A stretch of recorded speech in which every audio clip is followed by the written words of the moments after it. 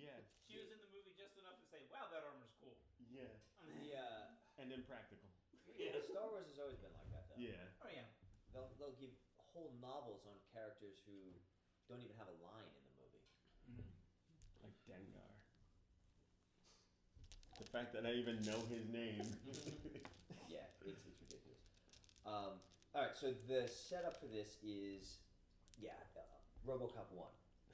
RoboCop. Two. No, 3 made me sick, and then if you ever saw the made-for-TV movies, just don't. It hurts so bad.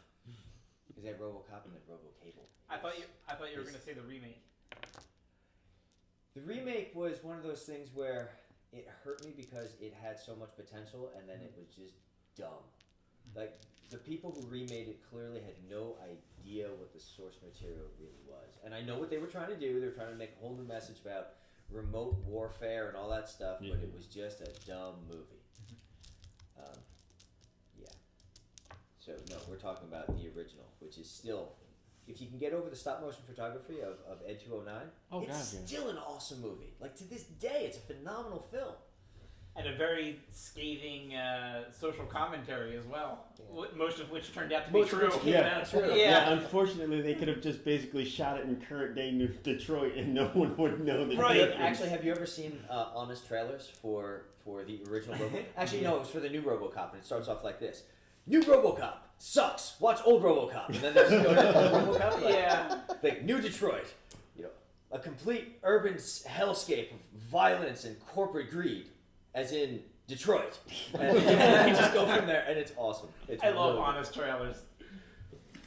That was still the best one. Like, they don't even bother with the new movie. It's like, ah! Yeah. But, so yeah. It's basically, Cyberpunk is what Shadowrun really wants to be, and it just can't really figure out why it's not. Hey, let's take Cyberpunk and, elves. Let's... I thought about it for a really long time. That's kind of how I came up with this. Is that I really, really like the idea of splicing fantasy into things, but fantasy is all about ideals and empowerment and all that kind of stuff. And as soon as you introduce that into cyberpunk, you lose cyberpunk, because cyberpunk is all about how most people are absolutely faceless. You are literally human resources. You're not people. You are the cog in the machine. You're the cog in the machine, and all they do is keep you anesthetized with a perpetual information feed and consumer products. And the only people who have any sense of identity are the broken, who don't fit into society for some reason. But they're not really well people. I mean, my only experience with Cyberpunk for a long time was Shadowrun, so I didn't really get it until someone finally put Gibson in my hands. And when I read that, I was like, oh, yeah, Shadowrun really wants to be this. It is so not this. Right. But I see where it's going now. Mm-hmm. And did everyone here read Neuromancer? Yes. So well worth reading. Very well worth reading. But so it's basically, the first one's about this team of 3 people who gets pulled together by a guy who's literally put together by a corporation. And this team is a decker who can't deck anymore because he screwed over his last employers, who were the Russian mafia. So they injected him with something that basically made his implants not work. And if he ever tried it, he would die. And he had tried to get his organs replaced, a biochemical redo. Nothing anyone did anywhere worked. Until this guy comes along and says, hey, I can fix you. And he does. He says, but it's going to wear off in about 2 weeks unless you do this job, and then I'll make it permanent. That'll be your payment. And all this guy wants to do is get high, because he's a drug addict. And that's basically what he does, the whole book is. And that's the only reason why he's not caught up in all the consumer BS, is because he's too busy getting high. So he has a certain sense of identity, but this is not exactly a go-getter. He's a dude who's looking to trade real cheap tech so that he can score another hit. And he gets really upset when his employer gives him a new liver so he can't get high anymore. He's really upset about that. Actually, at the end of the book, he considers taking some of the money and getting his old, getting a regular liver put in for the new one so that he can start getting drunk again. Then, you have the uber cool Street Sam, who's got a death wish because something happened. Like she was dating some guy, actually Johnny Mnemonic. She's in the story Johnny Mnemonic. She was in the movie too, but like so not cool. It was way cooler in the book. But her whole thing is she couldn't protect this guy, and this dude who she just knew was like corporate vat grown and everything shows up and was like the most amazing thing she'd ever seen. Kills this guy and walks out like she's not even there. And since then, when she sold herself into prostitution so she could get the money to get the implants necessary to start really being something like that. And it's all she does. She has no real sense of self anymore. She just wants to prove that she's that good. And it's all she lives for. So she doesn't care about consumer BS. But she's chasing a death wish. And everybody's like that. They're all messed up somehow. As opposed to Shadowrun, which is let me just buy all of the corporate BS. It's just I happen to really love guns and tech and so it's all about earning money so that you can buy things, which is exactly what Gibson was saying everybody else does, not the protagonist of our story. That's where I think it went off the rails, because anyone who's played Shadowrun for any length of time knows planning quickly devolves into a 6-hour-long shopping trip. Right. There's a show on Netflix, actually. It's one of those anthology series. Every episode is a completely different science fiction tale called The Black Mirror. You are the second person to tell me about it. I've watched a couple episodes of it, and they were all really good. But there was one that dealt with this, and it dealt with this guy who he lives in a world. Basically, his entire existence is he lives in this cube of a room, and each room is a monitor, and it's constantly playing like TV ads, stuff like that. And everybody's job is to get up in the morning, go out to this exercise bike, and pedal. And the longer you pedal, the more money you make, and that powers the generators that power the city. That's how they get everything now.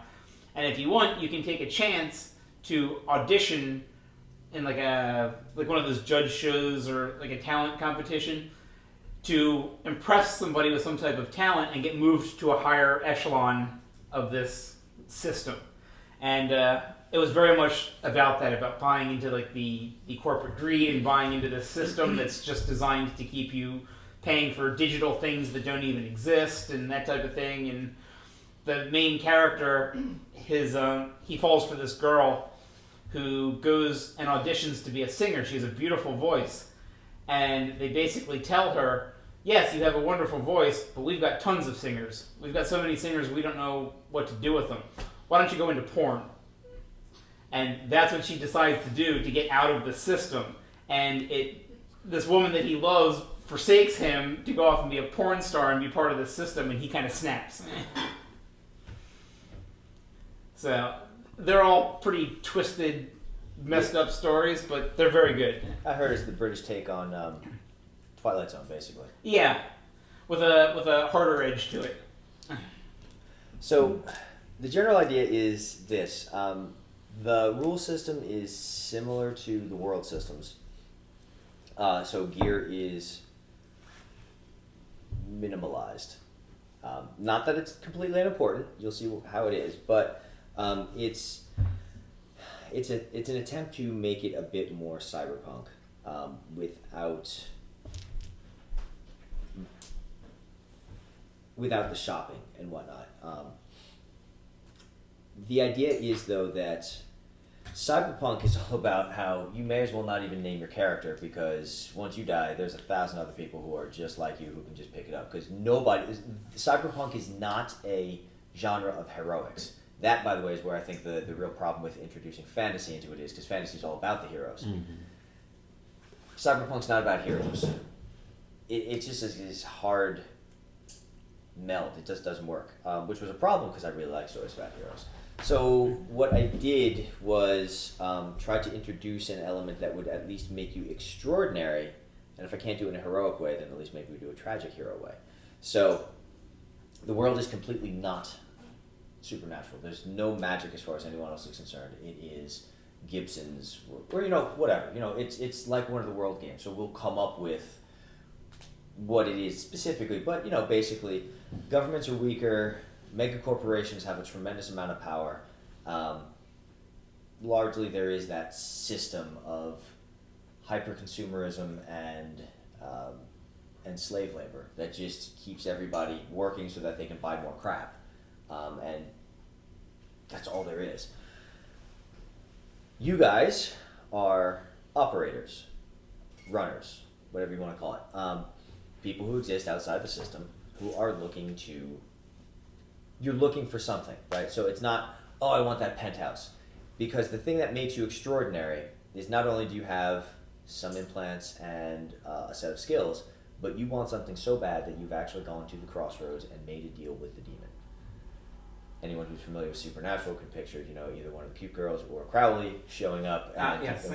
giving you the kiss. I like when someone actually makes the deal and he shows up. It's like, I was expecting a girl. I was like, I'm the king of hell. I'm better. And he's like, do we still have to seal it? Yeah, we do. And he just grabs and kisses him. Like, Yeah. But It is a pretty funny show. it is. And by doing that, you have gotten an edge that no mega corporation can touch because you have magic of a particular kind, but you are suddenly not playing by the same rules that everybody else is. And it's not just, oh, well, I have better tech. No, because tech is the stuff that they have. This is something else. It starts off pretty minor, but it can be powerful. Now, that is the least well-developed part of this, which is okay because we're only starting characters.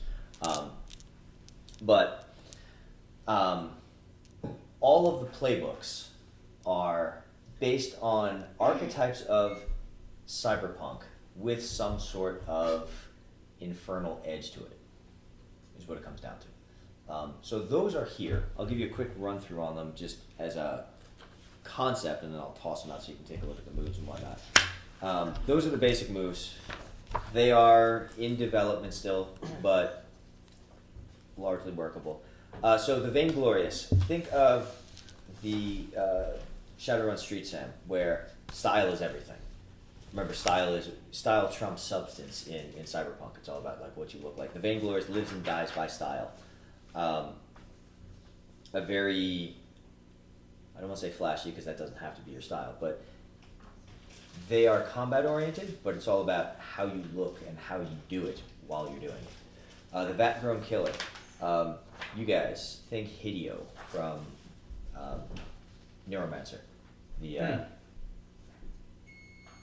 Vat-Grown Killer. He was kept in cryostasis until they wanted someone dead. They thaw him out, they send him out to kill him, and then they bring him back and freeze him again.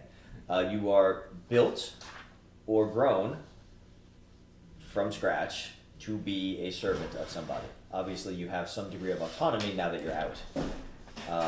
Master of Contracts. These are the wheeler dealers. They have a big web of contacts, and they keep score, so they know who owes them what. The Prince of Lies.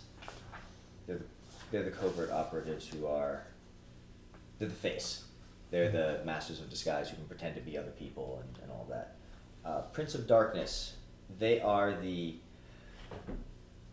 masterminds, the ones who will put together the plan, who will lead the team in the field, that kind of thing. The gang leader.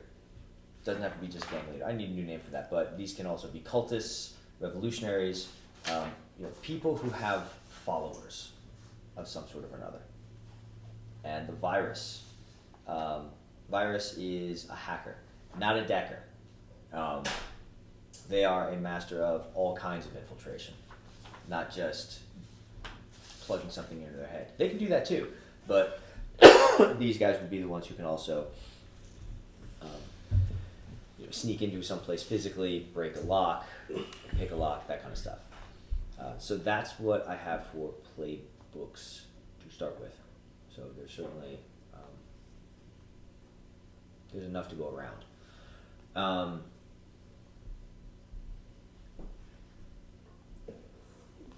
Yeah.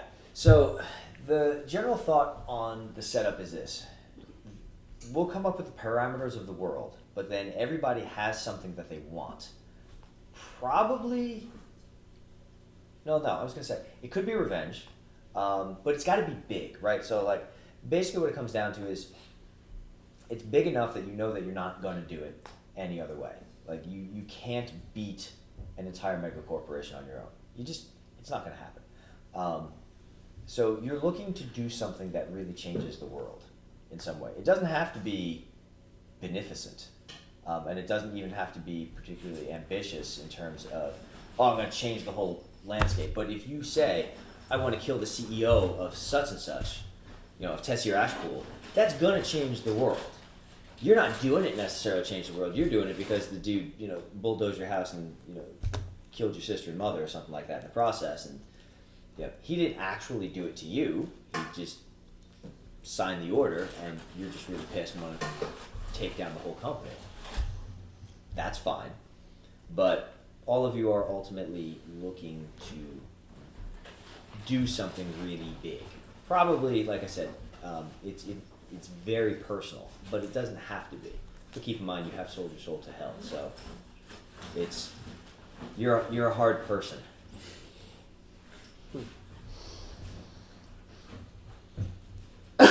So we can start with. Why don't we start with coming up with the world, and then we will work characters into that. So, probably a good place to start would be, what are the major powers in the world? Start with like a couple of corporations or governments or cartels, whatever. Like, who are the people who? Let's put it like this: who are the people who influence the world better than the world? Who would be the ones who would be important to the campaign, or in this case, the game that you want to play? Well, I already have one, because as soon as you said take something down, I was like, oh, this would be perfect. There's a certain religious order that's, I don't want to make it an actual one, but it's akin to like the Catholic Church, only in their prime, they are a world power again. They have a lot of control and a lot of influence. And they don't always use that for good. And it's not so much a religious order as it is bordering on more of a cultish kind of.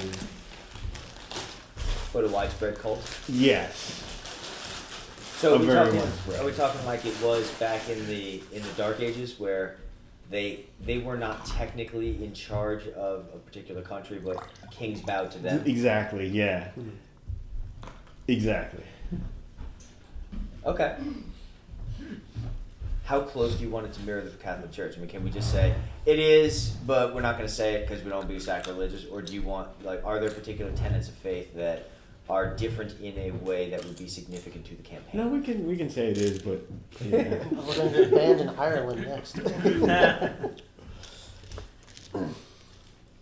Okay.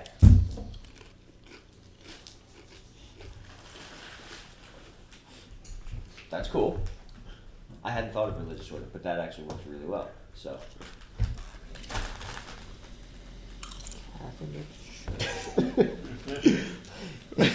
One ticket to hell, please.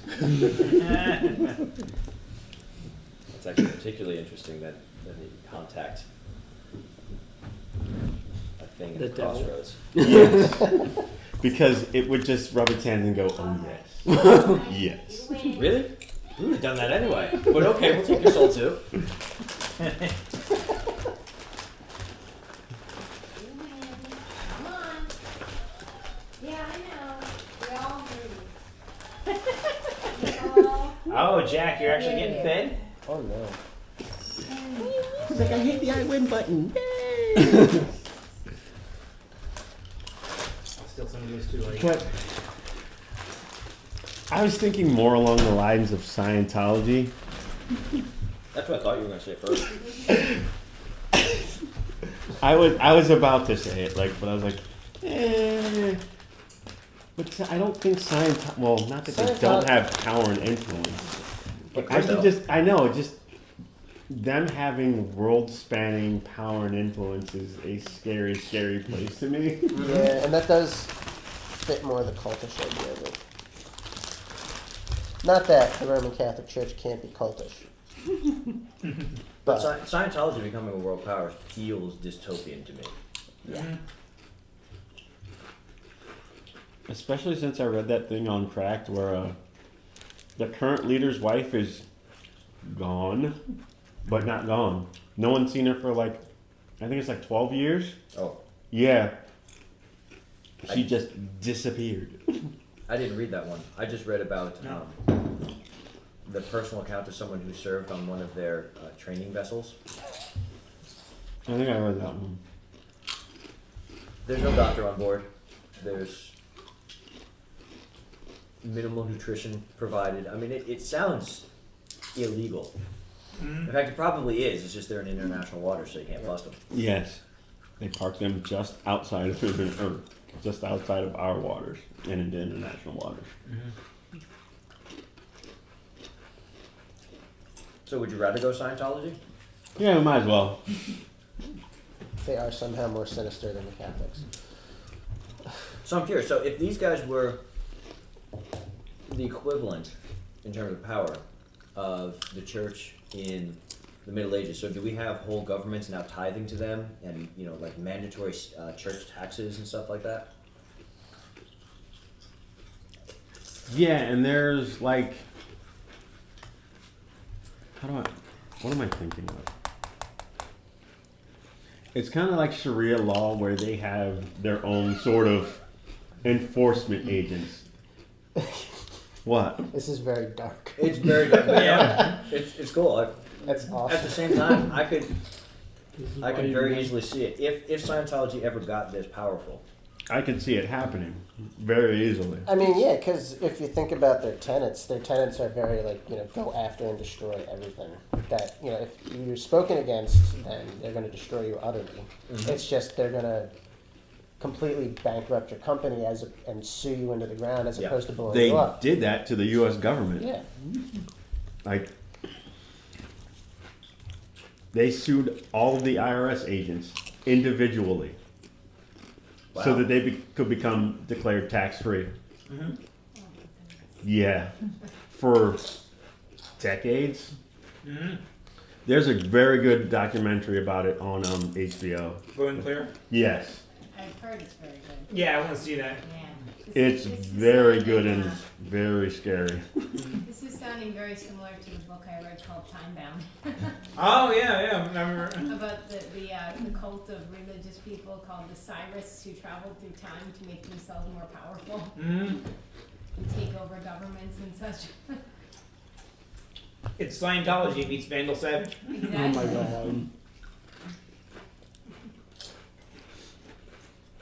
That's right. My wife knows who Vandal Savage is.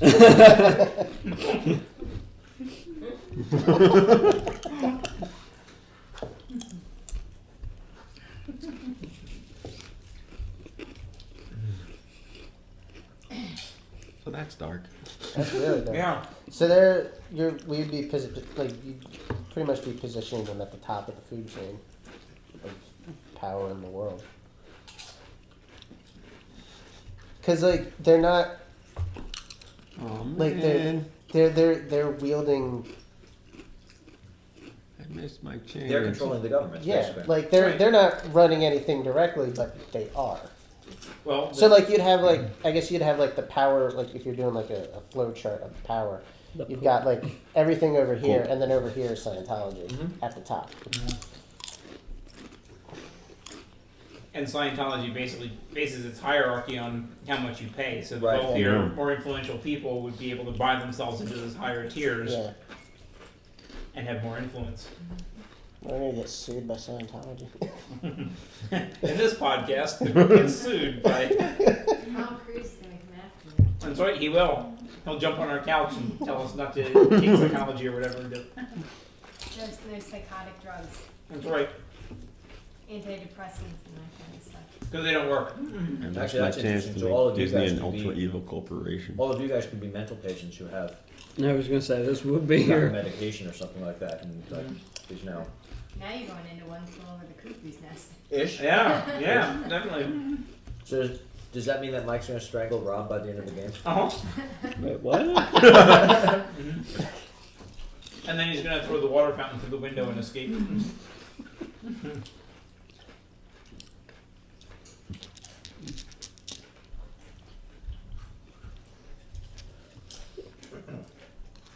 All right. So this being cyberpunk, are corporations still a big deal, or is this really just Scientology's running the show now, and so megacorps aren't really the oppressing thing? It's the church, and world governments are just bowing to that. Well, you could put an interesting spin on it that the corporations still exist as powerhouses, but their primary function is to produce for the For the church, religion, yeah. the church. Or all their members. You could say all their members were Scientologists, and they put pressure on the governments that way. Right. In which case, on the surface, it would seem like, it's corporate greed and that type of thing that's controlling everything, but really behind it is the religious aspect.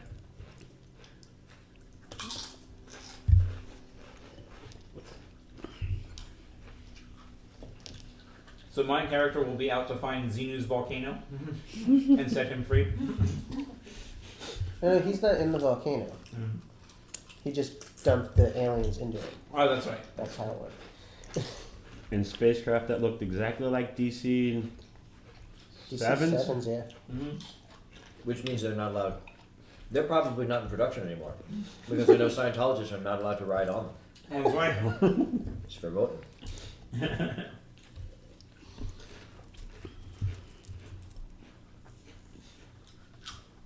So let's answer two questions. One, yeah, three. But Bless you. if the church has amassed this much power, what's it want? Because right now it just seems like Scientology, like in today's world, is just trying to gobble up as much money and influence as possible. exactly. But now they've won the game in this scenario. So what do they want? I think it would be better if they didn't have corporate control and they're still fighting the corporations. Okay. Like they're all battling it out to be top dog, and Scientology is on top now. But there are several different corporations looking to topple them. So they're on top, but they don't have a lock. Alright.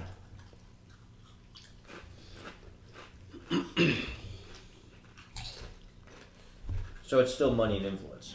Yeah. So let's say Scientology is working or is influencing the governments to try and introduce restrictions that keep the corporations in check. The corporations are trying to slip the shackles and rise. Yeah.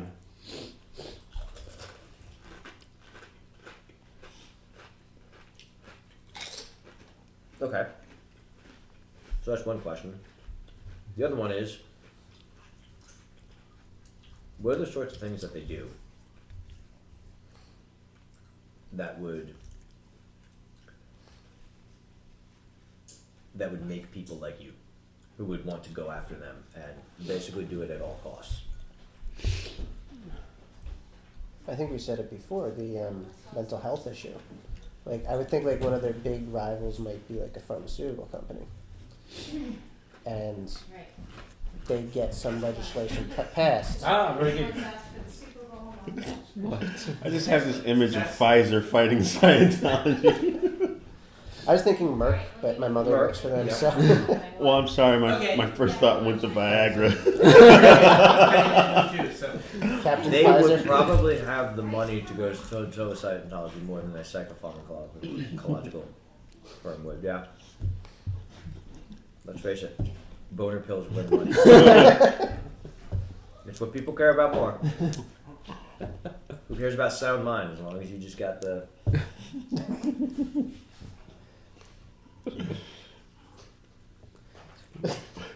So they have a new tenet where they're against chemically induced boners.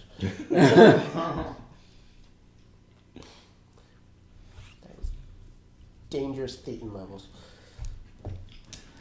Oh, by the way, I forgot to What's that? write envelopes. Oh! Awesome. So, I wonder what their stance would be on vat-grown people.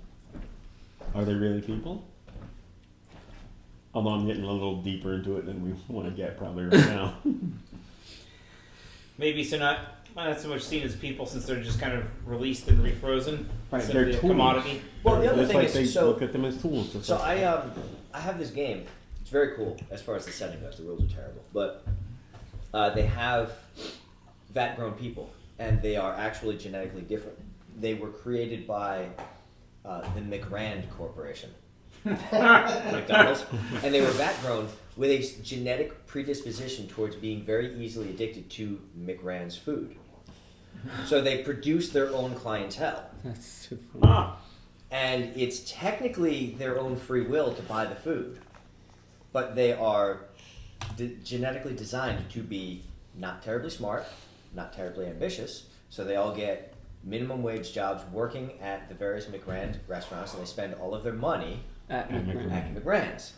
And so there was a constitutional amendment at one point basically granting them their freedom and recognizing them as people. Because at first they weren't, because they had a different chromosomal structure. It was similar, very similar. I mean, they were people just to look at them. But genetically, they were just different enough from, like, you were never going to naturally see them. You know, people were never going to give birth to people like this. They were their own species, but they were really, really close to us. It was a constitutional amendment, and it took place years after these people were introduced, generations later, where they were granted basically equality under the law.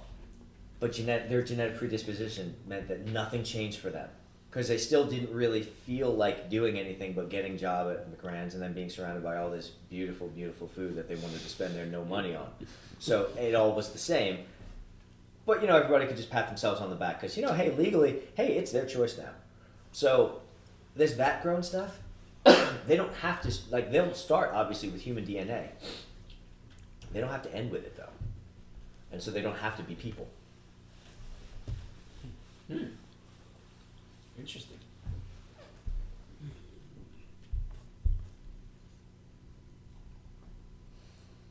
So, but I kind of like this idea of the Scientology going, basically like making it horrible for those with mental illness, because we've already established that their healing is not, and so wherever that they have, let's even say like state control, you know, like the governor is a Scientologist, so they outlaw whatever, like they start shutting down psychology wings in hospitals and all that kind of stuff, kind of like what they do with abortion clinics now.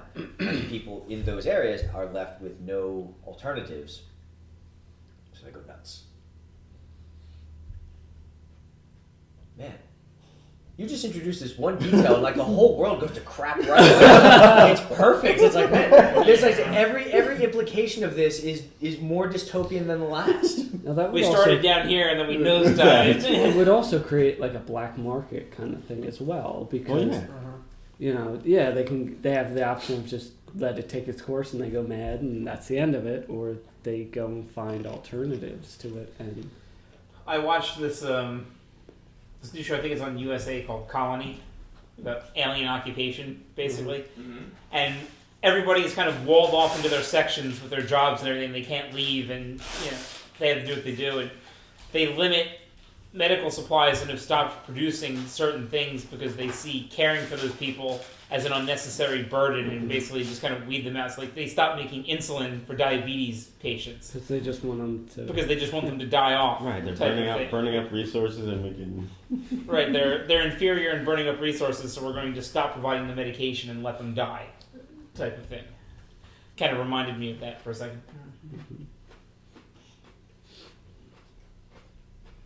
But that's not Scientology's goal, though. No, Like their thought process is what they're doing is wrong. Our method is superior and will actually help people as opposed to draining them up.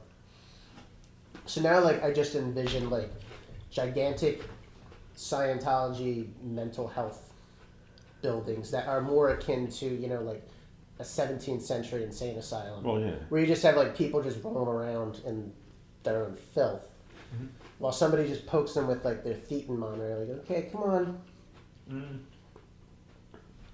Time for your confession and cleansing.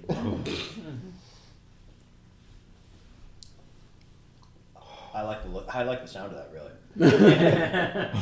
So that, all right, so just to bring it down to a character level, I mean, I'm seeing a couple of different motivations. One would be like someone is actually, like one of you guys is struggling with mental illness and, you know, you just can't get the meds anymore. That could be part of your bargain, by the way. Control this shit while I'm, while I'm doing this. But it doesn't have to be you. Family could have been locked up in one of these places. Okay, well that was the other hook that came to me. That I only got two, but But they're two solid ones. they're two solid ones.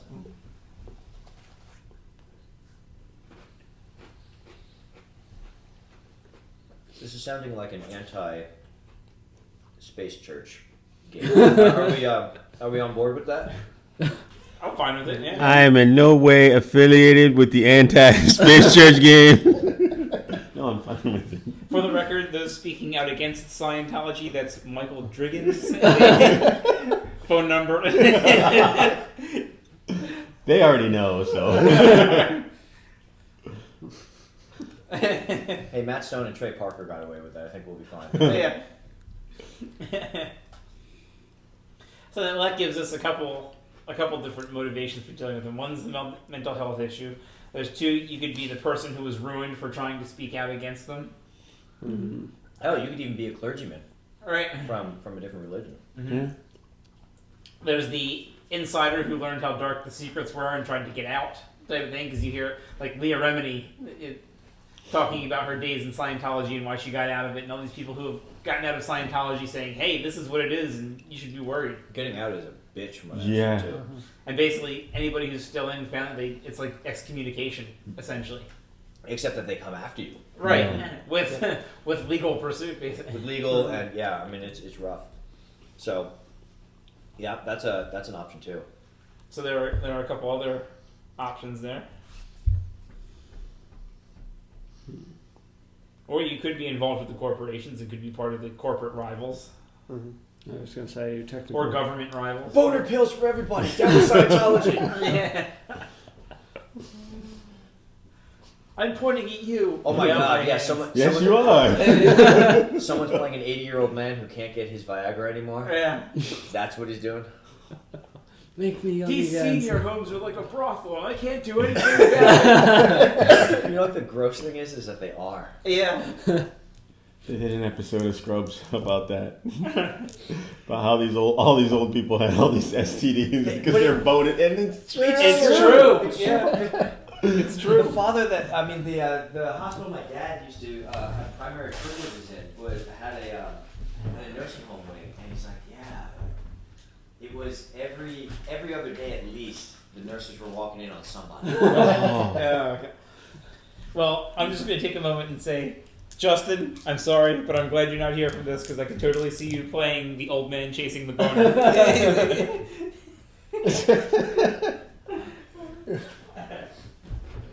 I've had an erection for 8 hours and I can't consult a physician. Damn you, Scientology!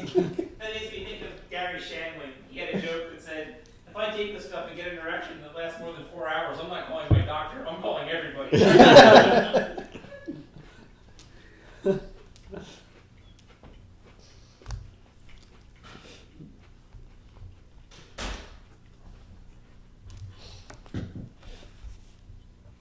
All right, well, I'm going to go out on a limb here and say that since this is cyberpunk, their church has to be head up by some sort of virtual intelligence recreation of Elrond himself. Yeah. Yep.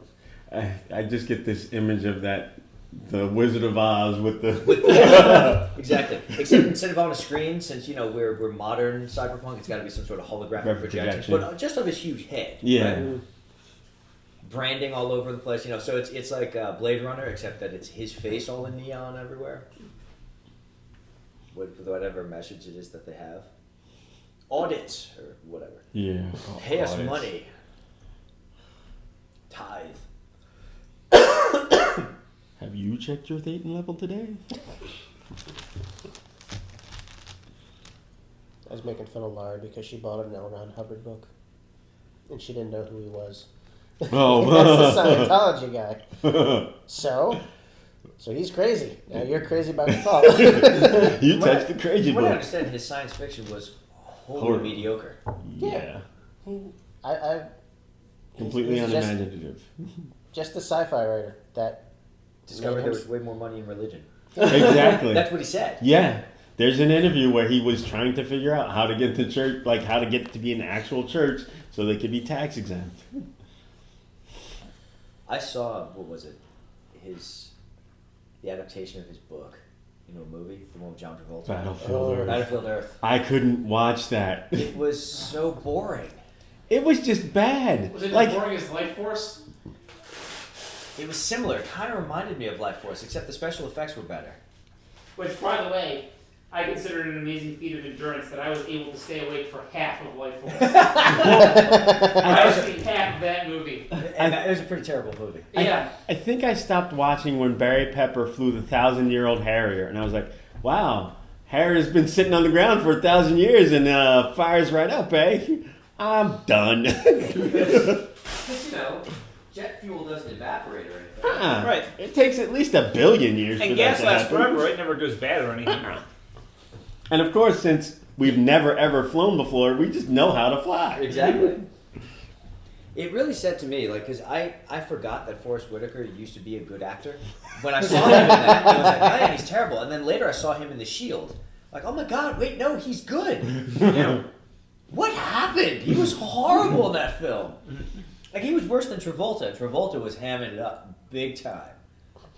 And again, Travolta, you get him in the right movie, he was fantastic in Pulp Fiction. He was terrible in this film. Get Shorty, another good one. He was great in Get Shorty. Love that movie. It's a great movie. Again, Church of Scientology, we are not disparaging you. And your wonderful movies. That's Mike Driggins. So, alright. I don't know that we need more opposition. We'll just say, Yeah, I don't think we do. You created the monster. So. Yeah, let's not plan B ourselves here. right. So it has a solid foothold on daily life. So let's go to you guys. Individually. How did you wind up on the outskirts of society? I just like boner pills. That's all. And then what led, Omega. and then what led you to have such a personal whatever that you needed to sell your soul to get it? Yes, boner pills is a perfectly fine answer for that too.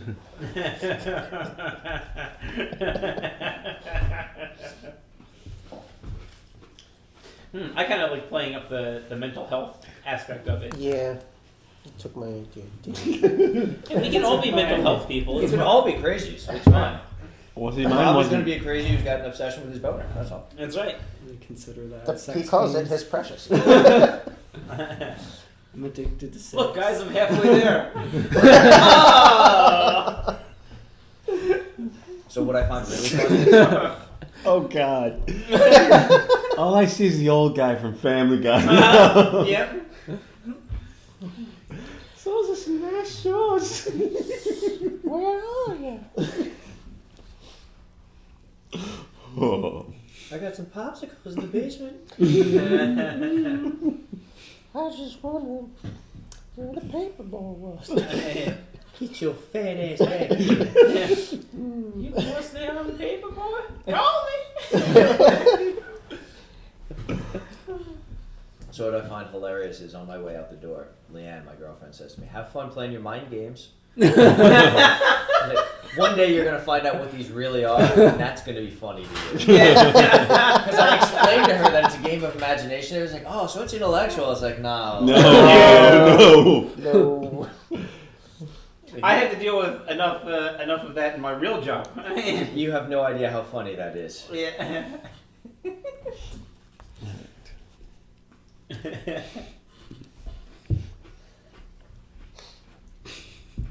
But I could also do the the man who had his life ruined by them, tried to expose them in some way or something. That's an interesting one. I mean, for me too. Well, I was gonna go with a mental illness angle, but it's not gonna. He doesn't have the mental illness. He grew up in California, which I'm guessing would be their main base of operation, sort of. And someone he loved was dealing with mental illness and committed suicide in front of him. because they couldn't get medication. Right. Oh man, I was gonna suggest that the mentally ill person be someone in the party like Rob. We could still have a mentally ill Well, person. the way I was going to take it would be he's got a family history of schizophrenia or some kind of mental illness, and he like watched his grandfather Oh, my chance deteriorate, and he's scared for himself now. And maybe he's got a kid, and the kid will go through the same thing, and that is Oh, why. yeah. I like that angle. That's why he would be willing to To sell his soul. I like that. Very Yeah. rarely do you wind up with a PC who actually has children. That's right. For obvious reasons, but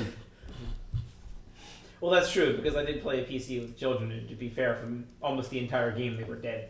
that wasn't one of mine, was it? No, that was Justin's his Eberron one. Oh, okay.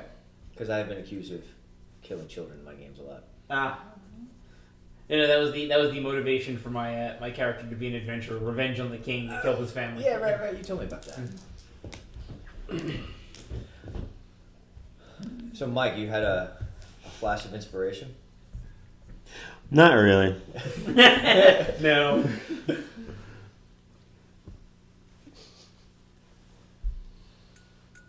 I kind of did. It was just a thought of the mentally ill person with his multiple personalities. That would be awesome to play. And would the mentally ill person know that they made a deal with the demon? Right, one of them Well, does, one of them does, one of them didn't. doesn't. Yeah. And they'll fight about it. You did what? Well, it's not my soul anyway. I have my own. No, you don't. It doesn't work that way. Yeah. How do you know? We inhabit one body, not one soul. Yeah.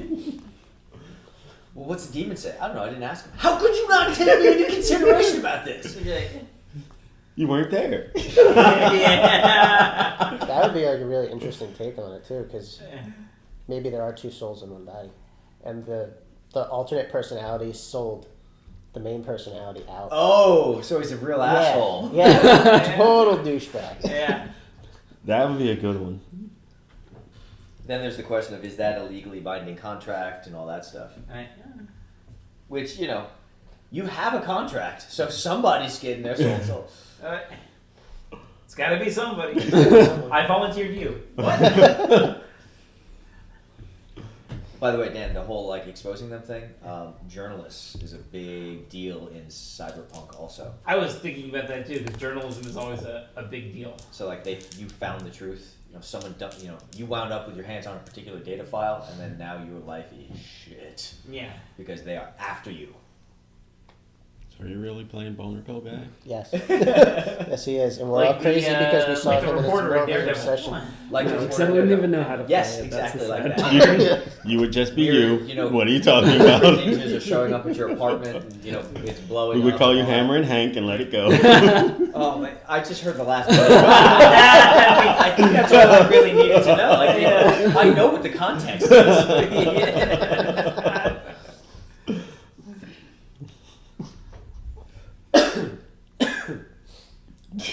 Maybe that's gonna be my next superhero. I'll be like a Thor guy. Doesn't have to be dirty. What's your problem? Hey, hold on to that. You've got a supervillain coming up. I do. Hammer and Hank. God, as a villain, that would be terrible. Even for villainy, that might be too far. Oh, man, that's too much. What are you in for? That don't even make any sense.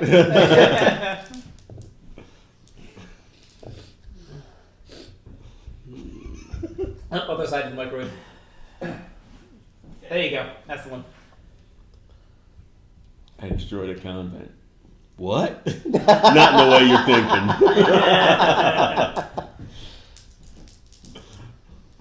Oh god. That's Awful. awfully horrific.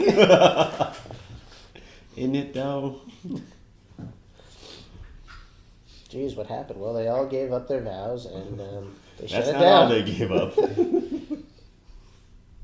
Yeah, that is the other alternative someone threw out at one point, was that a representative, either a clergyman or just a true believer of an alternate religion, which is under assault.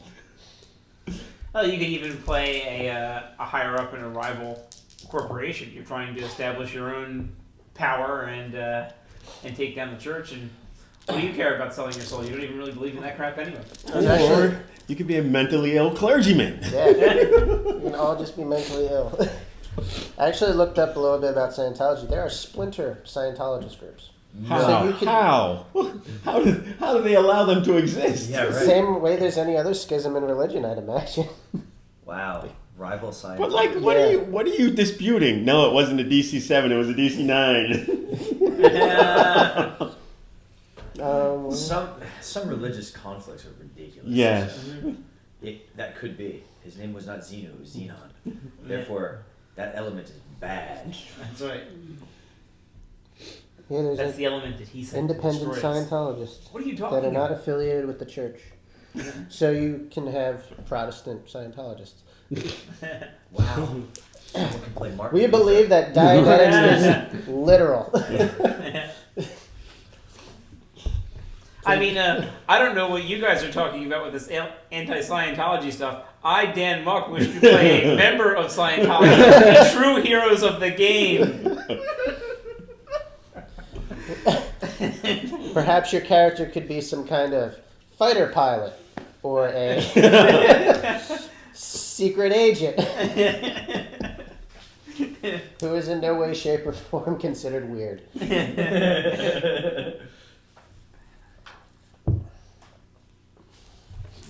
Alright.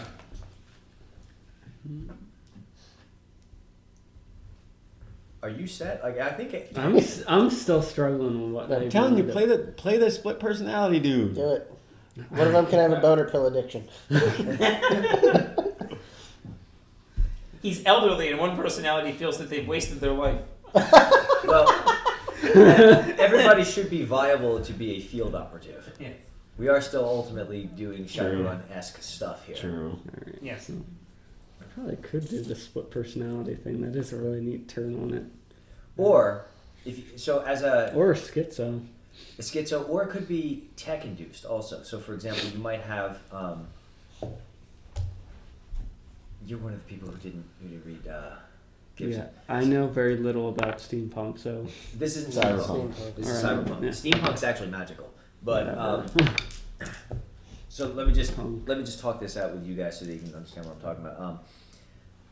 He could have some sort of data chip or implant or something like that that is so complex it has to have a personality, kind of like the Dixie Flatline, except it's stuck on. So it's in him. So he doesn't necessarily have a split personality, but he has two going on at the same time. So he actually can have that argument.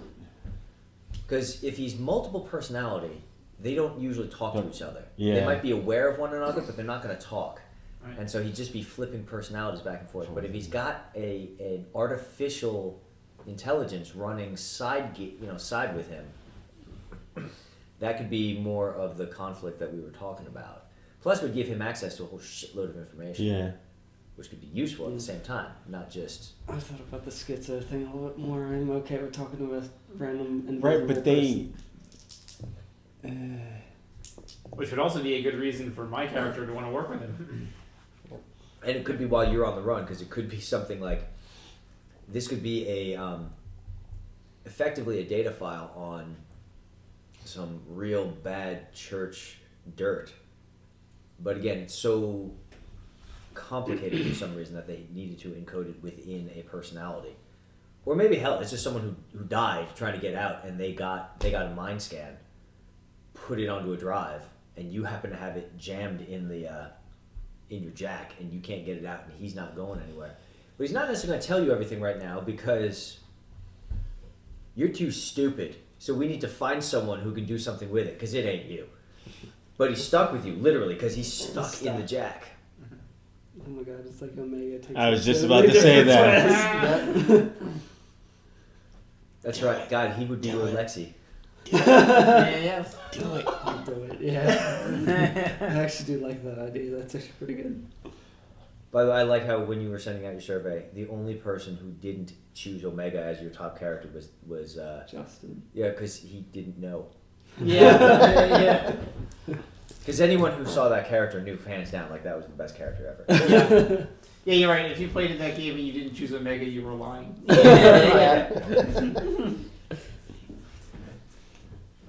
I still go back and listen to those sometimes.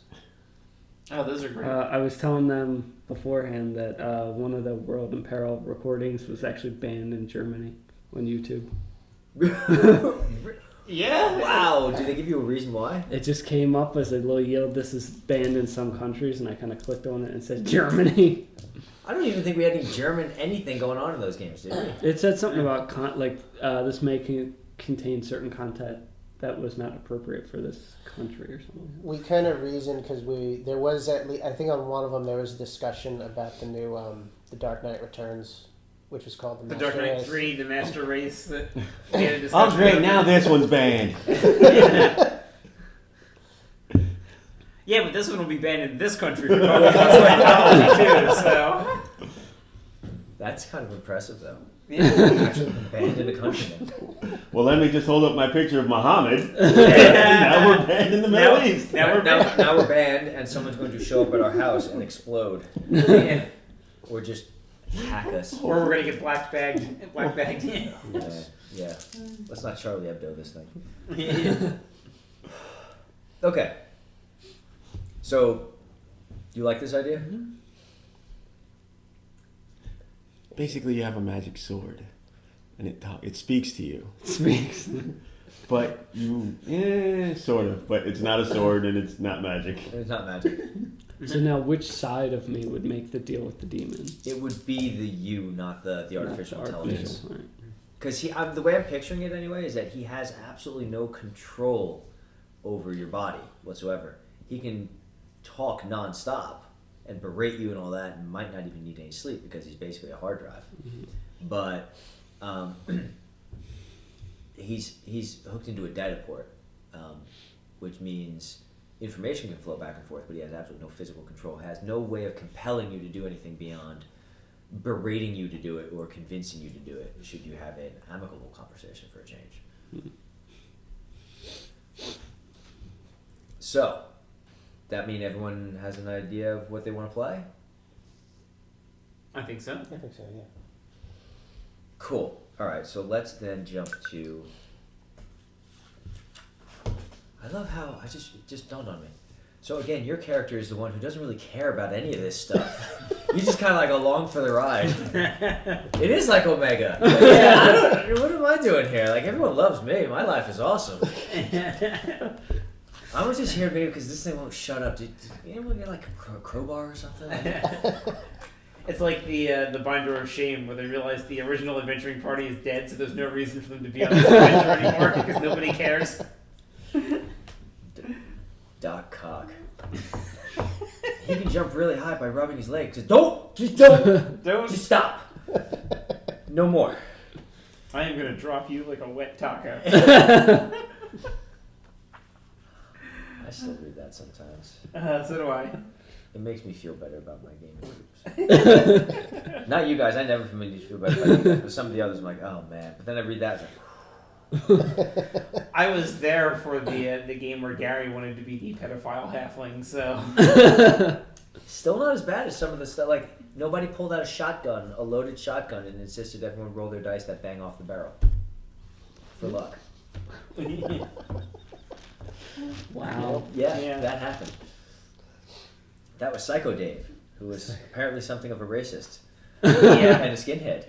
And got arrested after they threw him out of the group. Yeah. And also had a restraining order against him from William Shatner. Yes. What? What? Yeah. At a convention, he got... So, sometimes during, like, sci-fi conventions where Shatner shows up, fans can basically provide a limited degree of security for him if you dress up like a Klingon. You know, you go through... So he wound up with an autographed picture of Shatner that said, Dave, stop following me. And later on, it got to the point where Shatner actually filed a restraining order against him. Wow. Because he was really into Shatner. Oh my God. Loved Star Trek. Those stories are truly something to behold. Yeah. He's dating that girl with the flipper arm? Yeah, he says it's like getting a hand job from a pterodactyl.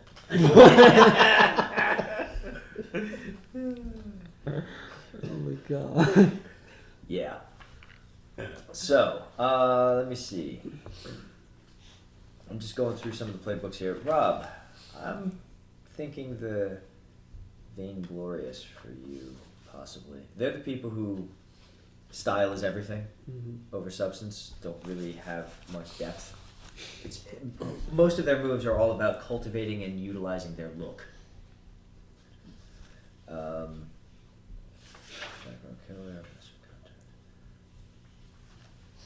I don't have a journalist or anything like that. What do I do?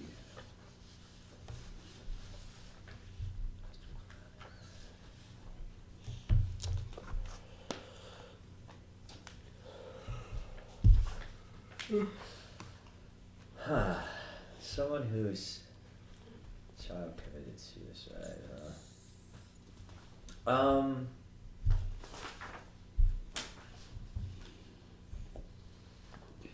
Tell you what, make note of these things, and then I'll pass around the playbooks. You can look at them and see if they fit you. So, Rob Vainglorious. Matt, I'm gonna first toss you Prince of Darkness. The reason being that this is sort of like a leader thing, and I could see your motivation in particular. That's very strong. Yeah, and like, you know, pull together a team and just get the freaking job done, kind of thing. Plus, they start with a move called Married to the Job, where your personal tie is to the team as a concept instead of to individual people, because you want this thing to happen. Like, this matters more to you than people. Let's see, Dan, what was your? You're the journalist. Right. Possibly, I'm thinking either gang leader or virus. The idea being either you are a very hands-on journalist who says, fuck due process, and you just get, like, you know, pirate radio kind of thing, get the information and broadcast. Right, which would be a good explanation for how I got the data file. Or the gang leader being like you have a cult following of truthers and stuff like that. Ah, people, this man knows the truth. He's going to expose the secrets. Right. So, if there's one way or the other you want to go with that, those are the two I'm thinking for you. Mike, what's your background again? I wouldn't say it was his fiance. Had mental health issues and eventually wound up committing suicide, basically in front of him.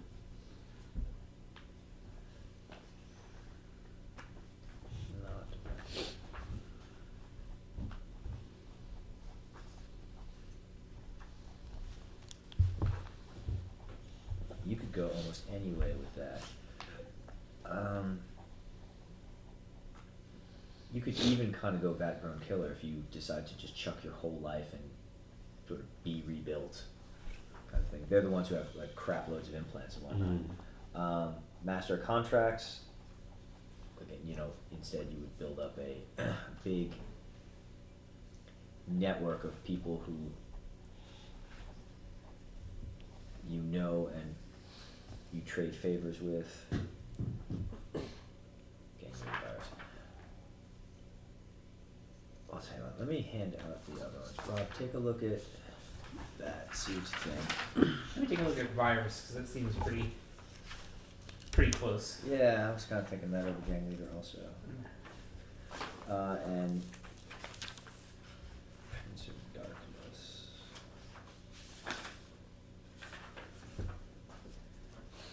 Have a look at some of those. There are others on the backside to some of these, so I'll get those to you.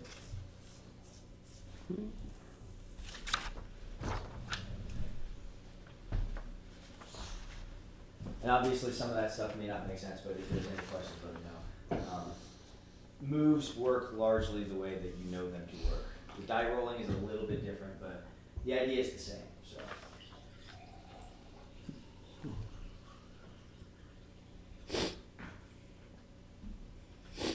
You know, Rob, if you wanted to go with the boner pill idea, there's a move on here called backdoor. You already just jack in with that. Hold on, I've got an input device for that. That was Justin. That was not me. It was when he was the laptop. He was a Best Buy employee that could turn into a laptop. Oh my God, you guys aren't even kidding. I thought that was just a joke. No, that was actually something Justin said That and was did. the icon. Yes, Yes. that's the very first thing he did. No, Oh no, that's not. no, yeah, first the he thing turned did. into a laptop as a Help fear defense. response. Yes. Yes. Then he was going to jack into His the robot. icon's character was a Best Buy employee that could transform into any like technological piece of equipment. So he's driving the Best Buy truck to go deliver something, and it gets hit by something, and he instantly turns into a laptop out of fear. Mm. His panic responses are. Strange. Yeah. Yeah. And then yes, because he's the one that could. And then after that, he never turned into a human being. After that, he remained as. It was his some- goal to remain as some type of machinery the entire game and never be in his human form. And he did it too. Yeah, Yeah. he did. Yeah. If he needed to talk, he would turn into like a Teddy Ruxpin or. On a side note, we all know that a nuke can't reach the moon, right? What? A nuclear missile. There's no way for a nuclear missile to reach the moon. Okay, we know that, right? That's why I launched them. I was like, this is they're never gonna make it. Yeah, but they made it to the sun. That's because he redirected them somehow. I don't know. Yeah. Magic. A wizard did it. He was the wizard in the group. I didn't To do quote that. my now. superhero character, that's highly unlikely. I had probability control. You missed a good game. He was the black I was the president. Yeah. I was lucky. It worked out. It worked I out for love the your game. reasoning for calling him lucky. Wow, If he wait, wants so to you get were- lucky, you were now in there's control nothing of the anyone can country do to and- stop. and- I had emotion That's right. control, so I got everyone to love me and became president. And the country survived PC control of the. Because usually, whatever the group takes control of. I had Dies. very good emotional control. I just went on TV the next day and was like, y'all love me. I forgot about that, but my character had, I think it was mind control, Mind control. probability control, and a Yeah. couple other little minor things here. So I named my character Lucky, because if he decided he wanted to get lucky, there was nothing anybody could do. So you guys were like a party of purple men? Yeah. Actually, yeah, there's a lot of mind control powers. in that Yeah. group. For some reason, that was the power that we rolled. Usually it's magnetism. For some reason, the entire group Which would rolled have helped. magnetism. Magnetism would have helped. Yes, but instead we rolled a lot of emotional and mind-based powers, and then fought robots the entire time, so we were useless. Nice. Yeah. You were team date rape. Yeah. There was, and what wasn't it?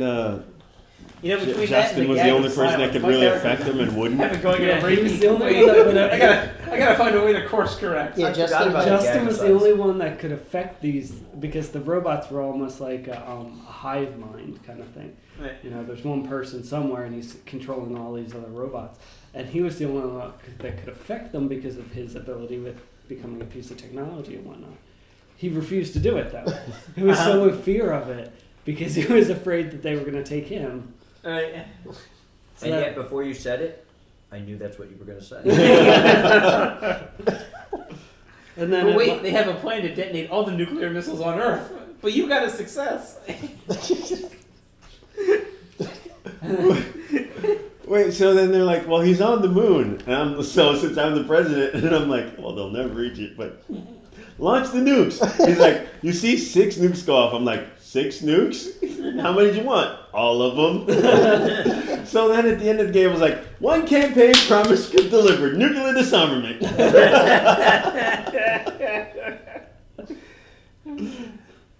That was such a weird game.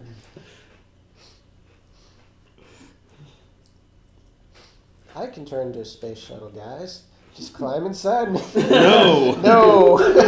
Yeah.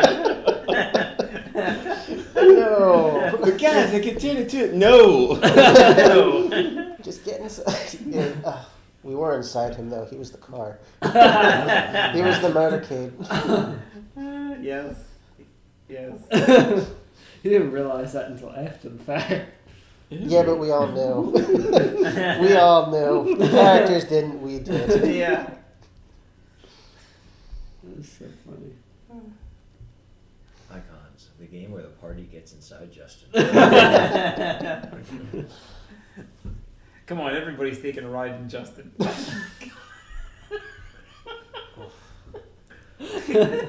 Oh.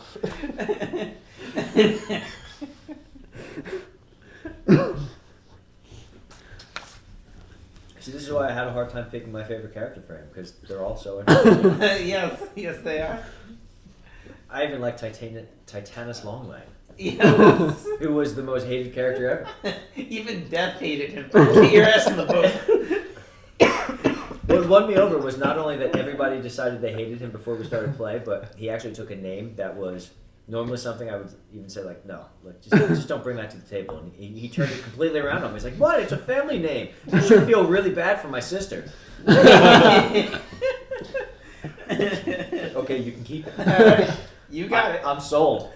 Why does everybody hate me? I don't know, Titanus Longway. Well, no, because it was that he made bonds with everyone. Like, I'm judgmental of your beliefs. I've dragged you off to prison multiple times. Right. I hope you'll be He did the rehabilitated. same I thing arrest with you Lord, on he sight. did the same thing with Lord Jack, though. He made all the bonds like negative against everybody. Yeah, man, did I love Lord Jack, because I got to play him.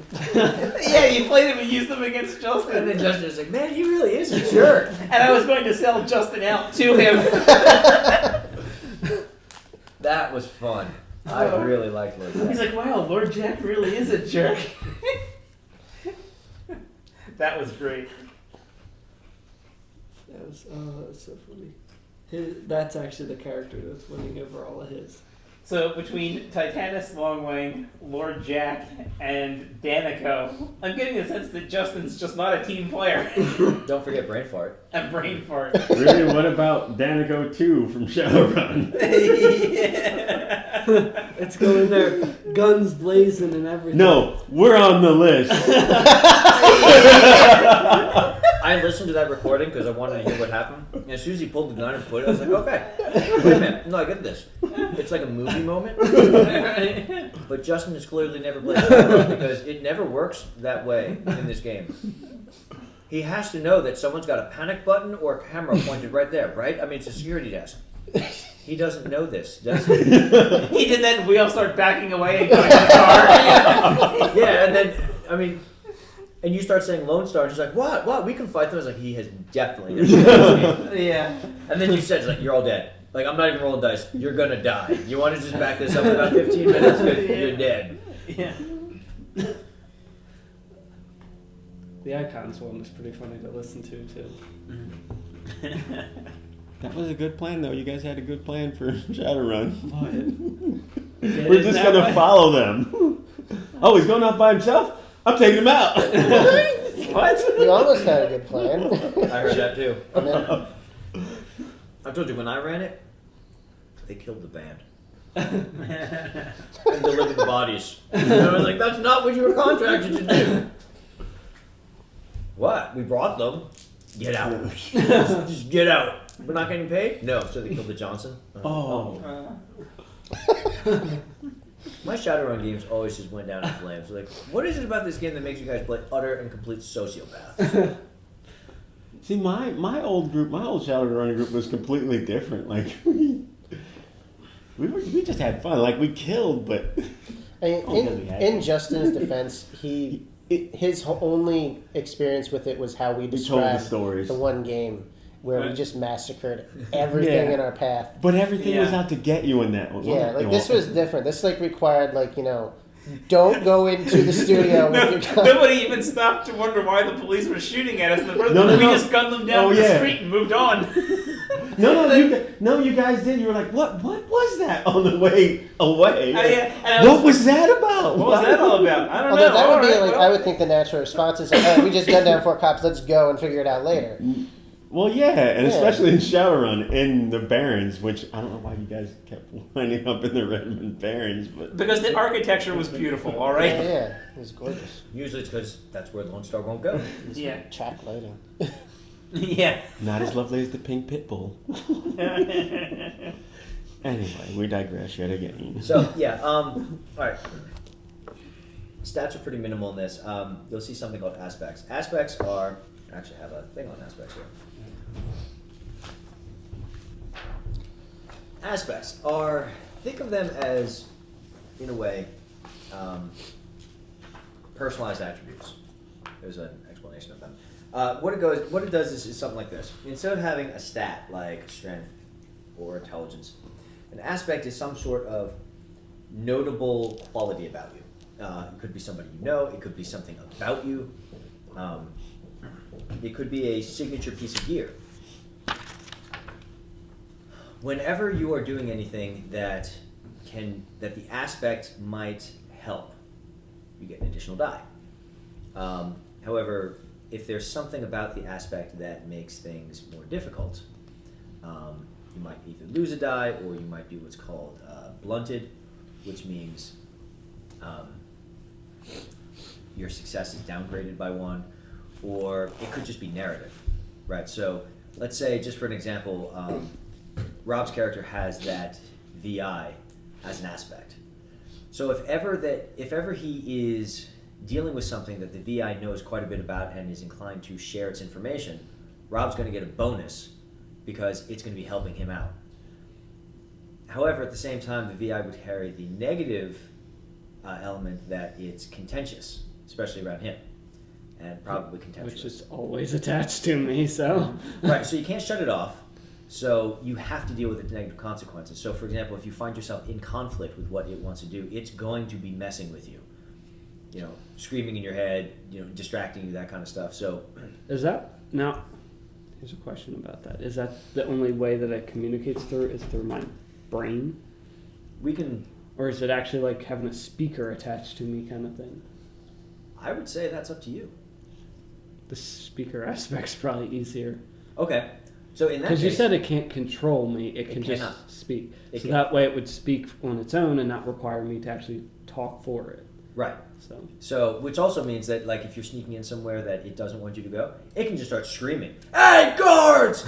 Intruder alert!" So that would be the negative element of the aspect. All of the characters, all of the playbooks.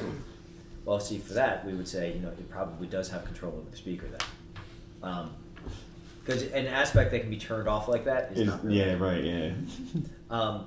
So all of the playbooks have certain aspects. They're not predefined, they are just categorically defined. So some of them have contact aspects, some of them have, like the Vainglorious has, basically the look was something of an aspect. It's actually a move, but it's used like an aspect. These replace your stats. You're going to basically roll a flat roll, and it's the number of dice that can be added to it for aspects. You can also take advantage of other people's aspects. So in combat, say you wound somebody. If you do something that takes advantage, so like you shoot someone, they have a really bad leg wound. They are now tagged with the aspect of bleeding leg wound. If you describe a combat maneuver that in some way takes advantage of the fact that they are not as mobile because they have that leg wound, you can tag that aspect. You can take their aspect and apply it to yourself and use it to your benefit. Could be environmental too, so places on fire. Awesome.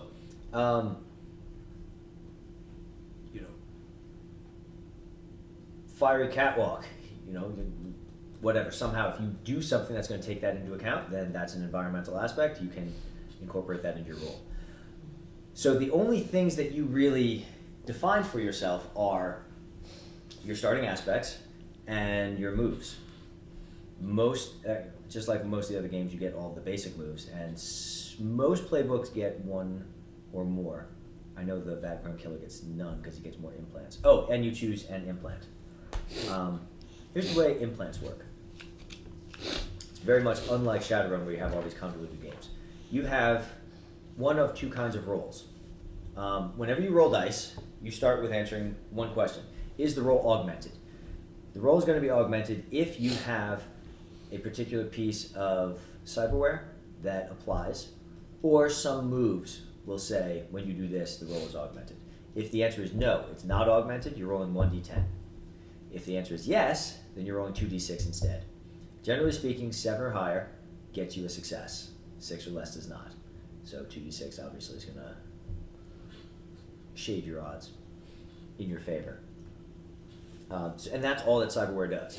If you have multiple pieces of cyberware that all apply, great. You're still only augmented. But if there's something going on that would somehow negate the effectiveness of one piece and you have another one that does it, great, then you're still augmented.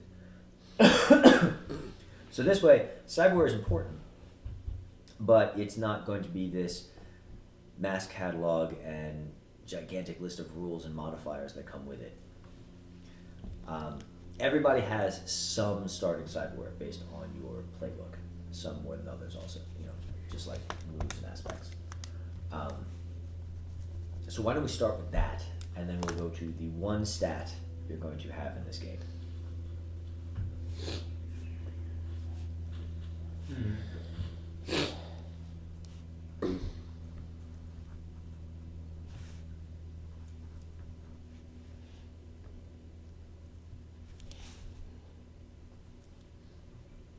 And aspects are kind of nebulous and tricky, so anyone who wants to talk them out, just start throwing them out at the table and we can kind of go through it. Yeah, I'm trying to think of what would be a good aspect. 'Cause I'm thinking he's a reporter, his life's been ruined, they're coming after him.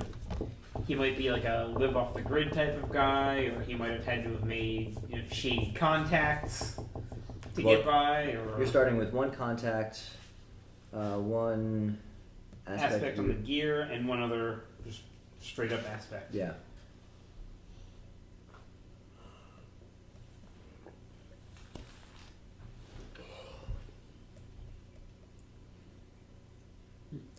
So, if you're on the run, your general aspect could be drifter. You have no home, you have no identity anymore, everything's cleared out, so you are difficult to trace. So anything that you need to do in order to avoid detection or stay off the grid because you no longer exist on the grid gets a bonus. I could also see getting a bonus for her surviving without the system. So, dealing with a cash-only economy, dealing with the Undercity, that kind of stuff. And then the flip side is, anytime that you want to do anything legit, you are risking exposing yourself again. That's pretty interesting, because that would be a good drawback. You're risking the exposure, revealing where I am, who I am, that type of thing. That works pretty well. That's kind of along the lines of what I was thinking of, like living off the grid, living on the run as a fugitive, that type of thing. Mm-hmm.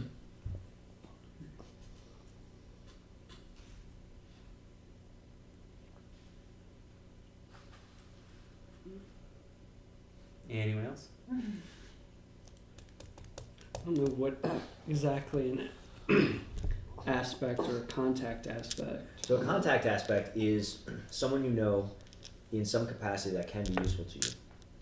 Typically the way that I do contact aspects is, the positive end of that is you'll get a bonus whenever they are helping you within their area of expertise. So say, just for the hell of it, your contact aspect is a lieutenant in the mob. You did time together or something like that. So, he genuinely likes you, right? To the point where you can call upon favors. So, when you are doing something that he's lending you his assistance for because he's giving you muscle, or he's giving you gear, or he's greased the right palms, or whatever, you get a bonus die. On the flip side, there are going to be times when he needs something from you. Mm. This guy needs his leg broken or something like that, and it's like, well, you're in the middle of something, but if you don't help him out, then the next time you need help from him, You won't bother. right?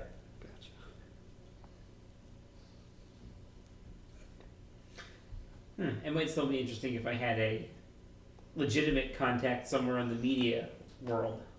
That kind of, that glimmer of hope that he can still get the information out there. Mm-hmm. But it's also dangerous contacting that person for reasons of exposure and everything. But there has to be that one little thread, I think, of Or endangering that person. or endangering that person, right? Here's something I'm a little unclear on. Is I understand he's off the grid. Mm-hmm. Are the rest of us off the grid as well, or like we were talking about being like basically societal outcasts? Right. But are we like just using the Shadowrun idea? Like, are we like the runners of that world where they don't have anything other than the underground, basically, or are we from? I don't know. Do we have houses or anything like that? Or do we have a starting background maybe, and then we've been pushed aside to whatever. Like that's what I'm wondering is. I think that we can play it a whole bunch of different ways. Originally, when I came up with it, I was thinking that people were going to be completely disenfranchised. I don't necessarily think that that needs to be the case, though. If this were a longer campaign, I would say the harder you hit the powers that be, the more likely that it would be that if you had a house, it was eventually going to go away somehow. It would be unsafe for you to be there. It would explode. Something was going to happen because once you hit them hard enough for them to notice you, they are going to respond to you. But to start with, I don't think that you have to be a sinless runner who has no alternative but to commit crime in order to live. That's the reason why we don't have to have that is because you have a personal motivation to do something as opposed to just we need money and we're not going to go be Sarara men. Okay. So if you want a house, I say sure. Like there's no reason. I mean it's all going to be in jeopardy, but yeah, go for it. I mean, that's kind of a given what we're doing. Right. Yeah. So I'd say the one thing that really seems unlikely is that you would have a regular day job that you're going to continue going to. There's something here that you care enough about that you have become as deeply invested in as is humanly possible. You now have a cause.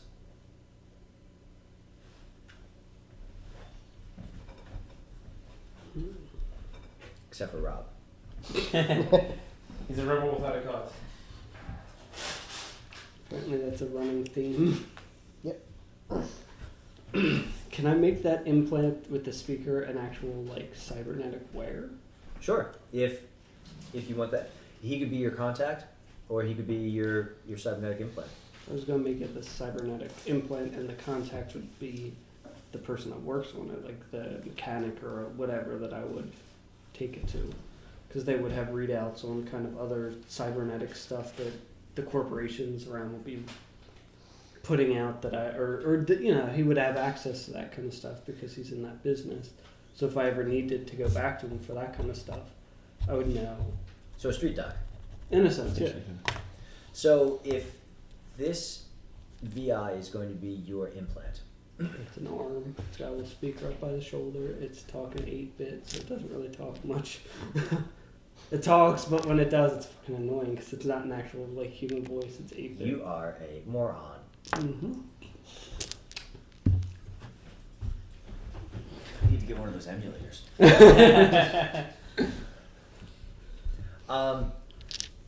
Let's make it the whole arm so that it can do something other than berate you.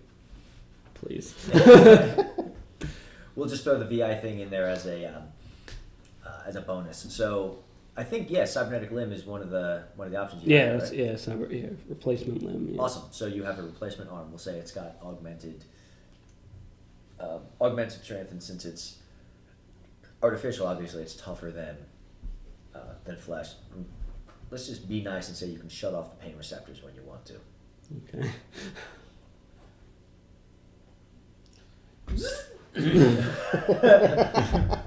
I hate you. I hate you. Time to die. Time. 8-bit in 2050. You cheap ass.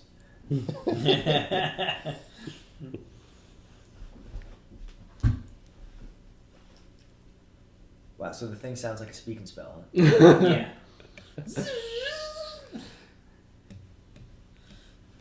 That is incorrect. I would have made it sound like Kit from Knight Rider. I know, right? And Mr. Phoenix bother me more.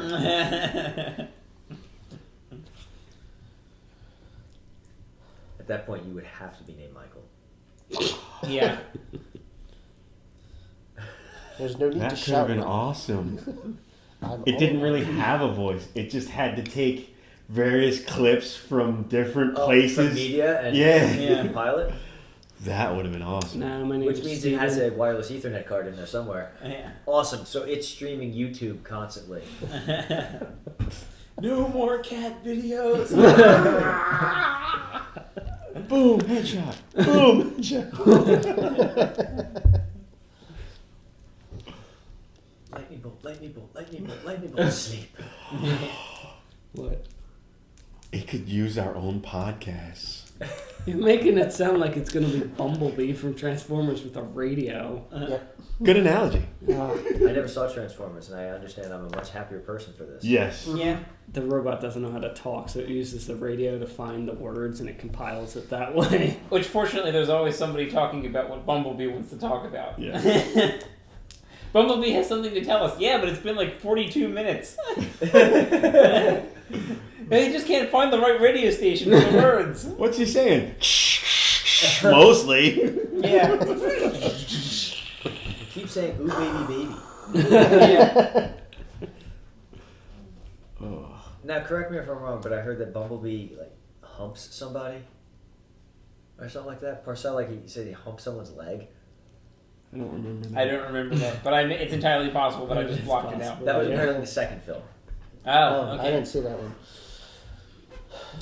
I will say this. From a 3D modeling perspective, the Transformers are amazing. However, They were, in comparison to Iron Man's suit with all the moving parts, it was really intricate. But yeah, the movie overall was dumb. yeah, the movie was dumb, but Yeah. the robots themselves. Why were- didn't they just buy the glasses? I don't know. He had the glasses on eBay. Why didn't they just buy them with fake money? Yeah. Solve the problem. End Right. of movie. Right. Oh. Why didn't they bring Quicksilver along? Yeah. Sounds to me like, something very similar to why didn't they just buy salt? Yeah.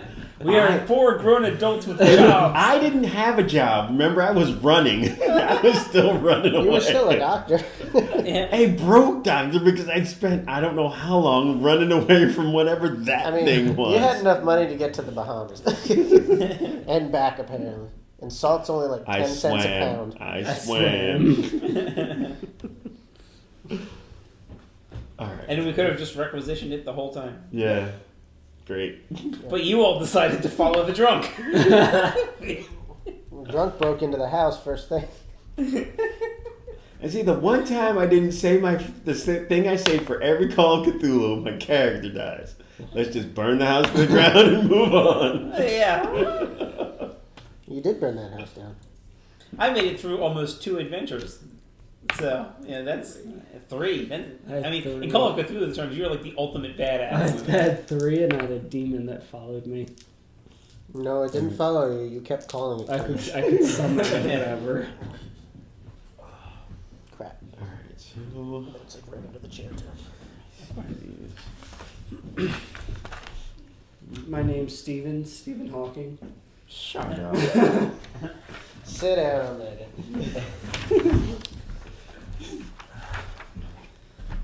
Gonna call you Meg just so we can. I Shut can't up. believe it's been all this time. It just dawned on me. His character's name was Omega, and if you want to get biblical with it, like that is the harbinger of the end times. That's true, the Alpha and the Omega. Wow. We're really going back to your world. That's why Captain Wade was my favorite. He saved 2 worlds. Well, technically, yeah, he did because he closed it. Right. I mean, he was crazy enough to run in, but he was smart enough to close it. Well, he was the one who tackled Superman into it. Yeah. Yeah. So After actually, I explained to him how it all worked. actually, he saved one world twice and then another world. Uh-huh. From bad Superman, that guy, and then this guy's world. Yeah, that's true, yeah. Very true. I do. I have to applaud you though on using my own suit against the entire party. That was the best DMing skill I've seen in quite some time. I had been waiting for, I think, most of the game to break that one out. From the That was moment you good. made that roll, I was like, oh wait, I know what he can do with this. And then you had to eject out of it.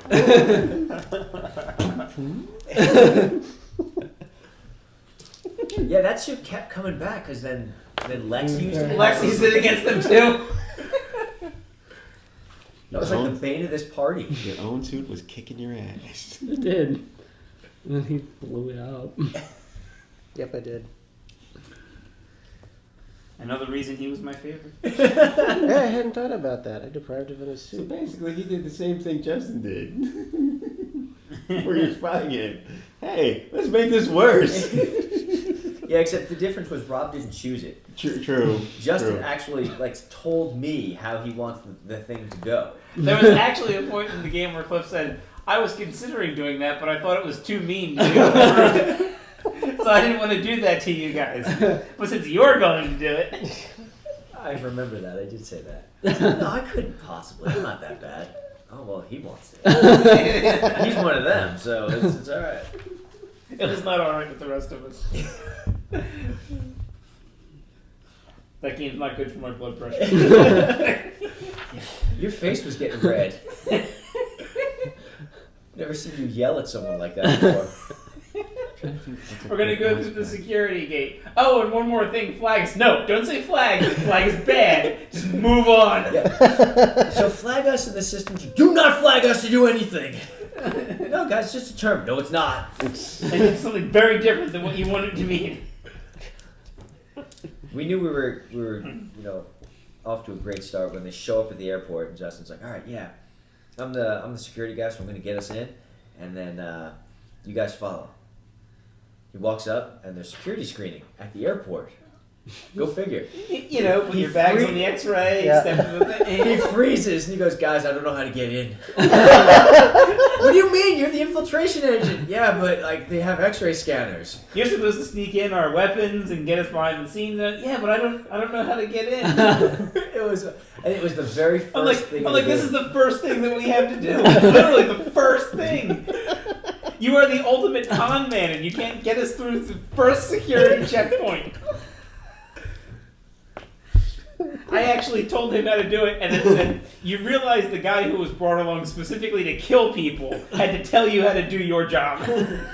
I was gonna say he picked the con man. It was Oh, yeah. awesome. I actually had to tell him at one point, Justin, if you walk into that car while all the security guards are watching you, change your clothes and get out again. It's not gonna work. They're still gonna know who you are. Oh. That's like when you... So what do you think of my idea? What idea? You didn't say anything.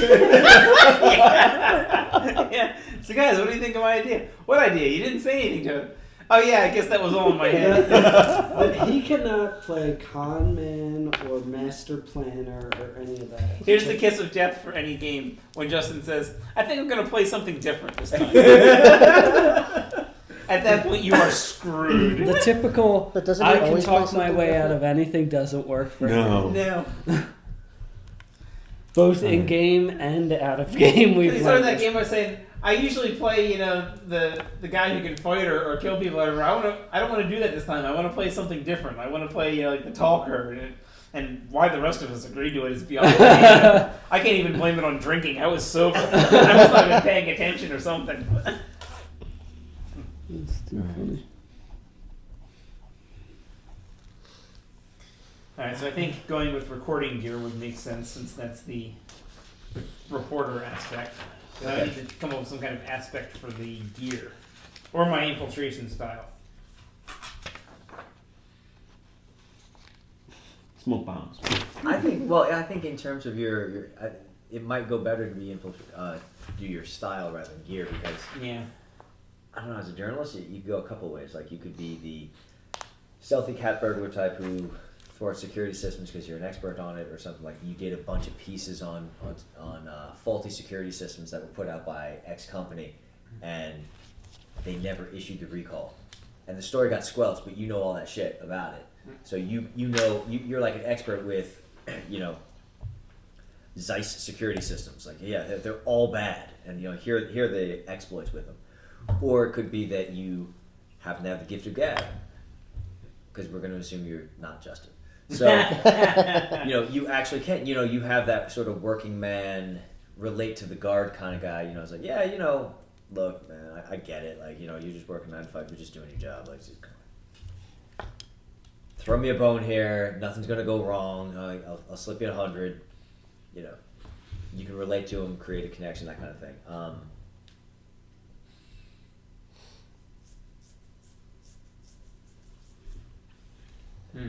Those are the two obvious ones that come to me right off the bat. Yeah. There could be plenty of others.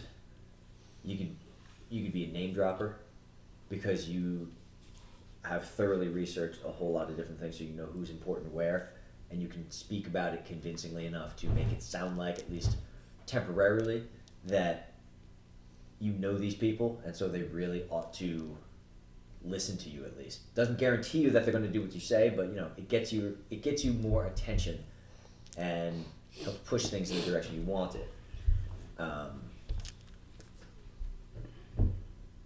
What else could we do?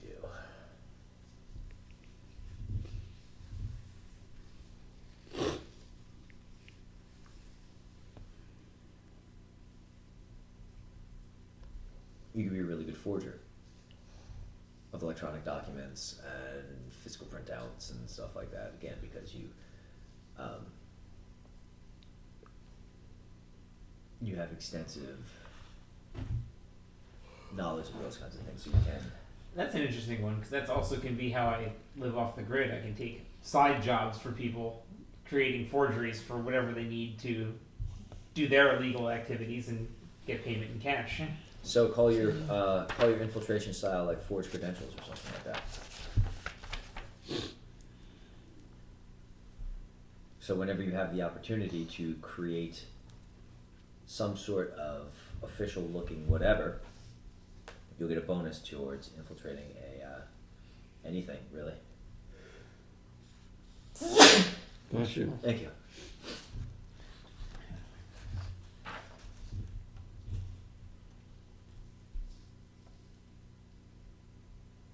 Mike, have you settled on a playbook, or do you still need help with that?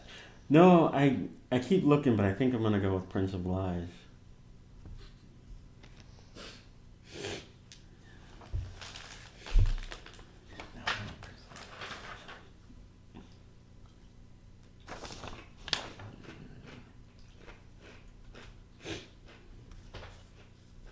So you're going to be the talker. Yeah. My shoulder might talk. Also true. Alright, so Were it not utterly boring, I would suggest Mike play your shoulder, because I think that. I'm okay with that. Yeah, that would actually work better, because having a conversation with myself is going to be weird.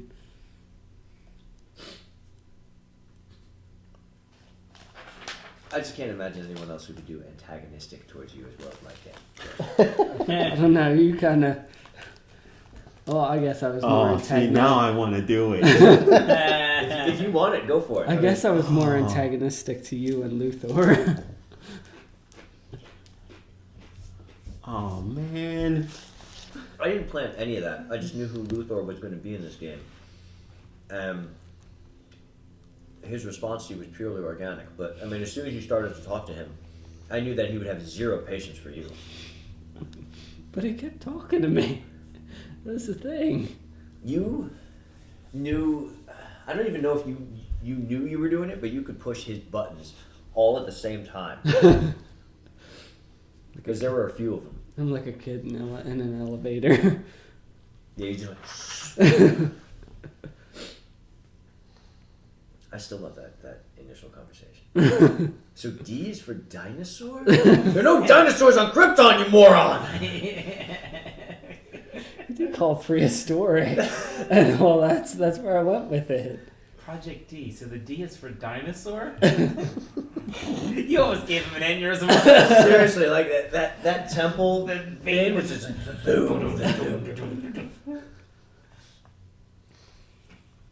They should make my character into a robot chicken character.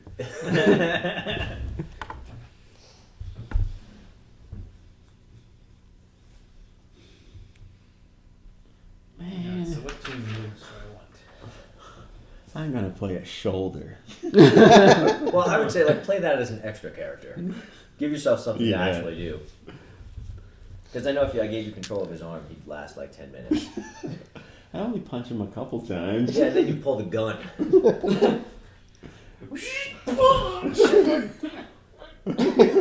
First, I'm gonna shoot you in the leg just so you feel some pain.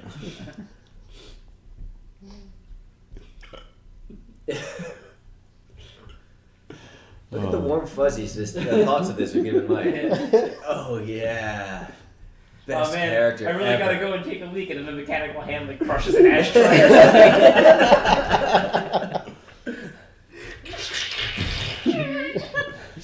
Groovy. High or low? Low. Why? I got your right hand. Actually, I got your left because you picked. Damn it. All right, well, cover your tracks certainly seems like one that would be important to me. I'm gonna poke out your left eye. No.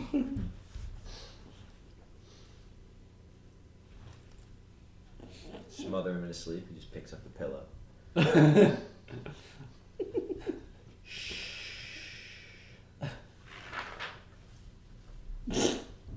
Wake up!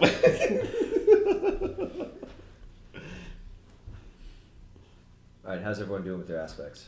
Oh, I got sidetracked with beating the Taking away the shoulder. torment rod. Yeah.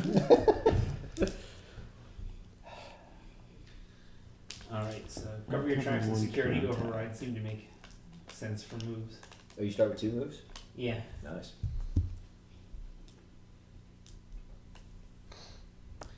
Forgery, recording gear, the drifter aspect. Okay, yeah, that's looking pretty good. You get a contact. Oh yeah, you have a contact. Yeah. What would be a good contact for him? And with all these moves and everything, you have like attitude, fashion, all that stuff. Is that? So you're starting with the look. Mhm. I think that's the only one you get, right? Yeah, I guess, yeah.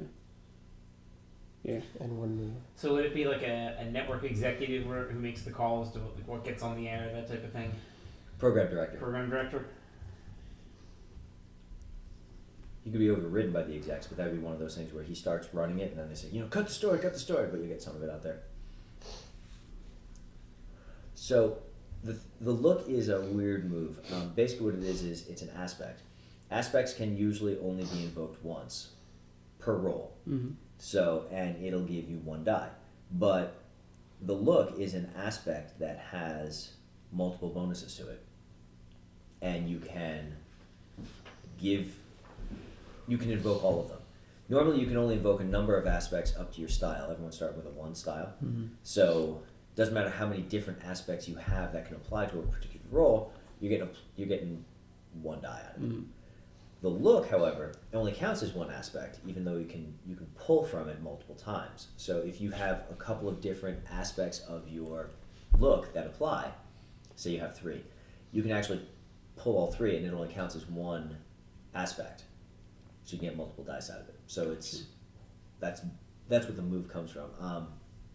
Well, that's what the move does. The idea is that you have a particular style, a look, although it can be less tangential than something that's an actual physical appearance. It can be, like an attitude or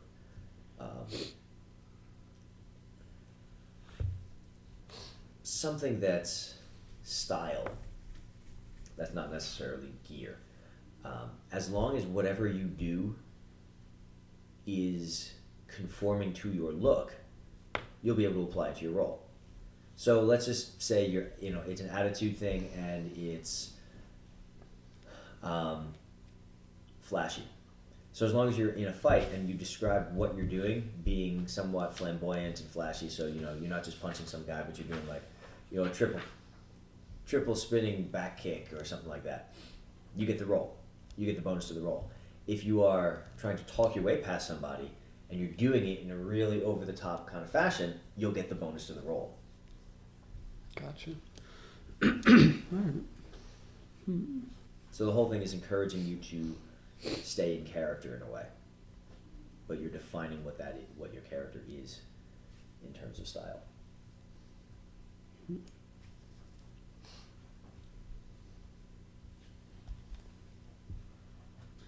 Okay, I'm stealing 2 names from the movie Network. What's that? My character name, Howard Beale, and the program director I know, Max Schumacher. Anybody ever seen Network?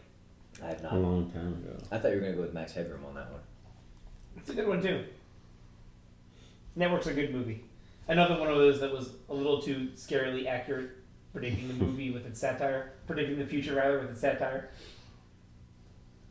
Yeah, I don't know why cyberpunk isn't more popular now than it was in the 80s, because most of what it opined actually came to be. Maybe that's why you get a little too close to home. It's like, fuck. The only thing it didn't get right was what cell phones would do. And what they did was make everything that happened in the cyberpunk world happen way ahead of schedule. Oh yeah.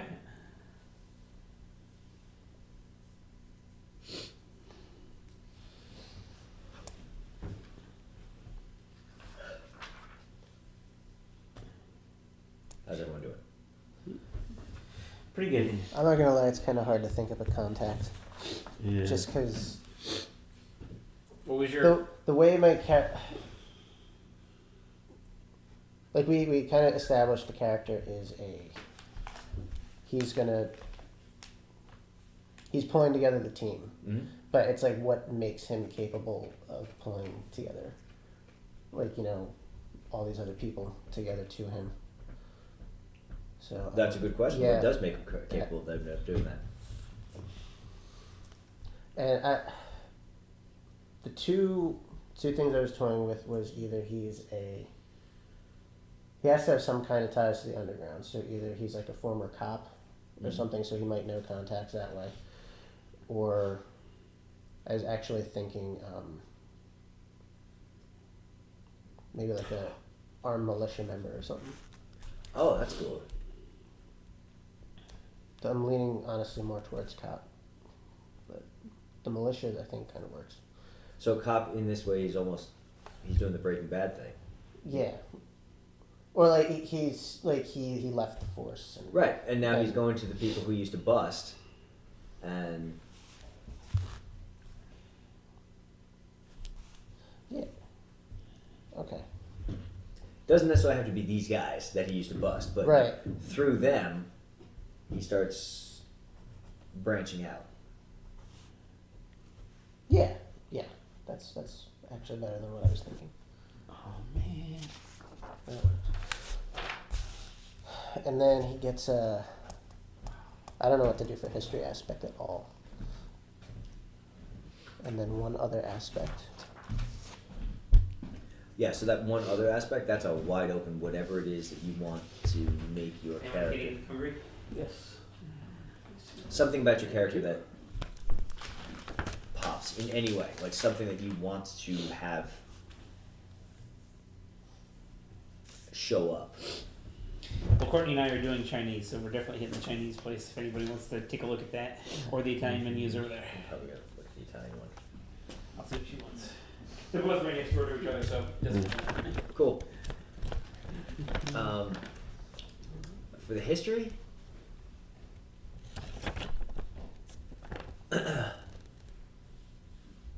was he completely clean cop? Because maybe he has, a working reputation with the underworld.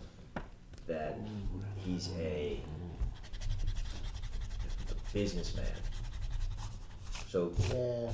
Or who clean up crime scenes after stopping people. right. Yeah. Okay. One of those. But I mean, where I was going with that is that it would be sort of like a social aspect in this way, that he has a reputation that people know that even though you're out for yourself, you're doing your thing, but you're reasonable. People can deal with you. So whenever you're trying to get something from the underworld element, like, oh yeah, we heard of you, like He's a businessman. right. You know, the downside of that is people might expect that they'll be able to bribe you when you really just don't have the time for it. I came up with my attitude. But Suave. But then I'll hit on every female I can see, but my arm will always talk down.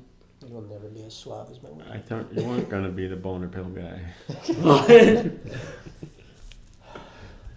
No, because I would have to be old for that, and it really wouldn't work. Not really. you don't have to. Hey, baby, he's got the clap. See? That's the second time I've heard that today.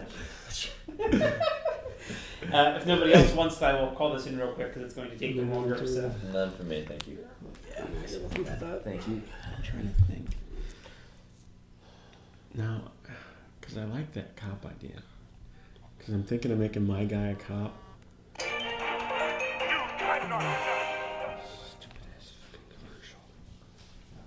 You don't have to be tied in together, but you certainly could. Old partners or something like that. I don't know what to say. Huh? Former partners. What's your background? He's a cop, but he's not currently on the force. He has the clap. What? What? He has the clap. He has the clap.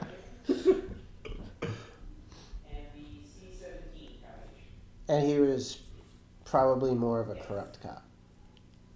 So he'd be willing to take bribes, clean up crime scenes for if people paid the right amount Oh of money. baby. You have a voice. What? You have a voice. Fine. Just let you-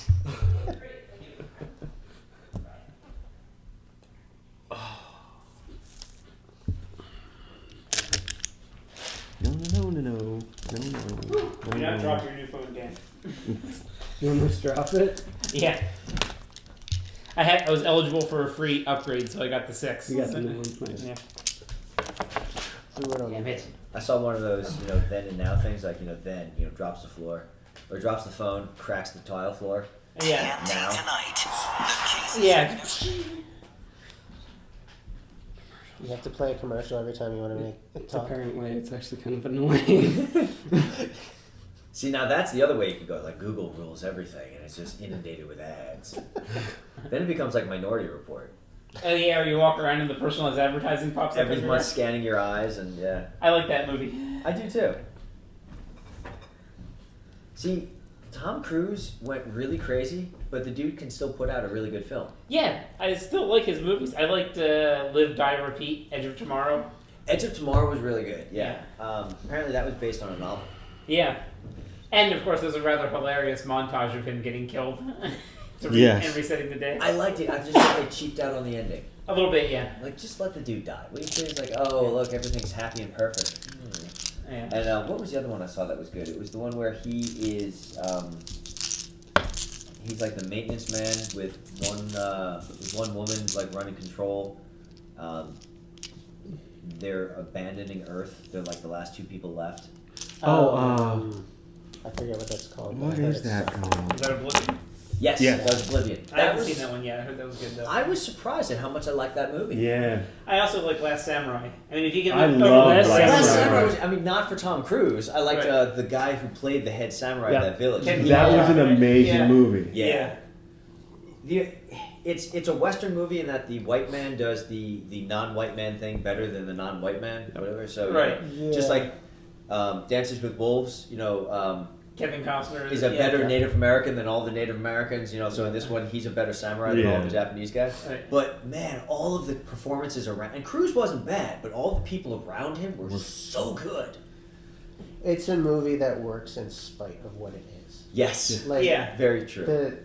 the history major side of me just wanted to violently attack every single person involved with that. But the Right. action sequences were great. Yeah. But you get that scene where they ambush him out in the alley, and he plays it through in his head. Yes. Yeah.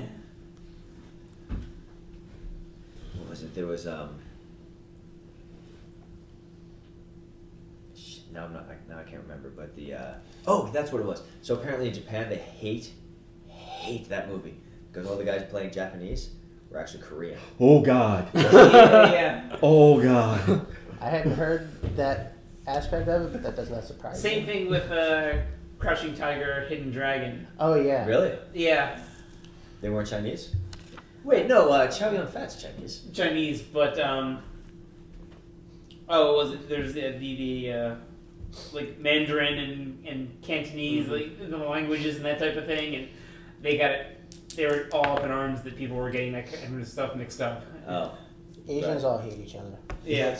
Like, Any small reason they can find to hate each Well, other. the Japanese and the Koreans really Yeah. hate each other. Like, Yeah. it's bad. Yeah.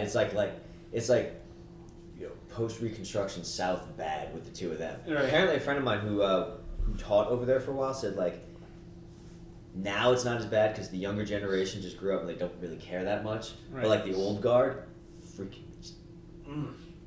is bad. yeah, everybody hates Japan. China and Korea get along. Japan and the Koreans hate each other. The Chinese and the Japanese hate each other. Well, that goes all the way back to World War Yeah. II. Yeah. That's longer than that. Like that is just ancient history that they hate each other. They were I think China referred to Japan as the land of the midget pirates. I forget what the actual term was. Wow. But that was what they were known for. They were What? Well, midget Pirates. pirates because they were Japanese pirates would attack Chinese Empire ships. Right. Well, it's the same type of thing with Gladiator. In no way, shape, or form historically accurate, but it's a damn fine movie. That is my favorite movie, and I know the real history of it, and frankly, it's nowhere near as interesting as that movie. Yeah, exactly. Maximus I just was love that not a movie. gladiator. He was a wrestling coach who drowned Commodus in the bathtub and was paid to do it. Yeah. That's kind of hot. I would have paid to see that. Commodus did go into the ring, but he only fought drunk homeless people. Yeah. Seriously, they would round up drunk homeless people and throw them into the arena, and then Commodus would go out there and kill them and be like, "I'm Hercules!" Right. Oh yeah, and this was actually kind of cool. I wish they'd put something like this in the movie, but it might have made him seem too ridiculous. Commodus insisted that his all of his estates be stocked with breakaway furniture so that he could just casually reach out and break things to demonstrate his tremendous strength. Oh my god. That's pretty awesome. I wish they'd included that too. Actually, that's pretty that awesome. works really well if they put that in there. God. He would have been much harder to take as a serious villain, though. Yeah. Yeah, if you make him like a WWF villain, Yeah. it kind of takes the drama out of the. That's the thing, though. You read about the actual Commodus, he sounds like a WWF guy. He's like, "Do you smell what Rock's cooking?" Oftentimes, the movies downplay stuff like that because they think it sounds too ridiculous. It's hard to It didn't believe stop though. You think Caligula. movies Yeah. would be more ridiculous, but freaking real life has some really ridiculous. Especially the Romans. Oh man. yeah, they were. Well, the same type of thing with Dillinger. Johnny Depp played Dillinger, and he basically carved himself a fake gun out of wood and covered it with shoe polish, and in the movie he uses it on 3 guards and makes his escape. In real life, it was something like 30 people believed he actually had a gun, and he got out of the prison that way. And they were like, "No, 30 people, nobody would ever buy that." But that's what he really. Cracked has a bunch of articles about that. 6 things that are just too badass to ever be in the movies. Yeah. They would actually make movies about these people and then downgrade their accomplishments because, nah, it wouldn't be believable. Yeah. They love doing that with Teddy Roosevelt too. Oh, Teddy yeah. Roosevelt got shot, got pissed about it, finished his speech. Yeah. He's he's like, "If I misspeak, please understand that I have bled on these note cards because I have been shot." And then he continues.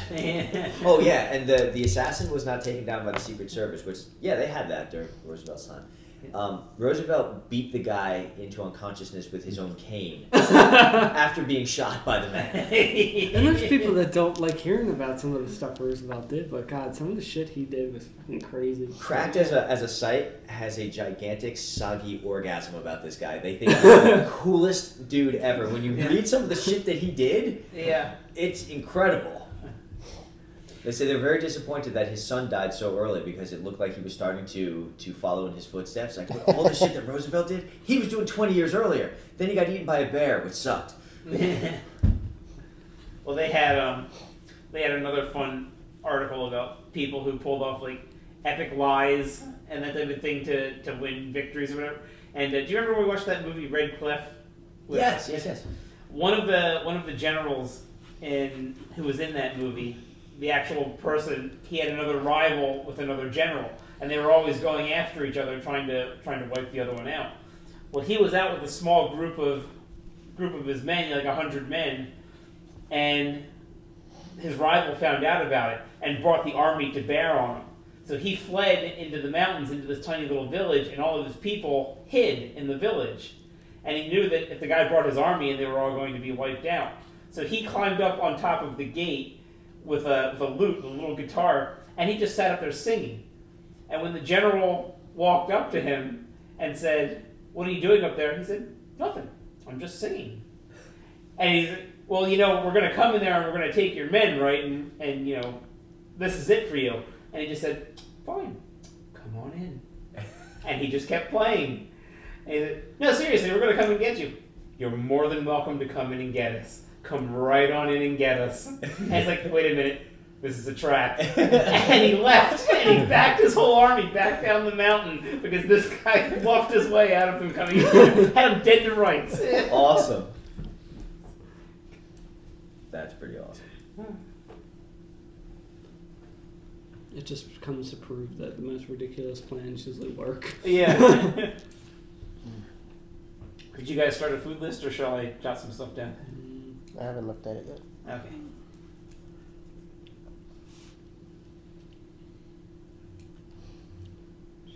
But yeah, I just thought that was awesome. He just sat there casually playing away. Come on in. I could see that in a movie. Mm-hmm. You can have a small vegetable stromboli.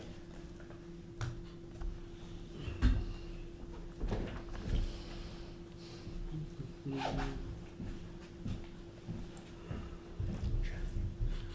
still struggling with my aspects. I've been too busy working on background. Too much background. For a one shot, yeah. Well, I feel like it kind of requires it a little bit because up until Well, this is also like what does your guy do before he's got a talking arm? I'm trying to figure out what he did prior.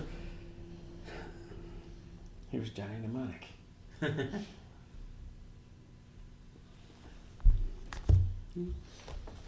Like, what would be my cover aspect? Your what? Cover. I don't know. I have another aspect. I'm not sure what I wanted to. One other aspect. I don't know what I want it to be.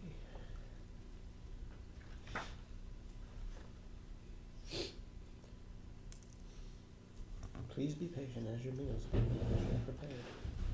Kiss my ass. Trying to think of what my contact would be.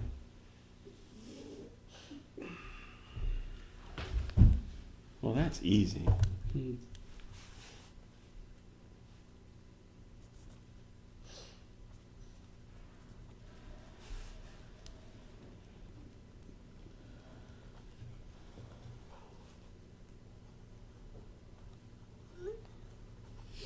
Alright,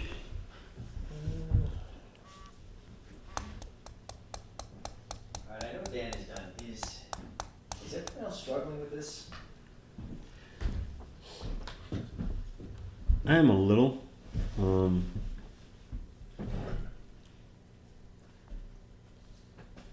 I'm just trying to figure out his cover aspect. Which, by the way, have you seen 13 Assassins? Was that the one in the with the Ronin who go after the The feudal lord and his son, Yeah. the heir? the heir in the fishing village? Yes. Okay. That was great. Yeah. I love that movie. That's I think maybe one of my favorite Takeshi Miike movies.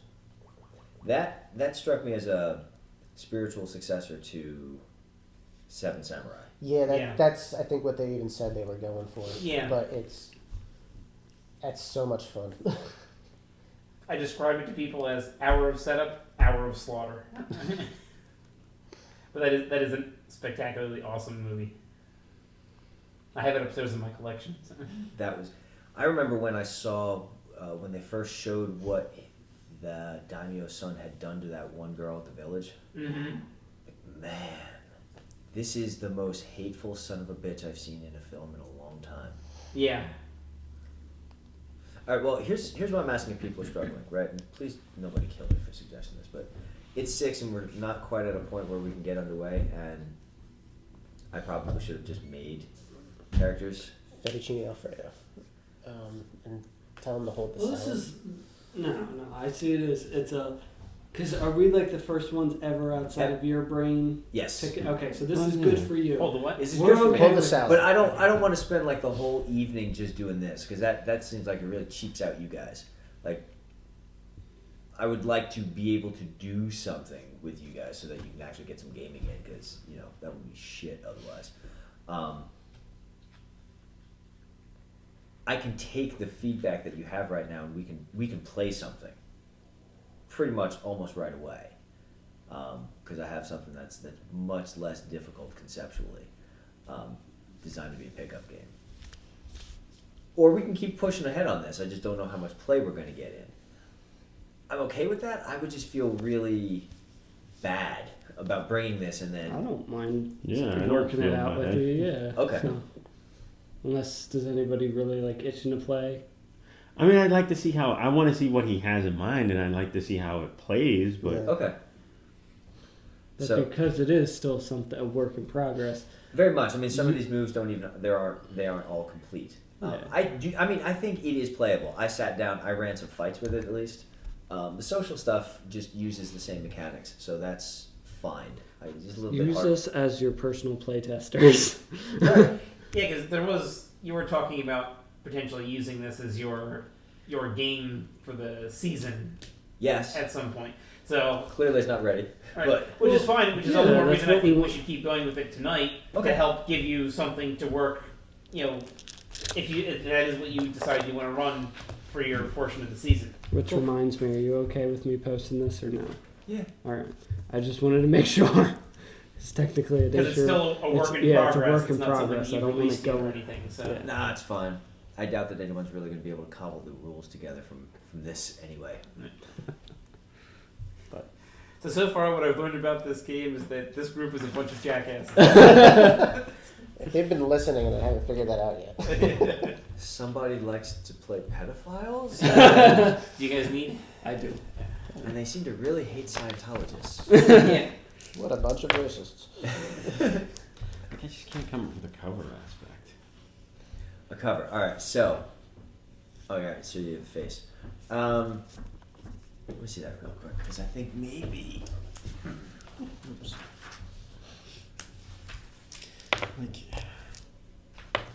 Okay. So each cover has 2 aspects. I see.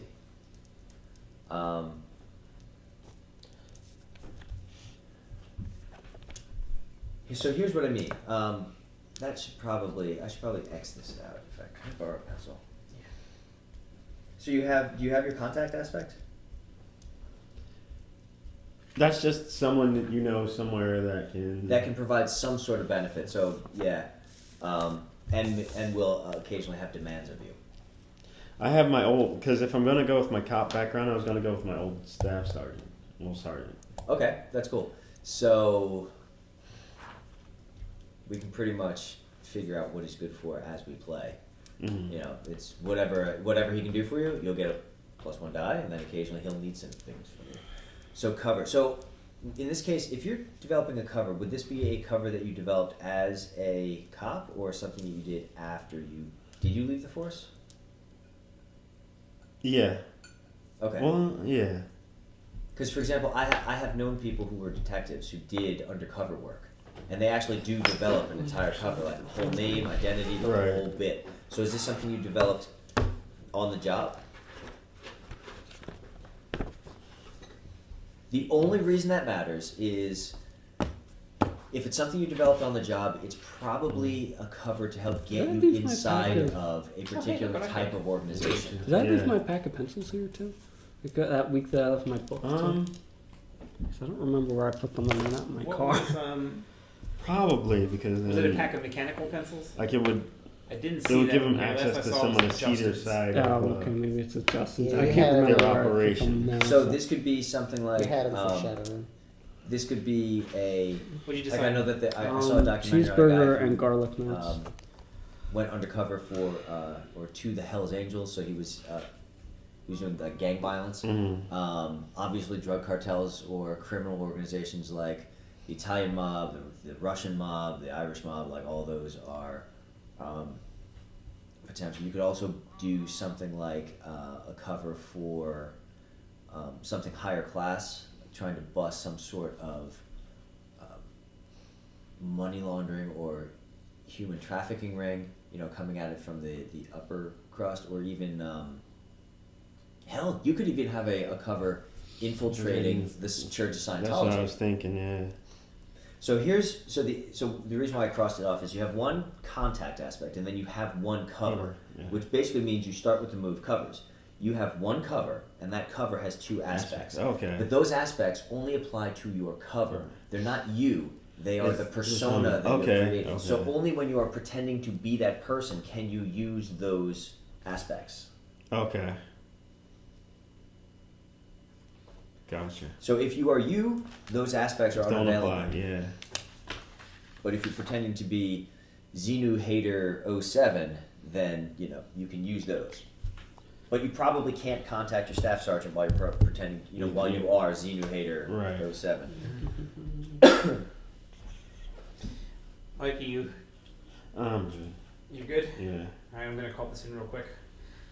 While I am sitting here, in case there are any follow-up questions, like if they don't have fettuccine Alfredo for some stupid reason. I can't find the button, so we don't have it. Yeah. Yeah. I remember that. Assholes. That happened to me once.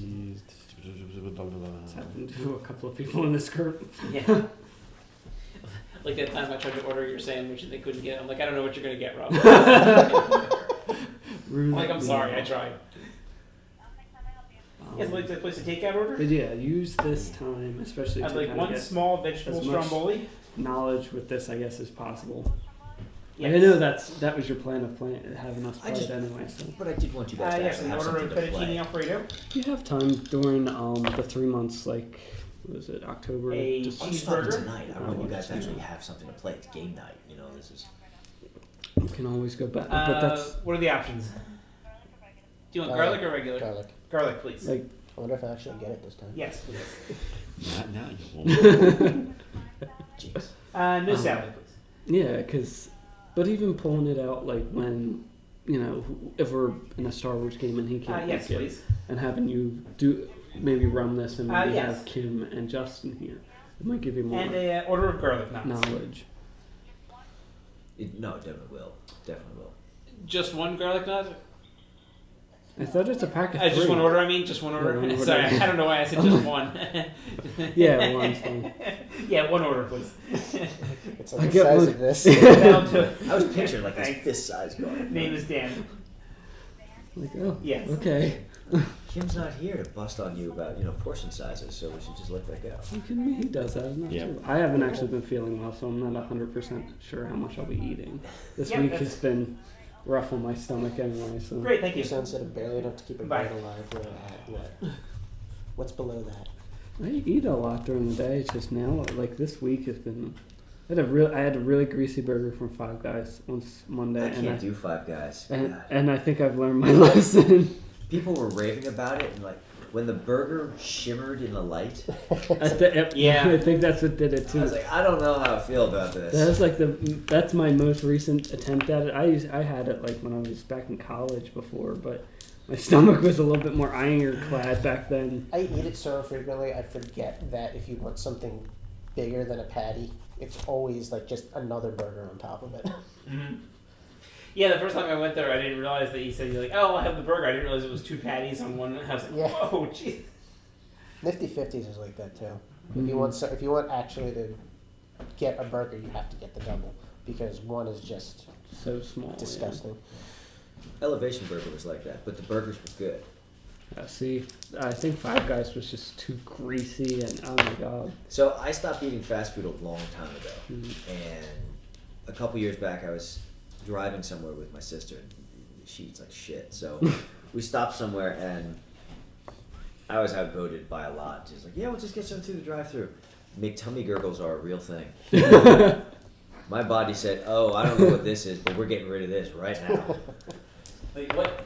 Did you pull into I a think we've been Borders? poisoned. No, but it was something similar to that, except that I don't have dignity stealing moments the way that Justin does. That is the first story I ever heard about him, by the way. Which one? The one where he Borders. destroyed Barnes and A Noble. Barnes and Noble, not Borders, yeah. Poor Barnes and Noble. Barnes and Noble. It took me a while when I first met him to put it together. Like, wait, this is the The Justin. Justin, yeah. Because in your mind, 'Cause he I was a did the- legend, He was right? exactly. Like, you know, I think I did the same thing to these. Well, two. I wasn't allowed to hear it except from Justin, but it went so long that I never actually met him that you guys just told me the story. And then did I ever tell you that before I even brought you into the group? No, you told me about the webcam flash. I heard about the Barnes and Noble, and I heard about the train ride. Yeah, the train. Oh, the train ride, that's a no, good one. the sitting in the train parking lot is still my favorite. That's an awesome one. I can picture that. It's just With very- people just walking by like. He was walking by. Although, as it turns out, the airport one was pretty good. too. Yes. That That's 'cause happened long after I met him, but But that was. that I like, and it starts off totally not his fault. Yeah, like, his no. neighbor Oh, yeah. dicked him over. Right. He got totally screwed over in that scenario, and he's trying to do a genuinely nice It's like Yes, he so is. much the neighbor as it was the kid going, no, I can't do this by myself. He's like, "You're 16 years old. Just walk to the freaking plane. Right. Just do it." I'd have been pissed off at that kid too. But I even get like not wearing the boxers because he didn't think he was going he to do had anything. boxers on. He just They were torn they were raggedy as nothing. The cat had torn the, Yeah, the torn front the of him crotch out. out. He was swinging in the breeze. You're right. He has to have been Hitler in the first place. That's the only explanation for somebody that has karma this bad. Yeah, we were saying like he has to have been paying off some sort of horrible misdeeds. We're like, no, he was Hitler because it keeps happening. No matter what he does, it just keeps happening. Because I mean, yeah, the But airplane he one was scars all of us in the process. Yeah. Let me pick this up. Yeah. No! Can you imagine being the guy who was in the stall next door? Oh I god. know he said he No, was but- because there What was the fuck, somebody man? because I'm taking the manager. That guy and Yeah. his footprints. Oh my god, I would burn those shoes. The Brapin spray. Dude, that'd burned my legs. And you can imagine that was pretty rank. well, Oh, yeah. and then walking Stop out of there giving was it like What's that on your leg? yeah, walking out of that machine and she points it out. Was that on your? Nothing. I'll be in the car. Buy whatever you want. Be quick about it. quick before they find me. That was similar. I have a friend of mine who was sort of notorious for clogging up toilets. He told me that he was at this restaurant once. I think it was an Olive Garden. He goes into the guy's bathroom and he just destroys it. So, it's stuck, but he's not done. So he gets. He already knows like this isn't flushing. So he goes and finds the someone who's working there, like the maitre d' or something. Saying, "Hey man, someone just like wrecked the guy's bathroom. Can I use the ladies' room? Because I really gotta go." Oh my yeah, sure. It's like, God. so he goes in there and just wrecks that one too. Like that one's not gonna flush either. He's like, he walks out of there. They check. He's like, that guy was gonna get the evilest look because he knew that I did both. He knew it. I know who that is. That's awful. Oh god.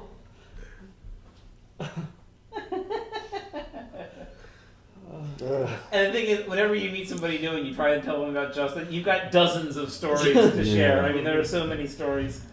And the thing is, it's like I don't know. It was this weird thing because when I met him and I put it together that this was the guy, it was like he's such a nice guy. He's not at all what I expected, and yet at the same time, he fit it perfectly. No, Yeah. like all of that stuff isn't because of anything bad he's done. Because No. I don't think he's actually done anything bad like No. that. It's like you said, it might just be because he was reincarnated and he got. He had to come back to Earth to pay for something. Did you guys ever see the? I actually saw the original movie it was taken from. It was a very serious movie about. It was World War II from Hitler's perspective, but someone redubbed it, like or put. They didn't dub it. They put subtitles in. It was when Hitler's receiving the news from in the bunker that the German fronts are collapsing everywhere, and it's like, oh, we'll just reinforce over here. It's like, no, that army's gone. He just flips his shit. But someone did it such that it was a D&D game, and someone killed his character. And he freaks out on people. It's like, mein Führer, the wizard casts, disintegration, and you have failed your fortitude save, so you are now brought to negative 10 hit points. Oh, that doesn't matter because I have Deathless Frenzy. Sir, Deathless Frenzy does not protect against spell effects. What the fuck? All you 4th edition playing retards, get out! So he's just left with a bunch of people and he's freaking out. He's like, you all suck, you're noobs. All you had to do was buff me and keep me alive. But no, I saved your ass when we were fighting those Illithids. But does anyone... No, everyone has to just keep damage. And I get killed by a fucking wizard. And we just threw away all of the scrolls of resurrection to bring back the freaking bard. He's just losing it. It was awesome. People are outside hearing him scream and they start to cry. Which reminds me, because now I'm thinking of the pile of dead bards from the Gamers too. They're doing a web series on the Gamers. I love it. You can find that movie now in its entirety on YouTube. That's awesome. It is have you guys ever seen it? Mm-mm. We got to get together at some point and just have a viewing of this movie. It's called Yes. The Gamers. It's this group of people who get together to play a game in college. And it alternates between them sitting around the table and talking and then you seeing what's happening in the fantasy world. So it's like, they go into this tavern and this gigantic dude comes... Oh, yeah, well, no. So the thief goes up to the bar. He's like, yeah, so I order a couple drinks. You going to pay for it?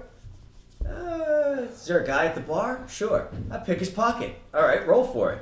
He just kind of, pulls out the money purse. All right. Hey, what else he's got? I don't know. He's got a belt knife. I'll take that too.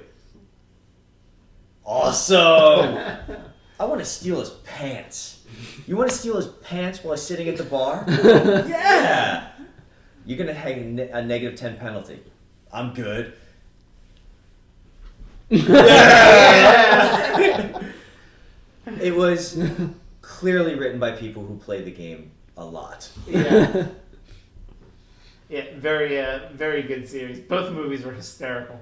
Yeah, the second one had a better production value, but it was good. They do the whole lawful stupid thing with the bar with the paladin perfectly. Like they want to interrogate some guy and torture him. It's like, guys, I cannot allow that. Are there goblins outside? No. He's like swinging his sword. He's like, face me, foul beast. He's like doing this whole big monologue, swinging his sword. He's going through the fields. And he gets I don't know, a couple minutes out there. He's like, guys, I don't see this. Like, there's one right there. Oh, he's back out there. He's like, foul creatures of darkness, come face the light. It was awesome. That's too funny. Yeah, I know you had talked about it a lot. I haven't ever gotten a chance to sit down and watch Well, it. we're seeing. Oh, and by the way, I think we all have to put together a movie trip to see Deadpool. Yeah, I was thinking that. We got to We could go to a movie tavern. Next Friday? Both Red Band trailers for that are hilarious. Yeah. I saw them. Well, I only saw the one, I think. They have a second one, and it's equally as hilarious. Some of it retreads the same territory, but there's some other really good stuff in there. You are horrifying. You're haunting. Haunting. That's Yeah. it looks like your face is. What was it? A topographical map for You Utah. face fucked at Tavern No, but there was something like, you just looked like your face had, it was an It was like avocado that had sex with an older avocado. Yeah, the new Your one face was looks like the inside Thank of you. other people's assholes. I did not see that one. Exactly. Yeah, That was the new one. That's the new one. Exactly.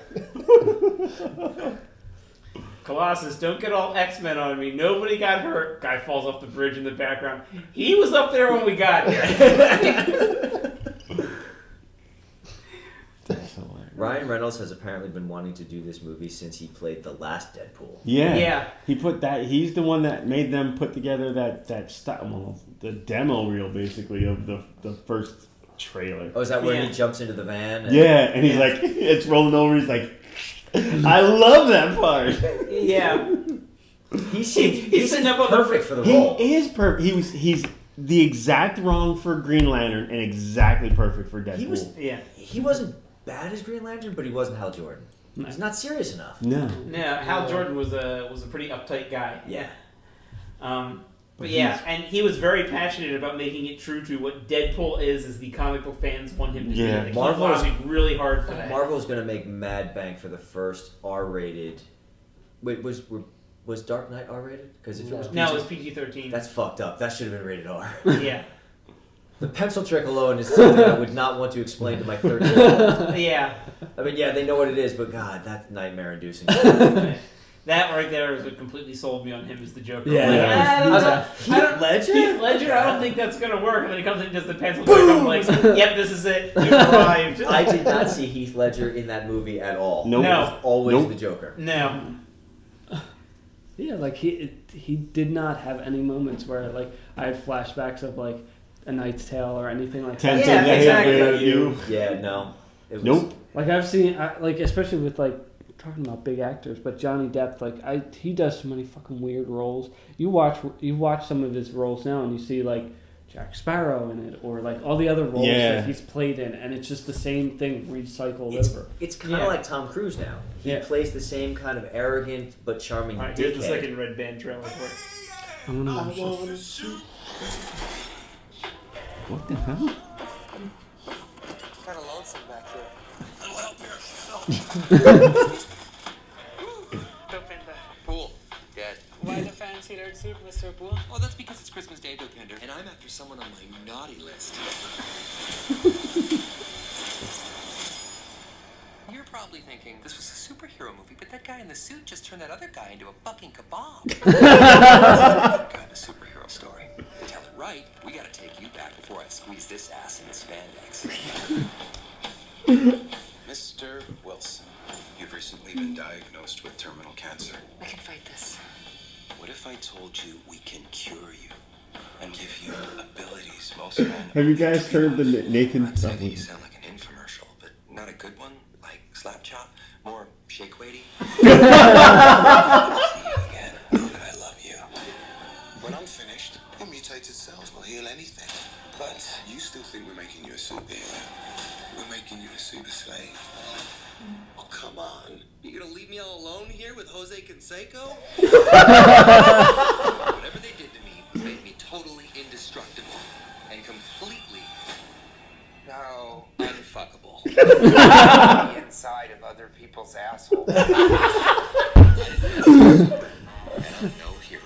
But when you find out your worst enemy is after your best girl, the time has come to be a fucking superhero.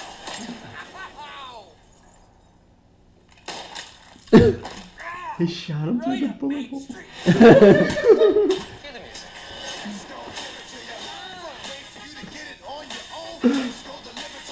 We can't allow this, Deadpool. I don't have time for your X-Men bullshit, Colossus. Besides, nobody's getting hurt.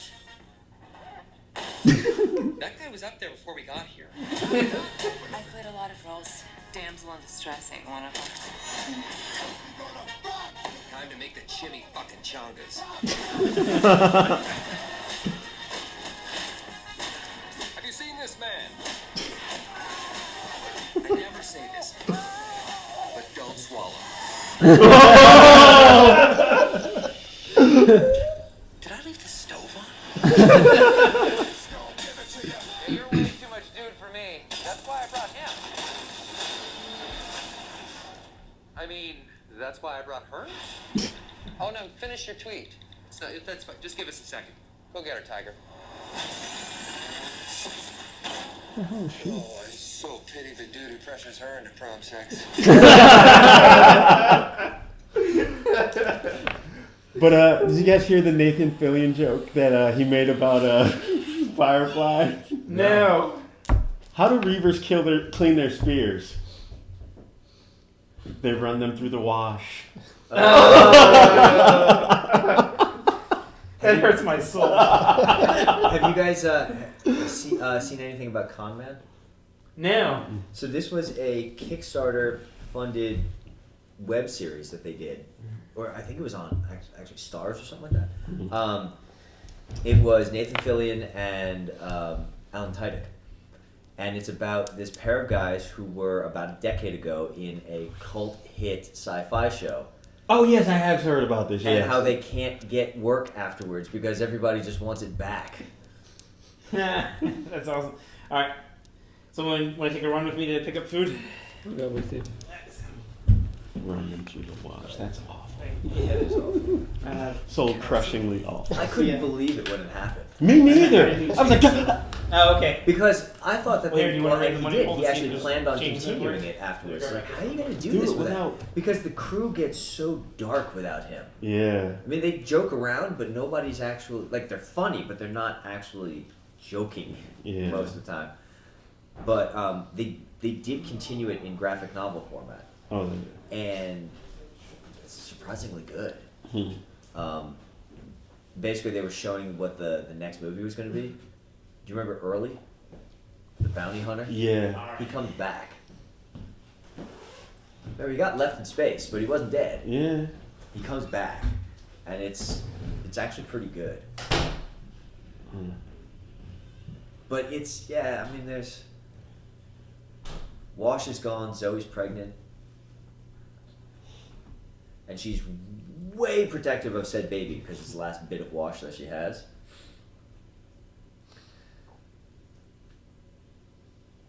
Yeah. I would have continued to see the movies, but if they were going to continue doing that, I remember thinking at the very end when they had River and Mal at the helm, I was like, that's not the same at all. No. No. River's funny, but she's not. She's Wash too. funny. Yeah. She's dangerous. Yeah.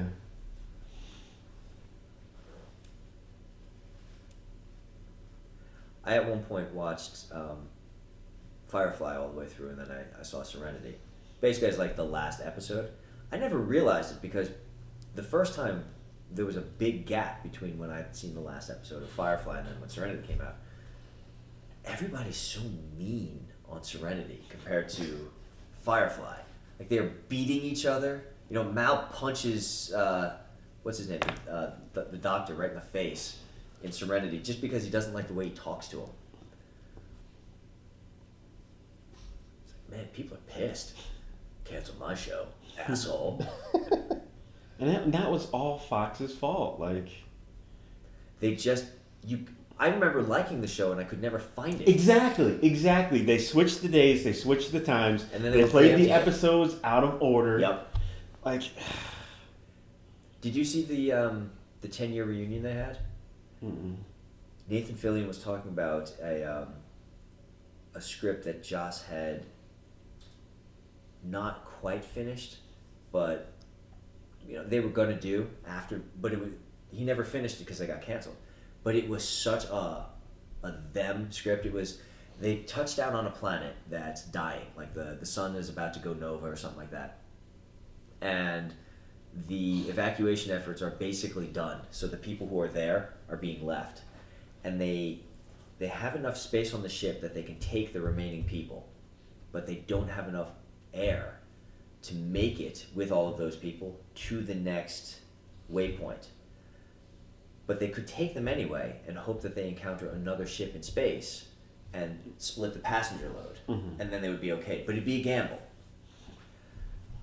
And so what Mal decides to do is to say, all right, well, tell you what, let's just sleep on it, because we have a couple days. We don't have to do this right now. It's like, so let's sleep on it, and we'll make our decision in the morning. And that night, when everyone goes to sleep, he locks everyone in their cabins, and he takes off. He takes off on his own and leaves the people. Oh. And along the way, they don't encounter anyone else. Mm. But he does it on his own so that nobody else has to carry the guilt. guilty, yeah. And I was like, that is such a perfect episode for them. That is so them. You could hear the argument going back and forth. Jane's like, well, fuck that. We don't need to take those people. The doctor's, of course, going to be all about it. And, We have to take everyone, save as many people as we can, hope for the best. Right. No, Kylie no. would be all over that, of Yeah. course. Would have been a really good episode. I'm like, God damn, that show was fantastic. And there's been nothing that good since. Mm-mm. But that's Fox's history. They have a history of, like... That's all the giving... networks, though. Why Whedon continues to do anything with Fox, I have no idea. But Fox is terrible. Like, they'll give a show, 3 episodes and be like, no, this is terrible. And you'll be like, but you moved it 4 times and you didn't show it right. Like, they used to have this show, and I'm sure it was budget, and they just couldn't find it on as for it, and they kept moving it, too. Space Above and Beyond. Yeah, I That remember that show. I liked that show. Like, I mean, it was kind of hokey in the, hey, our Marines fly and fight on the ground, like we're that desperate. But it was the 90s. Yeah. They did stuff like that. Yeah. But I liked that show. Yep. They killed the Terminator series, which was starting to really get good. It had a slow start, but it started to really find itself. And then, no. But they can't kill the Simpsons. You know what though? Whedon had the best, comeuppance on that. It's like, all right, guys, well, screw you. I'm just gonna go and like make all the money with Avengers, Yeah. and not for you. Although the second one was not great, and I'm not at all excited about the third one because I just don't care about the remaining team. I finally got to see the second one. I didn't hate it as much as I thought I would. But it wasn't the first. No, it was you bloated and you could tell that there was a lot just of too much going on. Marvel was getting too involved with it. Yeah. They weren't letting Whedon just do his thing because they had to have all these tie-ins to all these other things, and that whole what's his name, Thor at the Well, he didn't want to have in at all. But it was a reference to the Dark World, which was coming out previously, so they needed to put that in. And the thing of it is I honestly can't remember any of whatever the tie-ins would have been. Like I can't, if there was that many, I honestly can't think of any. So like didn't get me excited to see Ant-Man. It doesn't get me excited to see anything else really. But people are telling me Ant-Man's actually pretty good. The trailers look so stupid. It's decent. Is it? Yeah. Because Ant-Man's a dumb villain, a dumb character to begin with. Yeah. I was like, why is Ant-Man getting a movie? Then again, I said that about Guardians of the Galaxy, and that turned out to be really good. Yeah. I was really impressed with Guardians. Guardians. That's of the a Galaxy. lame book. They turned it around in the movie. Yeah, they did. I was even resentful when people were saying, that's kind of Firefly-ish. It's like, shut the fuck up. It's not. no, I remember, the more apt comparison was Star Wars. Yeah. I could see the Firefly thing, though, because Yeah, it's a ragtag group, yeah. and it's not Firefly, but I get where they're coming from on it. And, yeah, I mean, it's a movie about a talking tree and a raccoon, and yet somehow it's awesome.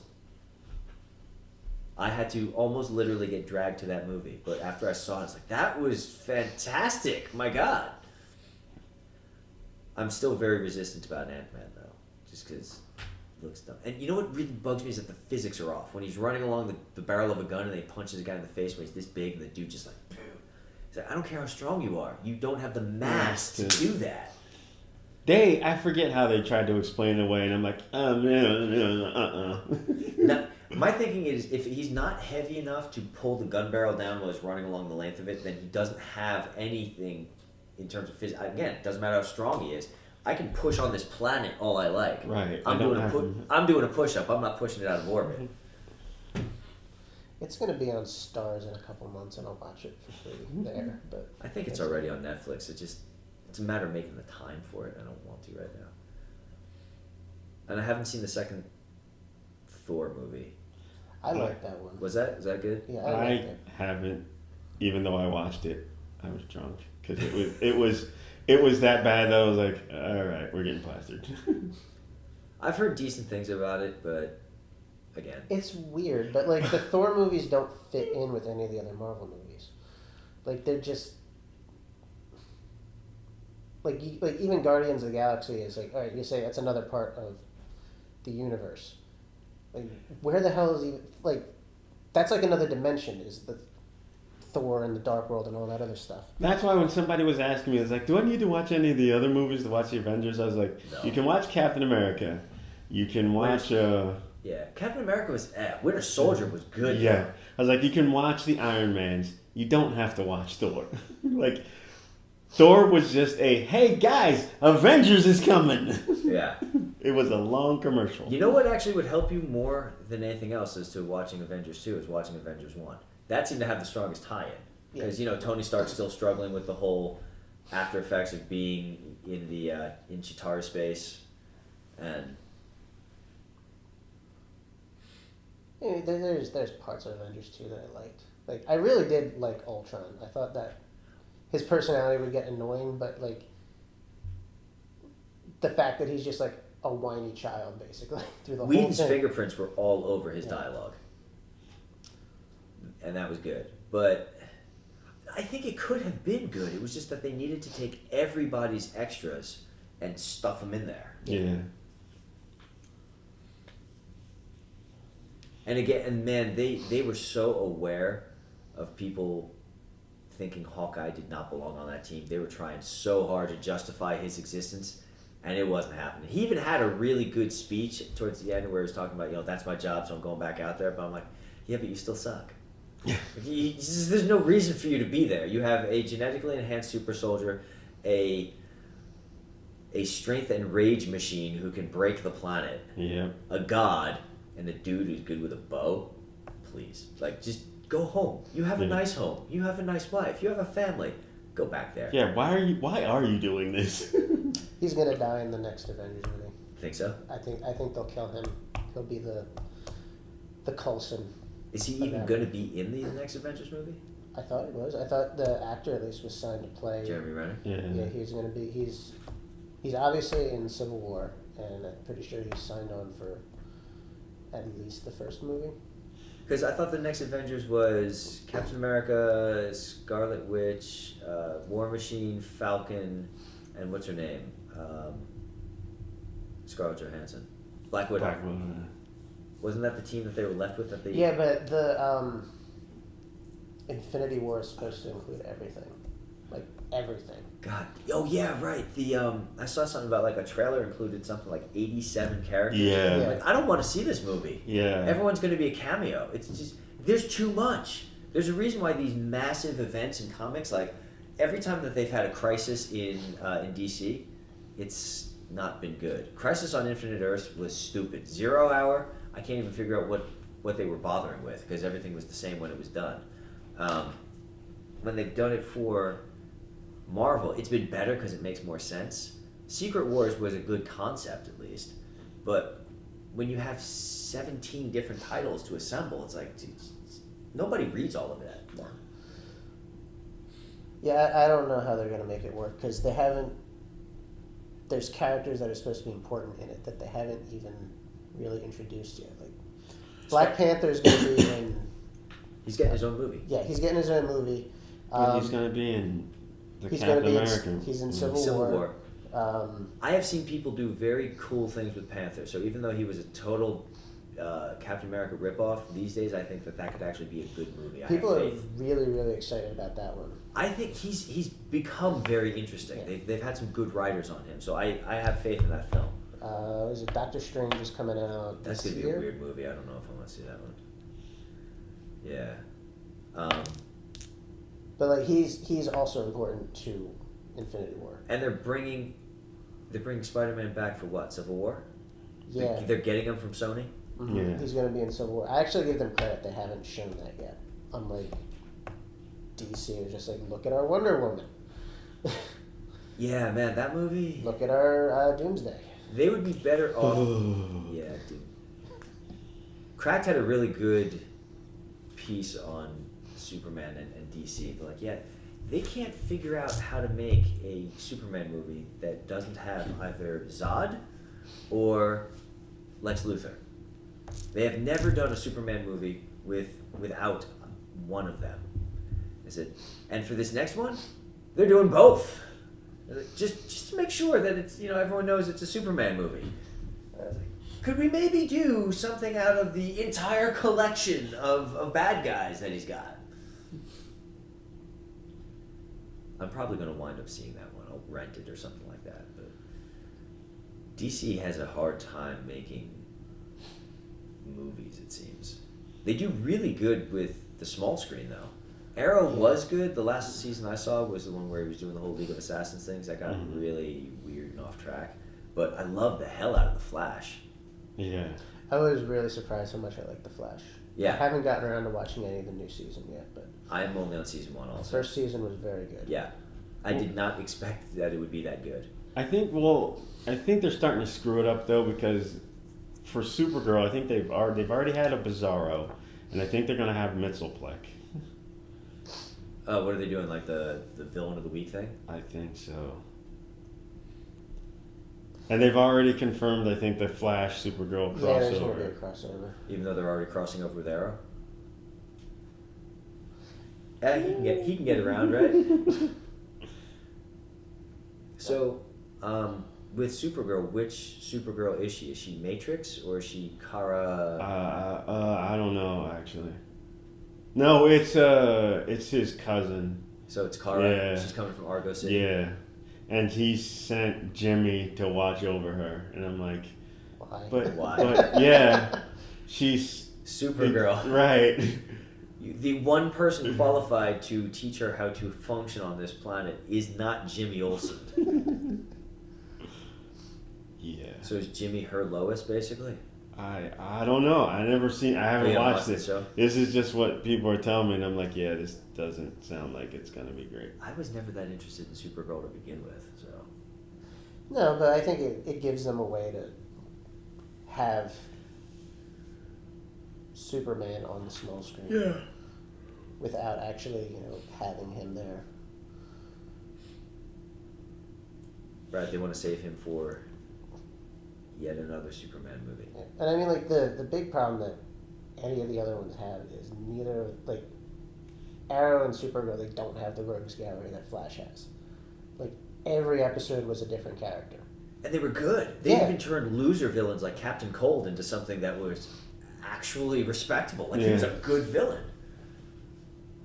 That's what I think really sold it on me, is that the characters were solid. Even when the Reverse Flash, turns out to be Dr. whatever his name is, Dr. Wells, I still kind of like Dr. Wells. Like, he was still like a likable, supportive guy. It's like, man, I know you're an evil son of a bitch, but I want you to somehow come around because I like you. That was I think the good selling point on it is he's like, why? He's the Reverse Flash, but why is he still helping him?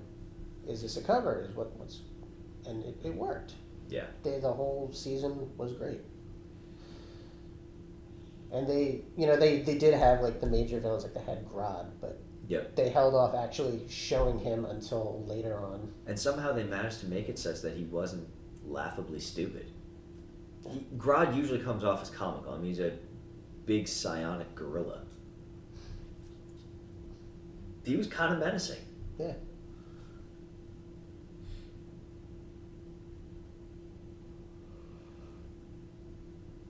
I haven't watched any of Legends of Tomorrow yet. Yeah. Who's on that one? Adam, Captain Cold is in it. Firestone. Yeah. I haven't even heard of this show. I don't know the entire one. Me neither. I have the one that's around a lot that I just have no interest in at all is Gotham, though. Gotham, I actually the few episodes I've seen, I've actually really enjoyed. Really? Normally I can't stand prequel shows. They kind of make it more about the city, though. It's not focusing on Bruce really at all. He's basically a minor character. Yeah, it's all about Gordon. Yeah. Which I can get behind because I like Gordon. Yeah. Was it? You guys ever see the Bruce Timm movie, Year One? It's all about Gordon, and Batman's in there, but it's how Gordon. First of all, Gordon starts off. It's his ascendance to chief, so he starts off as a detective, and then he winds up in charge of the precinct. Right around the time this mass vigilante starts terrorizing the night streets of Gotham, and so it's how he's dealing with this guy, and they wind up becoming friends. But it's all from Gordon's perspective. So Batman is just this dude who shows up in his office unannounced and disappears again after dropping some information. And that's all you ever see of him. You don't see Batman do anything because it's Gordon's your point of view through the movie. It was interesting to actually see what it's like for other people to interact with Batman. Mm-hmm. How little they actually see him. Mm-hmm. Is it the Year One book? Yes. Okay. Yeah, Frank Miller, the whole deal. Back before he went absolutely crazy. Miller did some really great stuff back when. Man Without Fear was really good. It's like one of the few Daredevil stories I liked.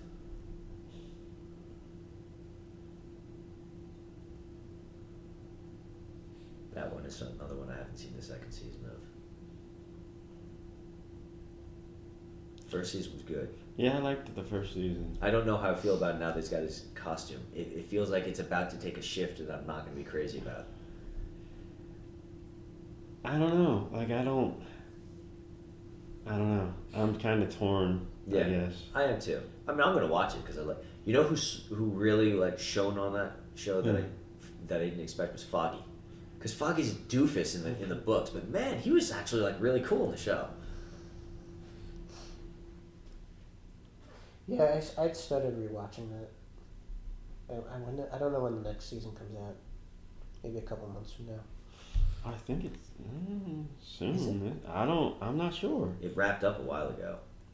Yeah, they're all set to release it. Like, it's finished. Jessica Jones, by the way, turns out to be really good. It took me like 4 episodes to really get into it because it's a very slow start. But once George Tenet starts getting on the screen, is where things really start to take off. Yeah, I think a lot of people didn't care for it because it wasn't Daredevil. March 18th. March 18th. Soon, Yeah. Good.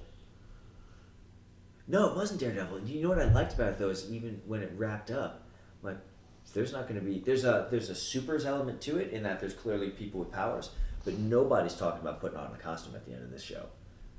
She's going to stay a private eye. Luke Cage is going to just Luke Cage never wears a costume, and it's all fine.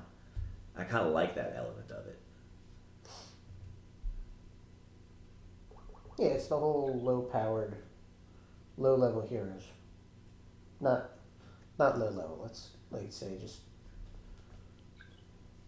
lower tier. Yeah, well, like they're concerned about the street level stuff because Thor doesn't give a crap if the old Spanish lady's getting evicted by Kingpin. Right. Which I loved Kingpin. He was. Oh my god. They did a lot of really good casting with that. For both of those shows, like the guy they got for Luke Cage, I knew immediately who he was before they did anything. Like she's just taking pictures of this random guy washing the bar. It's like, that's Luke Cage. I mean, that looks exactly like Luke Cage. And the thing is, I don't know. Like, I never read Jessica Jones. I don't know anything about it. Yeah. I knew Luke Cage because I didn't read. I guess I saw some animated stuff that had Heroes for Hire in it. Mm-hmm. So I know who. Oh, and he was all over Civil War because I actually read at least the mainstream Civil War thing. Because he was one of the people who's like, fuck no, I'm not going to register. I'm just going to, I don't want to do anything. I sure as shit don't want to be deployed overseas if you decide to. So I'm not going to register. I'm going to sit at home, and I'm not going to bother anybody. But if someone comes to arrest me, I'm not coming with you. And someone came to arrest him, and then there was a fight, and then, so it started the whole conflict. Well, between that and, what's his name? Captain America winding up taking out a S.H.I.E.L.D. helicarrier when he disagreed with them. That didn't help. I don't know what they're gonna do for season 2 of Jessica Jones because that story arc is like It's done. That's the story arc. Like that is what she is famous for. Oh, it is? Like that's her story is Purple Man and all that. Huh. I never knew what Purple Man. I mean, I knew what his powers were. I just didn't know that he had a person that he was matched with. Basically. He's actually purple. Yeah, right. I remember that. And he had a kid also. Like that whole. I don't remember that part. There's a daughter. I know that she has a kid with Luke Cage. That's like the only other thing I know about it. I'm very, very bad with comics these days. So was she ever part of the Defenders? Because I know that's where they're going with it. Daredevil, Cage, her.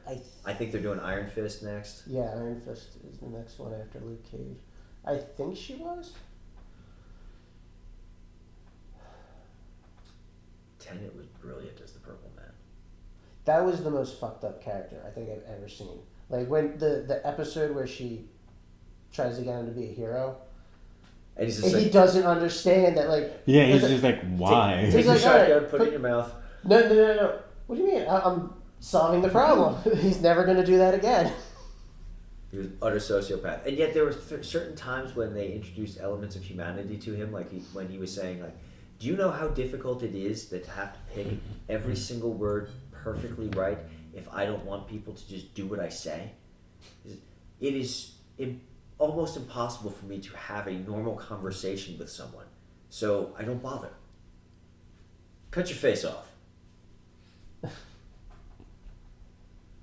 It was cool. I mean, he was so thoroughly hateful, but at the same time, they did a very good job of explaining at least how he got there. Yeah, but I did appreciate that they didn't make him 100% sympathetic, because like a character like that, you When can't. he murders and rapes his way through the world, like Yeah, like that's a problem that lots of media has, is like make the villain human, and then you have a following for the villain. Like no, like that guy is. He was human, but he was an evil human. He was. That was a really good tightrope they walked. Yeah.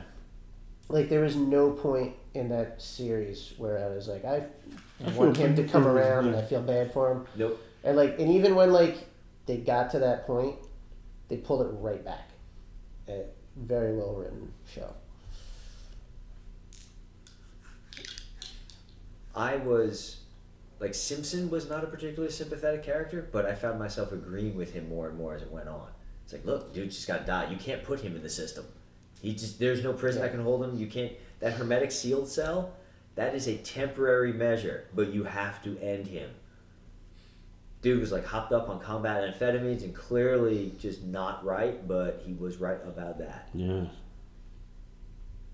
They did a really good job of making all of the people in her building into people. Yeah. They were weird characters to start with, like the twins, and the sister was.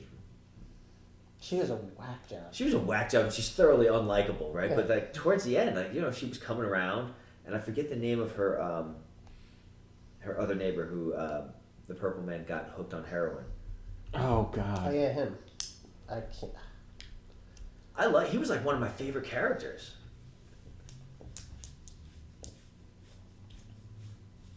Yeah, that was, I think, the whole point of the show was that it was Daredevil was your action show. This was your noir. This was your mystery. This was not a superhero show, basically. Not a superhero show. So if Daredevil's the action show, I wonder what they're going to do with Iron Fist, because that's all action. I think Iron Fist, they're going to go back to more Daredevil style. I think Luke Cage will be in between.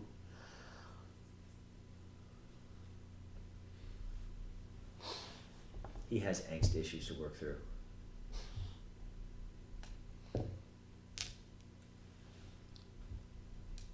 And now they're talking about doing a Punisher show.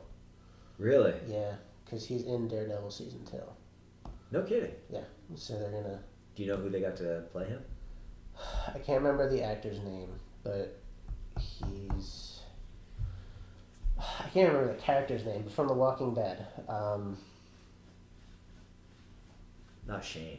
Yes. Really? He's such a freaking pretty boy. Oh man, that's too bad. I love the Tom Jane version. The movie. He's not. No. Tom Am I Jane? thinking of the wrong? No. The guy that played Shane, he's not. He's Am I thinking of the wrong? He's not. I believe that he could be cast as that, but like he wasn't even Shane. From the comics, that the guy that cast him didn't fit. Shane wasn't pretty like that. This guy is Hollywood pretty. Even if he's buff and everything, he's a pretty boy. Like at least when they did the Thomas Jane Punisher, they got him looking real scruffy and he looked seriously blue collar. Yeah. Like, he wasn't pretty. He was not an ugly guy, but he didn't look pretty. And I look back on it, that was kind of a tongue-in-cheek movie. But it was still really good. I didn't see the War Journal, because nobody likes that. This is the season 2 show.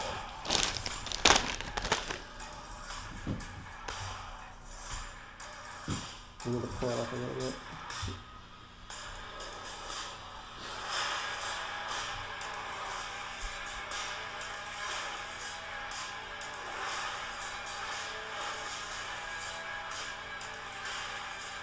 Are most of these from the first? Oh, Stick. I forgot about Stick. Yeah. Is this the first one? A lot of it is from the first. That's not good to you. Oh, yeah, it does.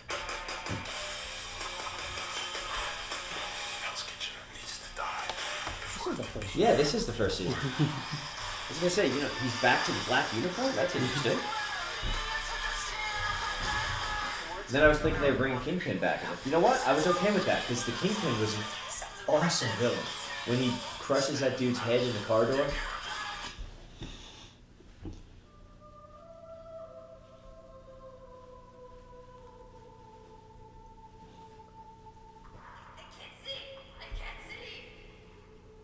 That does not look like season 2 either.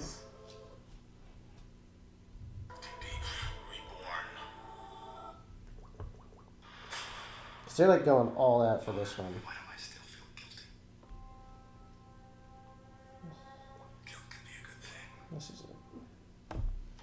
Oh, we got it. This Why do one's I it. still feel guilty? God damn it. No, no one cares about you. I fucking hate Jimmy Fallon. I can't stand Jimmy Fallon. There's one role I've seen him in it that I liked, and that was Band of Brothers, and he was only in there for like 3 minutes. He was in Band of Brothers? Yeah, he was the guy that dropped off the ammo in the Jeep when they're going to, oh, God, it's... Your work is not yet finished.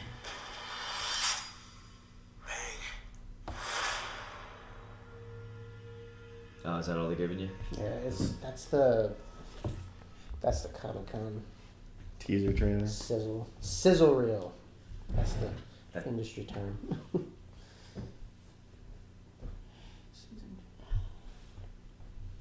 But yeah, Elektra's gonna be in this season. They're like, I think they might be over You know what, though? stretching themselves. There was a really good arc Daredevil had with Elektra. I think it was in the Ultimates line though, where he's basically trying to get her to stop killing people. And it sounds cheesy, but it was actually really good. But yeah, there's a lot of hit or miss with Daredevil. It really depended on who was writing him. Frank Miller's run was great. I didn't read Kevin Smith's, but I heard that Kevin Smith would only write Daredevil while high. No, that doesn't sound comforting. No.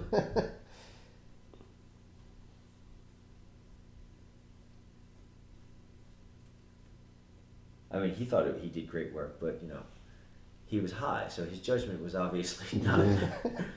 This is awesome. Yeah. Why is he fighting a house cat? I know. I'm sorry. I thought you were working on Daredevil. I didn't realize you were turning something in for Deadpool. Well, that's like an old D&D. Like, a house cat could kill an average human. Average human only had 1 to 2 hit points. House Cat could kill some first level characters. Yeah. Claw, bite. I read a story online of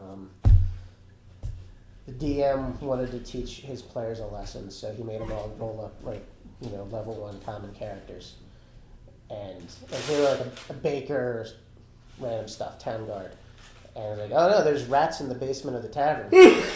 Goodbye. So they sent him to kill the rats. Party is massacred. By rats. Makes them roll up like another 3 characters. Yeah. They go to the tavern. We're ready this time. Nope, rats still kill them. So like progressively, like the rats wipe out this entire town. Wow. So then later on, they're playing more for real at this point. Like, their characters have gone on for a little while. The DM's like, all right, so you come along this town. It's been barred off. You go inside. There's nothing but skeletons. Danger. Rat. And they gave it away because like one of the characters had his arm chewed off while holding the door. They just find an arm. Do they on the mean door there's of the plague basement. rats? No, there's just one rat down in this basement. So what lesson was he hoping to teach them? I don't know. I think they were just being dicks. They were murder hoboing or something. They were getting full of themselves.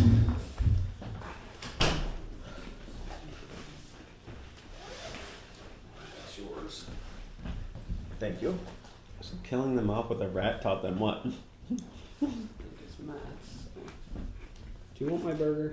Hmm? Are you hungry or no? Why don't you want your burger? Because I'm not even sure I'm hungry enough to eat it. I just got it for tomorrow. If I eat it tonight, then maybe. If not, I don't know. So.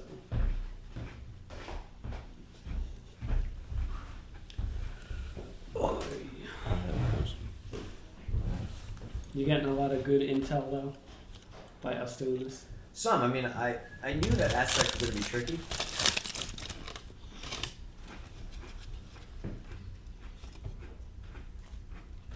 I definitely think there needs to be a procedure in place to guide the world building to move it forward. Although I gotta say, what we have so far was in a direction I never would have guessed. The religious thing. But it turns out to be really awesome with a whole lot of spidery, implications that we can build out to stuff. So I got my bread. You what? I got my bread this time. Well, you were who pointed out the dark Do you ages need more of like napkins over the. there? Rob No, Watson. there's a lot of napkins. Okay. can I borrow some silverware, please, though? Absolutely. What do you need? Knife and a fork, please. You got it. I'll get you another knife. Thank you very much. Got So- a fork too, man? Certainly. Anyone else? Where I think the real intel is going to come is once we actually You start need a playing knife, stuff. That's going to be illuminating. Yeah, that helps out more mechanical aspects, I think. No pun intended. You said mechanical aspects, no pun intended. It works on a couple levels because we all have cybernetic implants. Yes. And then it's aspects. Yes. Do you get it, Ron? Do you get it? Yes. Do you I understand got the it. joke? Do you get it, you moron? Do you get it? You guys will suck. That's my shoulder. That's your shoulder. That's gonna be so annoying. So there was this game back in the 90s. D&D was still doing second edition and had been for like 10 years. So there weren't a lot of people playing it at the time because it was an old system. And White Wolf really came on strong with Vampire the Masquerade. And they followed up with a couple of other games that use similar systems to play other kinds of monsters.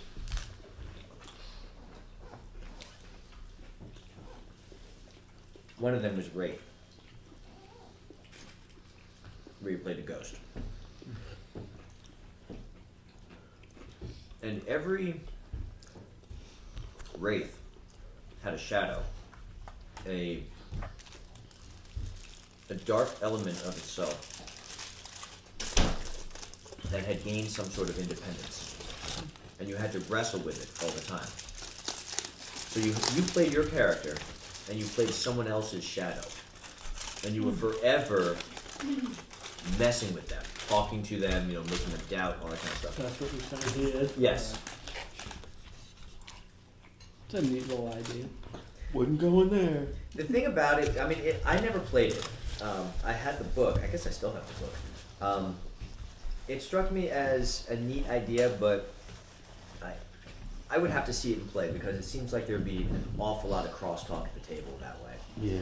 And what happens if someone doesn't show up? We have plenty of room But at the table if you look to join us. Someone Still else, need- yeah, yeah. who's gonna play their shadow? Because it's like, do you let someone else play your character basically? Because your shadow is, or the Yeah, shadow you vampire, play is basically yeah. your own character, is another character you play, and it actually has its Right. own So stats. so if someone doesn't show up, you don't have your shadow, and somebody's not playing their. Yeah. Ugh. It does sound a little messy, yeah. So then you're swapping shadows, and then Right. all kinds of havoc ensues. I think it worked well because it came out during the time when most people who played RPGs were in college, and you tended not to miss games.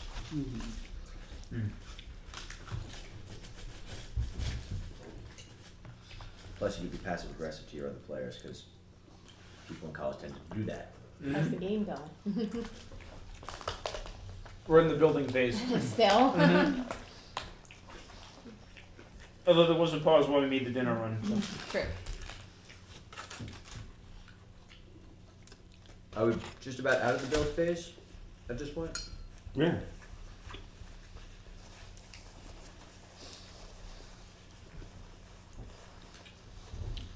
Awesome. I didn't know that. Alright.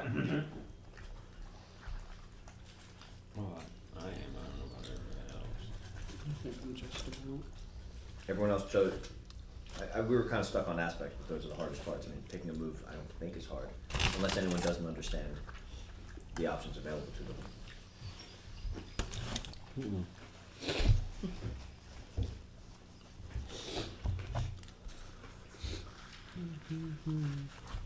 I forgot how big their combinations were. Seriously? Oh, that's annoying. But it leaked. Like leaked or something. No, it just leaked.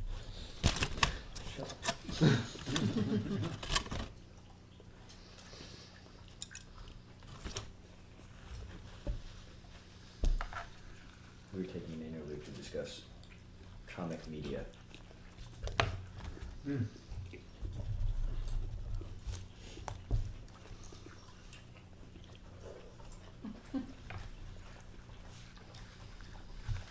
Which means your game is going to be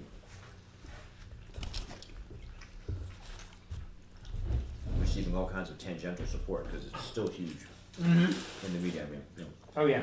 movies and TV. And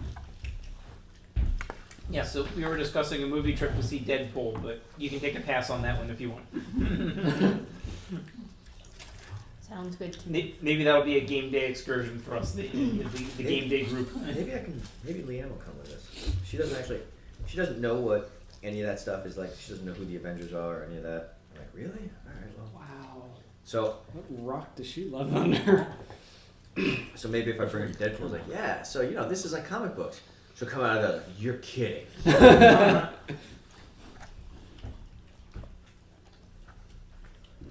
They let him say that? No. They make him say that. Yeah.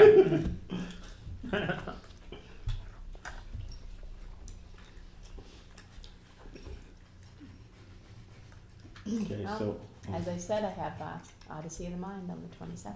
No. That's true. All day. Oh, that's right. I'll check and see when the movie actually comes out. If we want to make it a movie day, we just go to see Deadpool, come back, watch The Gamers or something like that. Oh yeah, that's a good idea.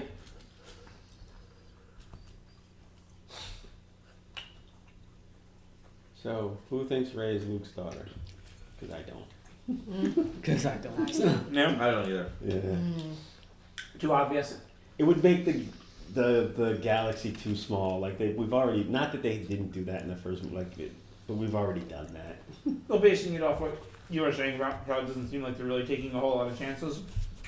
I just kind of assumed that they would just go the easier route on that one. But I guess the only reason I didn't consider it is because they never mentioned Luke ever, Procreating. yeah, like doing anything with family. He just founded his temple and then shut it down. That's not really a great reason. He could certainly have done it, and they just, yeah, like, one of the things I noticed is that episode 4, things just happen, but they all like hang together well, right? So like they're bringing Princess Leia to Alderaan, and Alderaan just happened to have gotten blown up. So instead, the Death Star's there, so they get sucked in, and then you have all. Whereas in this one, they happen to find the Millennium Falcon. They happen to blast off into space, and then randomly are adrift when this other ship has no reason really to be there, but it does, and it happens to be. It's all really coincidence. There's no reason. There was reason for stuff to be happening in the fourth one. In this one, it's just, well, we really need to introduce Han now. So, so yeah, they could just, oh, well, she happens to be his daughter. Because. Mm-hmm. But the other thing, like I was saying, that didn't really make sense to me. She's on the planet. Han's her idol. She wants to get off this planet really badly. There's a ship that looks exactly like the Millennium Falcon sitting right there. So the thing I couldn't figure out is why is there this rampant ignorance of recent history? That's what Yeah. I was saying. Nobody knows about the Jedi. Nobody knows. And it's not like they're that old. No. Right. Yeah. This is not like ancient history. Right. Look how much we know about World War II. And that was twice as long ago as. It's more like them forgetting about Desert Storm. Yeah, as I was going to say, it's like Then Desert Storm, the mythological. Who was this George Bush? Schwarzkopf? Mm-hmm. Right, she was alive when this stuff was going on. I mean, granted, she may have been very young, but still, she would have heard the stories. But nobody knows. Like, they were all true? What do you mean they were all true? Like, he founded the Jedi Order after Jedi. So, after the events in Return of the Jedi. So, if the Return of the Jedi was 30 years ago, and he shut it down because of, what was his name, Kylo Ren? Kylo Ren. So, Kylo Ren can only be so old. And he had already caused the collapse of this thing. So, like, how long ago could this have possibly been? 15 years, maybe? And yet, already the Jedi are as mysterious and unknown as they were in the first one, where they had been driven to all but extinction. I'm sorry, not Kylo Ren. Matt, the radar technician. Hey, look, I found this lightsaber. Look, Is this Kylo Ren's lightsaber? Because it looks pretty much like Kylo Ren's lightsaber. What do you think? That looks dangerous. Piled together a piece of junk. I saw Kylo Ren in the shower, and that dude totally has an 8-pack. No way, you're lying. That little wuss. Oh no, he's choking on food. Yeah. That was such a great skit. Dude, Matt totally sucks. Yeah, dude, Matt totally sucks. Attention, everyone. I have to reveal that I am Kylo Ren. We know. I figured it out when you threw me through the soda machine. I figured it out when you said, "Hi, my name is Matt." I just like how that totally played on the show Undercover Boss and how we all say, how do they not know anything? Yeah. Right. The first season, I get it. The 9th season, They should know. There's a film crew following around the new guy. After the rain comes the rainbow. Yeah. I'm sorry I killed your son.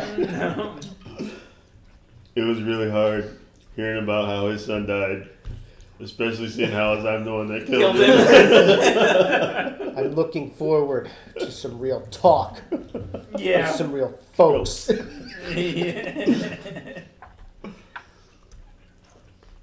well, tonight should be good because Larry David's hosting. Oh, yeah. And there's a rumor that he's going to be playing Bernie Sanders with Bernie Sanders on stage.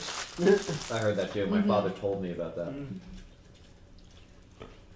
Some of these billionaires have 3, 4 pairs of underwear.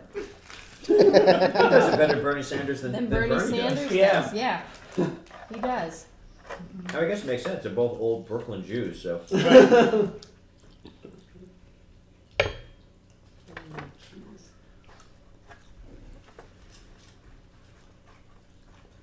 Larry David's one of the best things that happened to Sanders, because then Sanders gets up there and like makes jokes about it. It's like, no, I went out, I got myself an extra pair of underwear.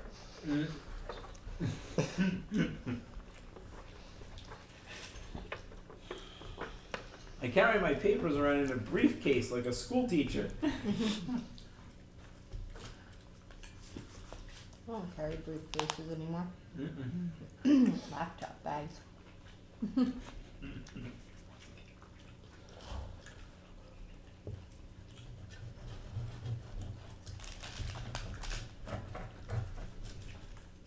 All right. Lunch. There you go.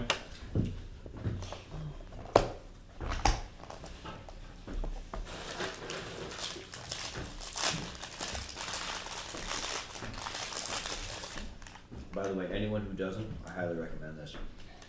In order to prep for seeing the latest Star Wars film, I pulled up the playlist on YouTube for every Star Wars skit Robot Chicken ever did. Oh, nice. I was watching them right after I went and saw that. Some of those are so funny. I had seen most of them, but man, they are, I forgot how good they are.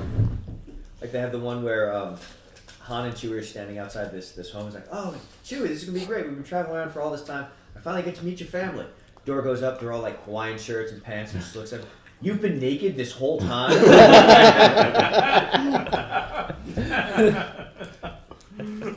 You know what we really need to track down, and it's got to be on YouTube somewhere. You're not gonna say the Christmas special. Yes. I have heard Like that they- it is so bad that even if you get hammered, it's not watchable. Oh, it's awful. It's awful. You can actually hear the disdain in Howard and Harrison Ford's voice. His own disgust at having to do this. He delivers his lines like, all right, Chewbacca, let's get in the Millennium Falcon, I guess. He hated working on that movie, didn't he? Yeah. That whole series. Oh yeah. He wanted his character to be killed off desperately. He got it. Mm-hmm. Which is exactly how I knew they got him to be in the next movie. Like, oh, Han's going to be the one that dies. There If they it got is. Harrison Ford to do it, he's going to die. All 1 hour and 38 minutes of it. Han. Told you.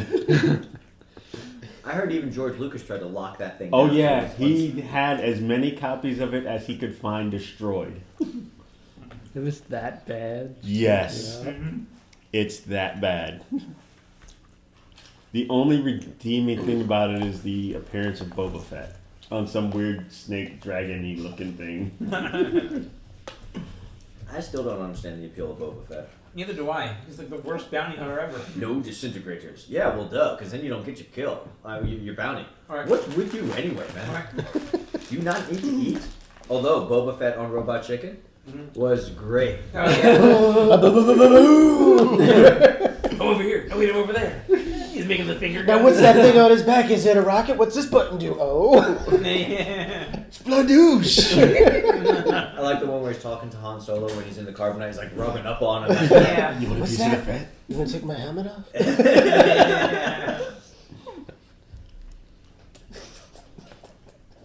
You like that because you're dirty. My two favorite Robot Chicken things are anytime they do Star Wars or anytime they do the Justice League. Oh god, the DC ones are hilarious. Sex Luthor. That is one of my all-time favorites.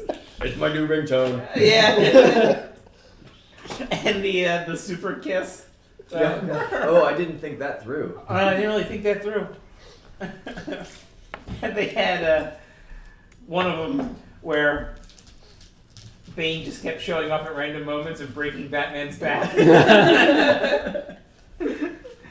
So at one point he's standing in the Hall of Justice and they're all gathered around the table talking about the mission, and Bane just charges in and breaks his back and throws him on the table. Like, who let him in here? How did he even get in here? Why isn't anybody doing anything?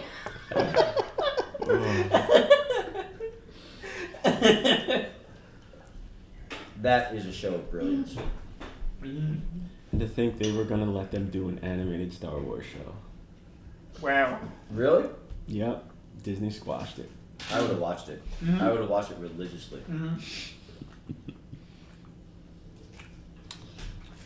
Yeah. Although, best move by Disney ever. Like they've already made their money back. Yeah. 4.4 billion was chump change in comparison to what they're made know what? and going to make. I would bet that movie would not have done anywhere near as well if George Lucas had helped it. Oh god. Oh yeah. I think a lot of the reason why people went to go see it is because they wanted to see what else could be done, because Lucas screwed it up so Yeah. bad. With the prequels and everything. So. And the smartest thing they did was put J.J. Abrams on it. He's a huge name. Yeah. He's a huge Star Wars fan. And he rehabilitated Star Trek brilliantly. Oh yeah. Yeah, the Star Trek movies are awesome. That third one of this comes out pretty soon. Yeah. Yeah. I don't know how I feel about that one yet. He's not Yeah. directing that one. No, that's from Yeah. the guy who did Fast and the Furious. Yeah. And it kind of looks like it. Well, yeah, now that you've said that, the trailer makes a lot of sense. Yeah. So why did they let J.J. Abrams direct a couple really good ones and then crap it out at the end? They didn't want him doing Star Trek because he had signed on to do Star Wars and it was a competing franchise. That's stupid. Yeah. He apparently regrets his decision to not be the director for the second Star Wars film. He wishes he had stayed involved. So the only thing that scares me about that now is like the same reason why I hate the Harry Potter movies is because each one of them was a different director, and you can see the difference in acting or directing style. Mm-hmm. Yeah. First two were really Yeah. really kiddie looking. The third one was dark as shit, and then it just got progressively different. Yeah, kind I of. think Oh, that does. 5, 6, and both parts of 7 were done by the same director. Yeah, so you And then had a 1 little and bit of 2. you had a little bit of consistency there, and then it broke. You know, it with that kind of stuff. I think that's dumb. Yeah. That's the main reason why the Lord of the Rings did so well, was because the consistency of it. Visually speaking, yeah. I mean, Yeah. So. The thing about Harry Potter was that you were watching these kids grow over 7 years. Well, So yeah, you that's the couldn't thing. just film them all at once. Yeah, You had like to if let the kids age. if they would have actually have done it the same way Jackson had done The Lord of the Rings, did all 3 movies in a 3-year span, it would have prevented that. I think if they did 3 or whatever, broke it up. They did one a year. Yeah, they did for one a 7 year. years. So So the kids would look the same age as they were supposed to be in the book. and they even Made still it looked realistic. old towards They the did end. start to look old at the end. Yeah. But they were. They were like 19 and 20. Yeah. Harry's there with the electric razor and a bottle of beer. All right, I'm gonna be late for class. But that's the biggest issue when it comes to sequels to me is changing directors always makes the consistency look different. Yeah. So,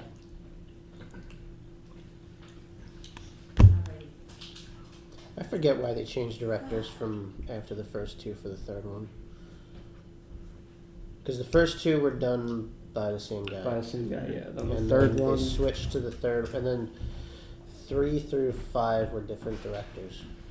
Oh, he getting hungry. shut up. Just a nibble here, and I'm full. 3 fries and a bite. That's my bet. You guys all suck. And I'm just saying, I brought you 2. See, and that's I'm practicing to be your shoulder. I had this conversation with Laura yesterday. I was like, here's what's going to happen tomorrow. Is Rob's going to pick us up. We're going to make fun of him. He's going to say, I don't know why I'm friends with you guys. I don't know why I give you a ride. And we're all going to say because... You know, you can order it without that stuff. I know, I forgot.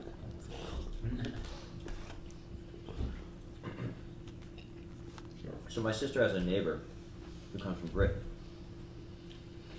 And at one point, a bunch of the people in the neighborhood were hanging out, talking about football, and of course he says something about soccer. And they're laughing at him and all that. And he goes on this very British tirade about the barbarism of America and all this kind of stuff. And and he said when he finished, my brother-in-law said, I was looking at him, and they're friends, like he's a nice guy, but and he just had this look on him, like, man, did he just show us, with his Smug. with his lingual superiority and all that. So I just look at him and go, you are adorable. That will destroy anyone right off. That's awful. completely ruined that guy's moment. That's so good. That's the perfect way to completely tear down his moment. Oh, that's brilliant.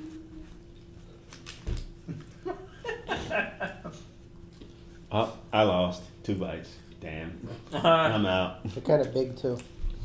He's probably done. No, we have to take another one just to show these guys up.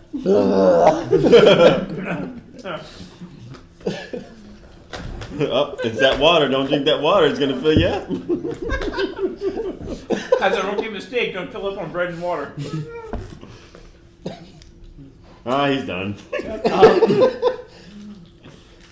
Look, he can't even take a whole sip. He did already eat. for the I'm whole trying time. not to shoot it out my nose. Thank you. Well, that'd flood the whole damn house. Wow. You're such a jerk. Man. I need Justin back just so that way it takes some of the heat off of me. How did It did take the heat off you last week. Or the week before that. No, it did take the heat off. Dan pouring iced tea on your lap.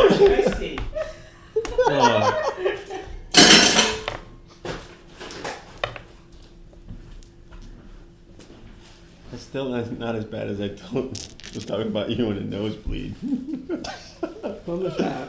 Oh, this is ages ago. I was like, you must damn near pass out when you get a nosebleed, loss of blood. I hate you. That's fucked up.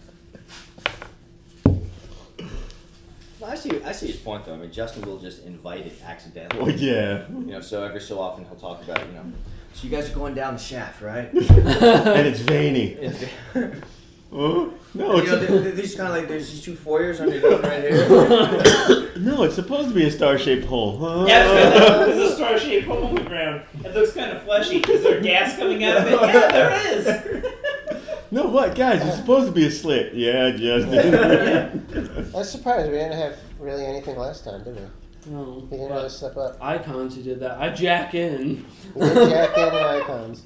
We made the motion. You did the motion and Thus said justifying Mike's reasoning for why we need a camera for these things. Yes. What I always love is when Justin hits his moment and he goes, "Come on, guys!" It's like when he just has nothing left to fight with and he's just begging us to stop. That or it's I hate you guys. You know, we have come out surprisingly unscathed from his games, given that he has the power to kill us at any moment. Oh, yes. Because there are times, I got to admit, like, it's fun and I'm on board with everybody else, but it gets relentless. Yeah. Especially when he gives us the tokens and we're like, no, it's a dick fog. He did that to himself. Guys, this is fucking idiot. Dick. He did not have the tokens out last Sunday. Yeah. We were looking for them a couple of times. Oh. Okay. So where are we? Everyone has aspects. Is everyone done with their character? I think so. Aspects, contacts, moves, cyberware. I believe. I have moves. think you're just- I know you have. Yeah, I got moves, You yeah. you got. Okay. Most people start off with very few, because you get all the basics, and there's a lot of basic moves. Okay. So everyone good? Yep. Awesome. I don't have rules for it, so I'm going to give everyone 5 cred. Here's what cred is. Cred is a currency, obviously, but it does not just reflect money. It reflects also your street cred. So how much your word is worth, that kind of thing. It's sort of an ambiguation of your purchasing power that is a combination of favors and cajoling and money and things you can trade and all that kind of stuff. If your cred ever hits 0, you are effectively out of the game because nobody's going to want to work with you because you have no credibility. So we all just mark off zeros now. So here's the way I envision the game working, right? So the game would be a mix of personal missions, which would, so there's going to be things like campaign metrics, right? So for this one, it would be something like Church of Scientology. Give that a rating of like 10. Whatever, call it like the Pennsylvania state government, 5. Some particular, like the Philadelphia Police Department, 2. Some particular gang, that kind of stuff. What you want would involve shifting what these metrics are. They are relative power. There's not an absolute value that they all have to come together to. So for one to go up, one does not need to go down. For right now, like in this particular setup, all of you would want Church of Scientology to go from 10 to 0. You want to topple it. So you would have personal missions, which would be things that opportunities would arise that would give you the chance to do something that would let you change the power structure of the game. The more that you did that, the more noise you would generate, meaning that the more likely the powers that be would become aware of you. But in the meantime, you still there are moves that use cred. The things that you're doing that change the world probably aren't getting you a lot of money. I mean, yeah, you can do data steals and stuff like that along the way, but if you're really focused on what you're doing, you're not going to get cred. So along the way, you would do Shadowrun-like jobs just to get money. Those wouldn't necessarily get you much campaign shifting, but what you would do is you would basically put yourself on the line for them. So you would bid cred at the beginning of the job to say, yeah, I can complete this. And then what you would do is at the end, when you get paid, you get back what you put out there plus a certain amount based on what you put out. So if you put 1 and like, all right, so everyone gets back double what you put in. So if you put out 3, you would get 6, that kind of thing. That's how you would make the money. So you'd be doing side jobs that you don't care that much about, but that would get you the money. or the cred, because again, you're putting your reputation on the line. So that's why I say if you have 0, no one's going to work with you, because it's not that you're an unknown quantity. At that point, your name is shot, and no one's going to trust you with anything important. For right now, we're just going to start you with 5 cred and whatever. We can come up with a scenario. I was originally going to do something based on your personal motivations, but at this point, we can just like do a data steal or something. Oh, and I also moved to avoid any legal liability. We now refer to it as the Church of Scientonomy. Actually, we call it the Church of Toxicology. So, yeah. So, I don't think I had anything for like. There should be a difference in starting cred, but for right now, everyone's just gonna start with 5, which is way more than you need. Yeah. So I think if everyone has then filled out their playbook, we're all ready to go. So let's do just a quick around the table so that everybody is clear on what everyone else is playing, and I have an idea, and then we'll go from there. So take it, Dan. All right, former reporter who dug up secrets on the Church of Scientonomy, had his life ruined and is now a hacker who specializes in forgery. And I'm a former police officer who, my fiance was, I haven't decided if she was affiliated with the church and had mental issues. I thought you were going to say real or fictitious.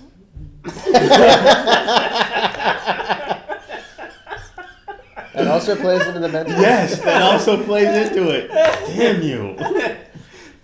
But I haven't decided if she was like affiliated with the church or if she just had some sort of like if she was in the armed forces and had like a PTSD kind of thing. Right. But since we were in basically their bastion, we couldn't get any mental health medical supplies, and she basically wound up committing suicide. While I was on the force, I was a deep cover officer, so I am good at impersonation, and I have a voice modulator so that I can sound like different people. What is your cover? You know what? I didn't figure out his name and all that. Like I just figured out his demeanor. Carl Weathers. I see you. I love that movie. It's so ridiculous and I love it. I haven't seen the latest things they've done with it because they've all been terrible. But That's another one. Stick with the original. the first one's good. Yeah. I'll come up with his cover in a second. But was he? Who was he infiltrating? He was infiltrating the Russian mob. Oh, Vori. Yeah. Eastern Promises kind of stuff. It's a good movie too. That was a vicious film. Yeah. It was good. I would not want my nephews to see that until they're 20, but it was really good. I like it, but I'd be hard pressed to sit down and watch it again. When the first 10 seconds involved someone viscerally getting their throat cut and bleeding all over the barber's apron, I mean, it wasn't just like, oh, cut blood. Like, no, there was guts there. I'm like, oh, fuck. Yeah. You know, the culmination is to stop the old man from drowning a baby in the ocean. You're like, oh my god. I love David Cronenberg. Yeah. I liked History of Violence better, but Eastern Promises was really good. I feel the same way. Yeah. I'm the Vainglorious. Have a robotic one? What's your style? Suave, very like open, like cocky. If you've noticed a trend. Yes. I'm trying to figure out what his previous like. He was a jackass. He's a radar technician. But I almost want to say he would be like a spokesperson. Really? You, a spokesperson? Well, what if he actually worked for the church until he wound up with this thing stuck in his arm? Okay. Yeah, that's kind of what I was going with, as a spokesperson for the church until this was the next requirement that they I was were. going to say for LGBT. So. know. Just G. He's super gay. But yeah, and so this was the next requirement that they had asked of me, and it just took it too far. So they put this thing in your arm. Mhm. So why does it hate the church so much? I thought it had like tech data on it. Yeah, but it has a personality. Yeah. It's an AI. I'm a person, asshole.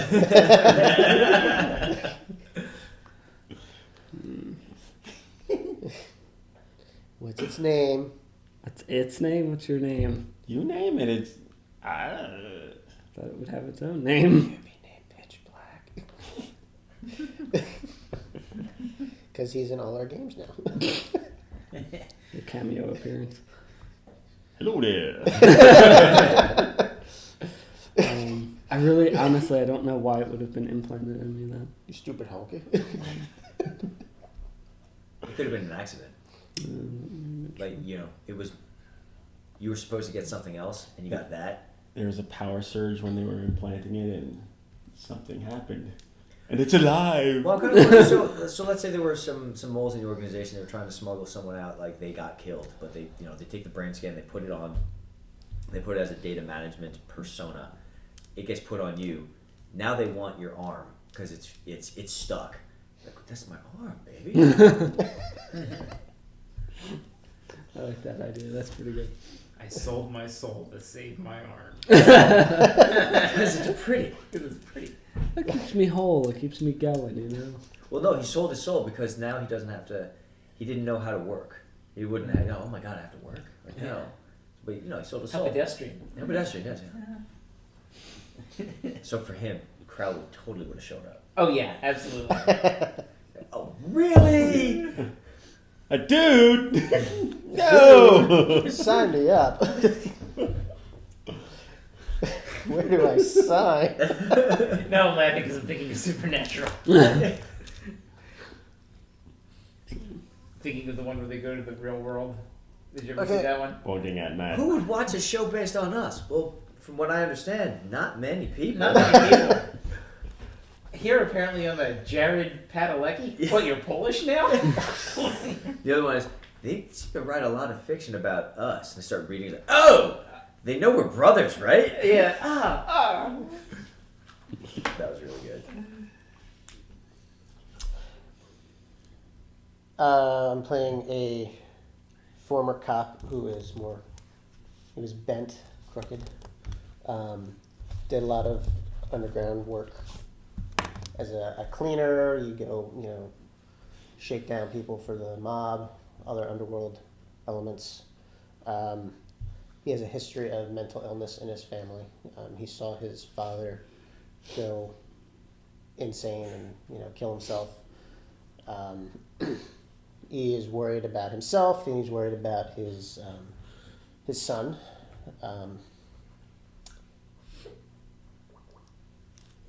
That's really kind of it. And he's decided that he has to hurt Church of Scientology as hard as possible.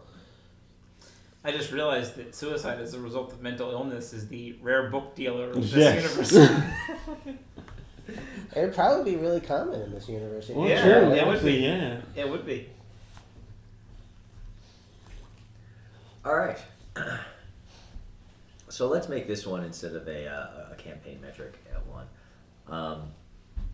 Let's make this one of the cash missions. So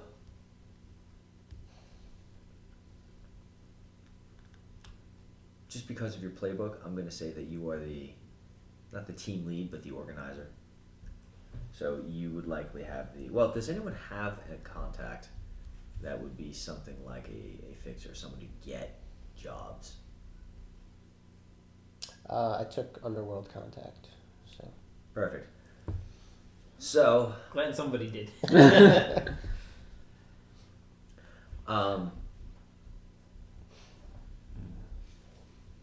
Okay.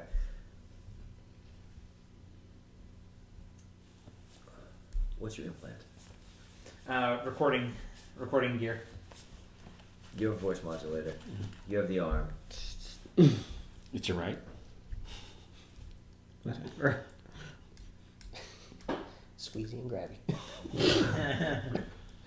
What's your plan? I took Good communications news, array. both hands of the stranger. It's awful. I'm not doing that. Do it. You know what oh my god, I'm thinking of Liar Liar when he's trying to write with the pen. And he's like, this pen that I hold in my hand is blue. And he's like, I'll bring it off. Oh, I forgot one other thing. Since everyone did sell their soul, you get one stat. Your stat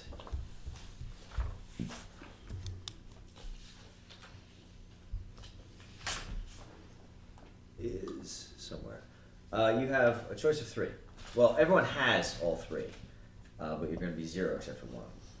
It's wrath, greed, and lust. Lust. That was easy. Yeah. You get a +1 for your chosen stat. What they do is, instead of adding dice like aspects do, this adds a flat number to the roll. So if you use it, you get a +1 to the roll. But Well, let me tell you what they're good for first. So wrath is anything that involves impassioned violence or really just anger of any kind. Lust is Sex drive. yeah, carnal desire, seduction. It also involves playing off other people's desires like that. And greed is whenever you are attempting to gain something that doesn't belong to you. Now it's, so say like you're planning a theft, right? Every single action of the theft is not going to be influenced by greed, but things that will directly take you closer to getting it will, unless they fall under the purview of one of the other two. So, you know, like fighting somebody in order to take what you want from them, that would be more wrath than greed. As you go on, you will accumulate sin that blackens your soul, and eventually when you run out, you are claimed. But along the way, you get additional benefits. You can bring up your stats, you can get sin-based moves, stuff like that. Everybody should probably copy this thing onto their sheet also. That's your damage meter.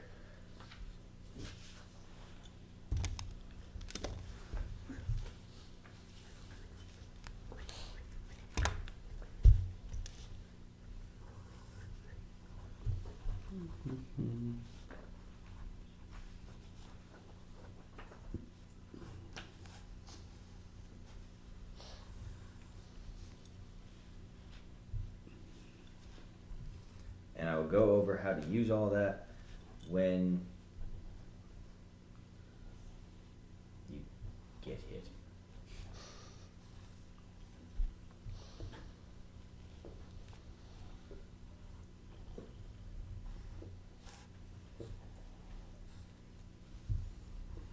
Finally, and I do apologize, there's one other thing to do.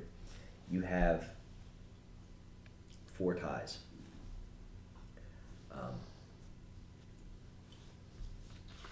Going up in level. So number 4 is the top. This is the thing that you really love. Number 1 is the thing that you care about. It's all right. These could be people. These could be organizations. They could be PCs. So Matt, your top tie is the team. Yes. As a concept, because that's your move. You guys are free to fill in anything else that you want for those. The way these work is ties are the things that really hold you human. You can trade them out as you like. You can sell your emotional bonds to demons for additional stuff.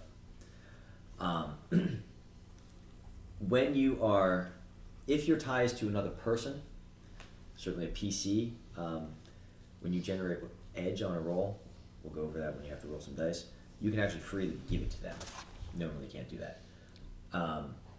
If it's an NPC and you have any kind of meaningful, costly interaction with them, or something in the game happens because of your tie to them, you get bonus experience equal to the rating of that tie.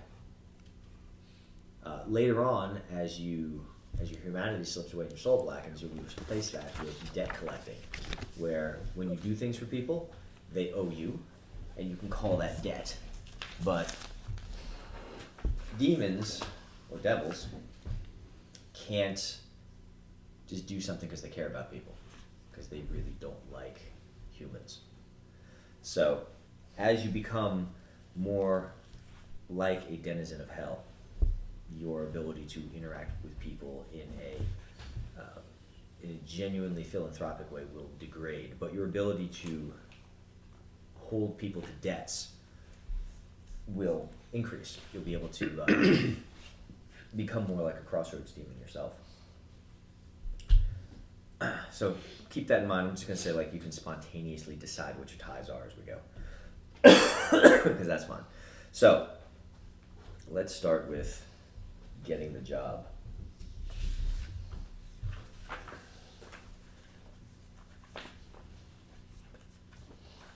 Which is secondary. Going that, getting paid.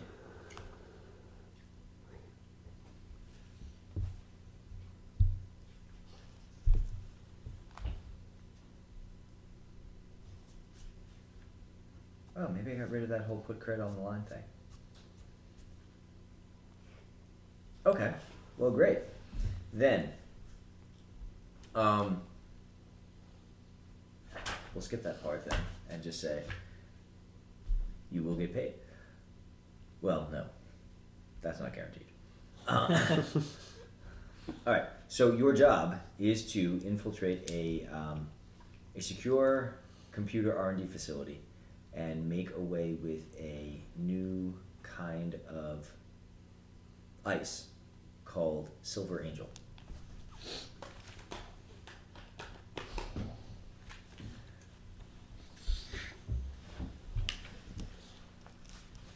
You will have 3 days to complete the mission. So someone give me some impressive sounding name for the corporation that has developed Silver Angel.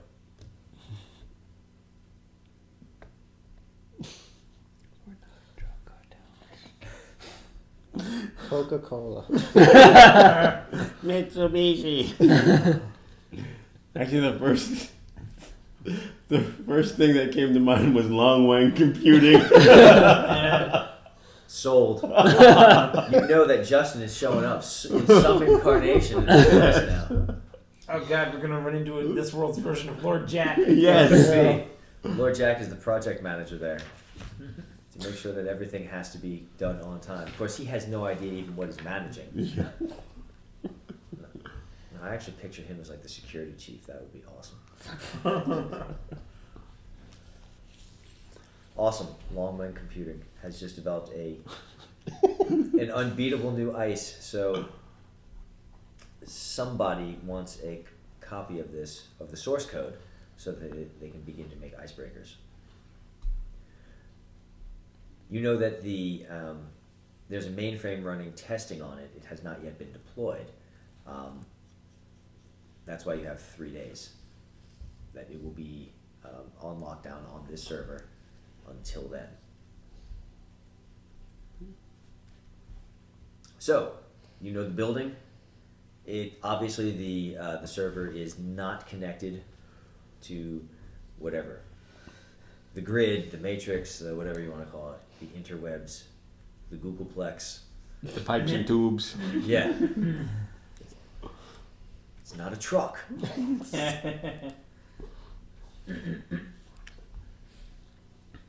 All other security details will be up to you to ascertain.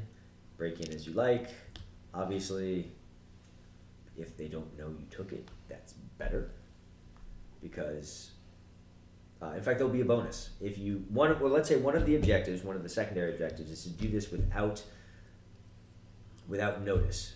because getting it is good, but getting it and they don't know that you took it means that they're not going to alter the code before going into release. If they know that their security has been compromised, they are going to tweak this thing with the anticipated icebreakers that will be coming out. So, 3 days. We'll say it pays.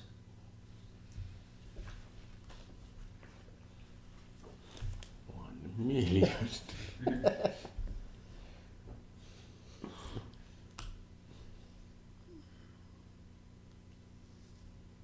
Yeah, we'll say it pays 3 cred.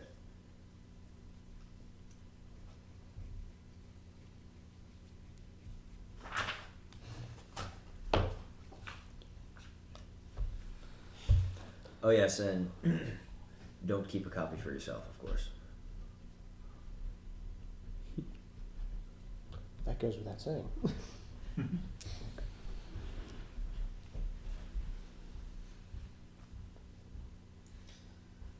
All right, so All right, let's go find this long way.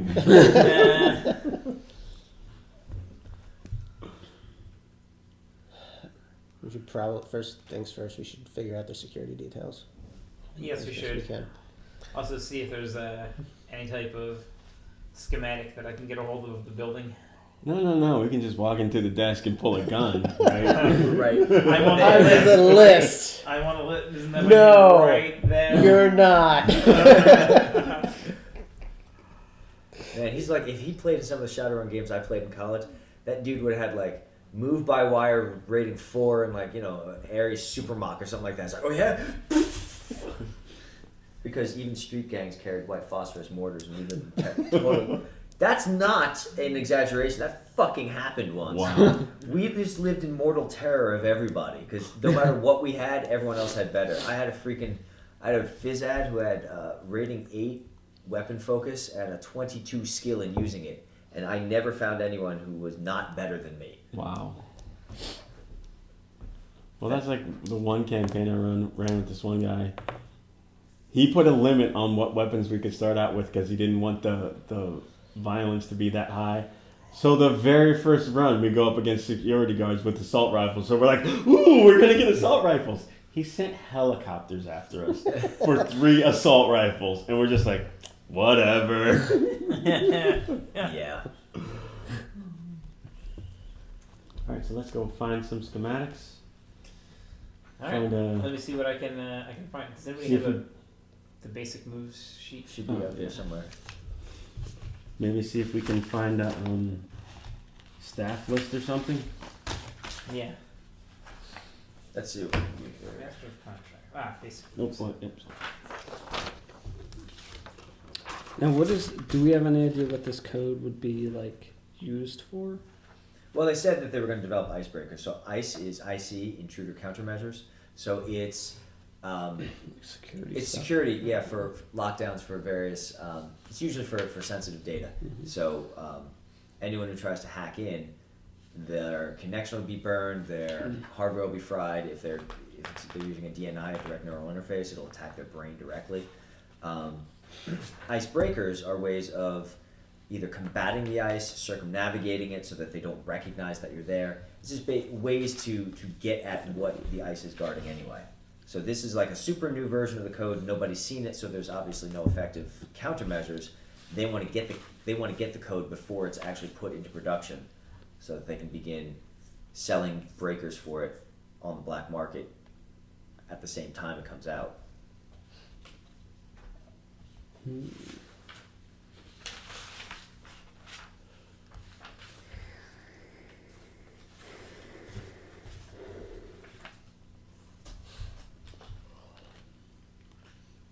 Oh yeah, set the terms.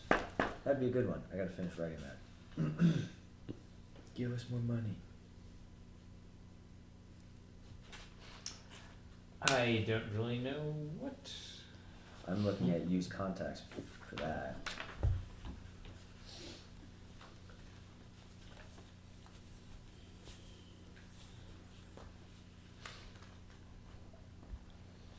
Did everybody pick a character name? Steve.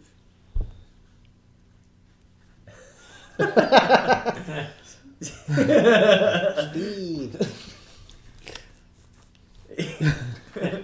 I love how you looked at it for a minute. You just, anyone else got? Do you see this? It should really be like a little hologram. So anybody?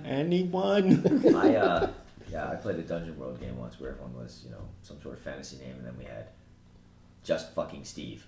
That's his name.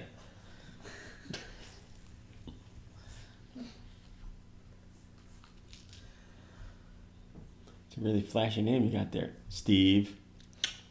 Thanks. The Steve. Although I'm not really going to a contact for help, am I? I'm just kind of using my skills to try and hack in type of thing.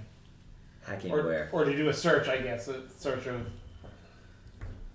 Well, in that case, I would say it's just then I don't think it needs a roll. Really. I mean, you're just looking for information? Yeah. Just trying to pull up schematics, staffing information, that type of thing. Just as much information about the building as I can get.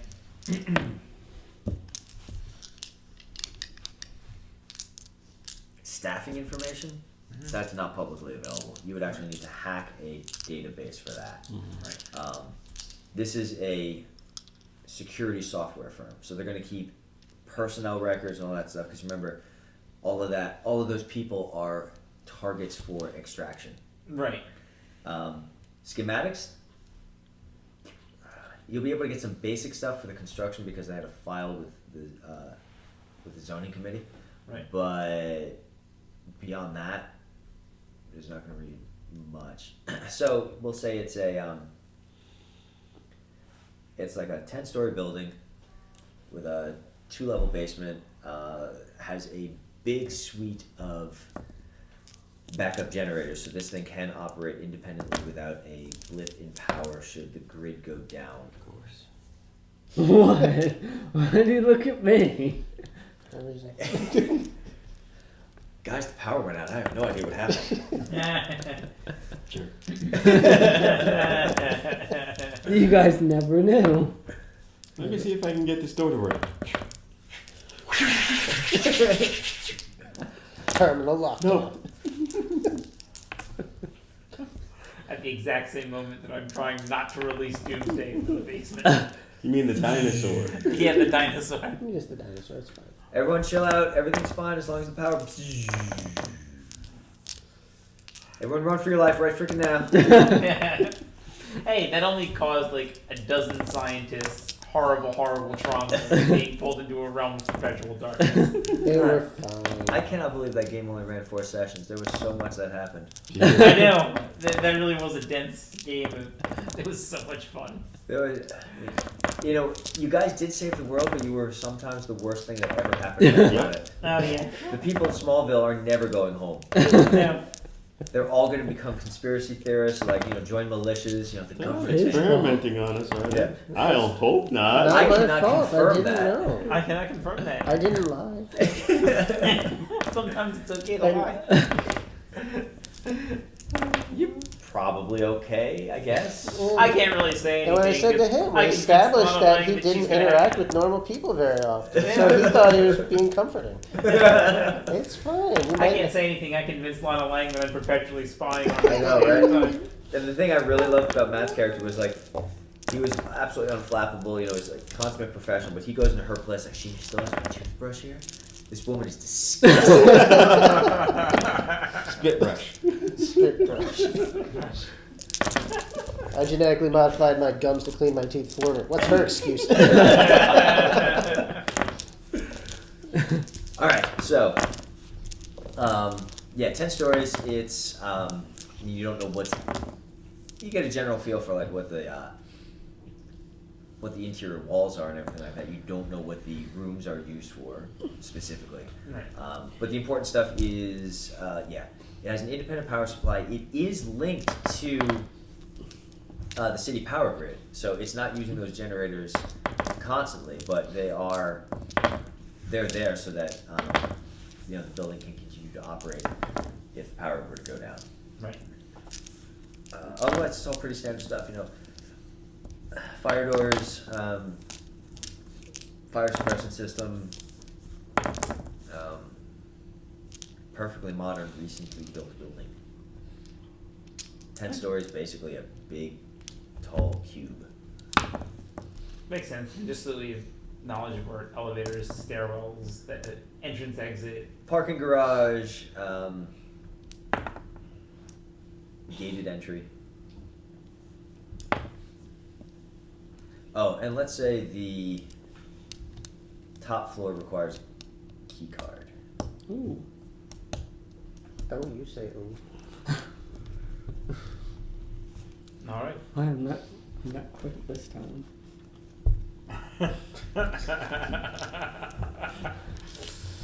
I'm just gonna let that one go. 'Cause that was a soft. That was just right up there, right? Like, Yeah. I can't. No, that's just. There's no challenge.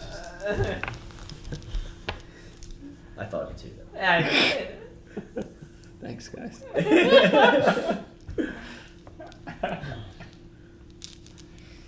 All right, so I share all that information with them.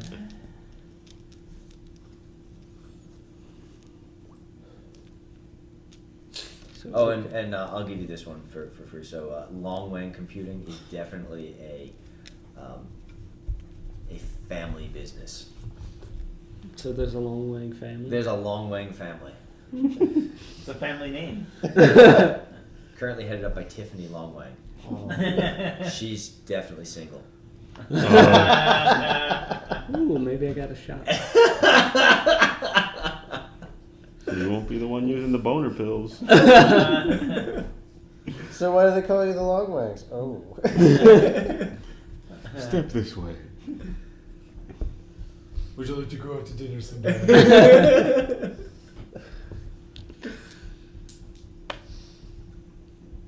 Should I make her look like, Jesus, what's her name?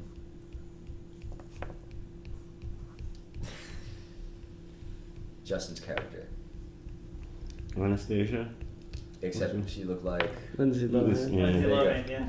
Lindsay Lohan with meat. Yeah.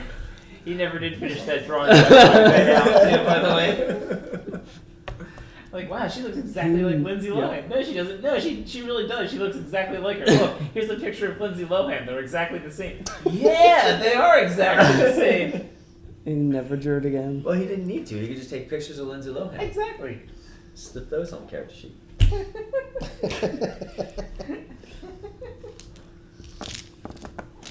So, that's what you got.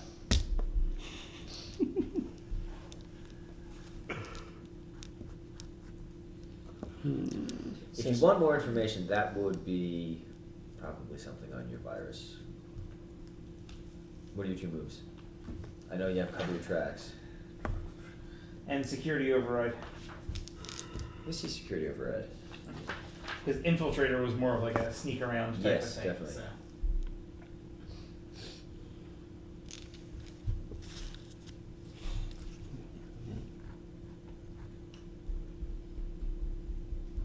Okay.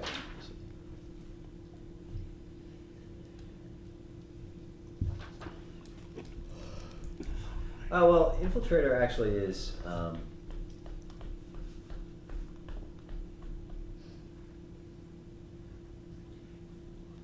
you can use it to hack also, Ah. because you're gaining access.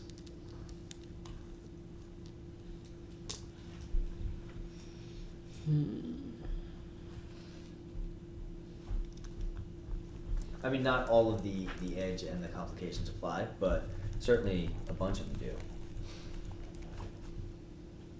do. Making noise.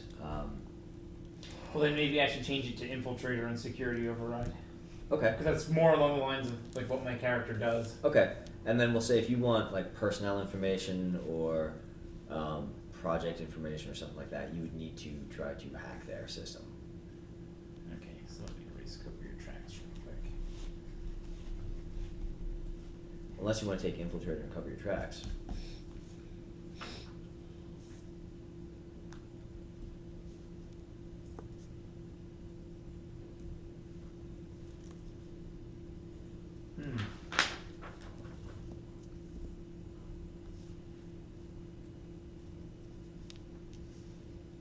That might make more sense, actually. let's do that.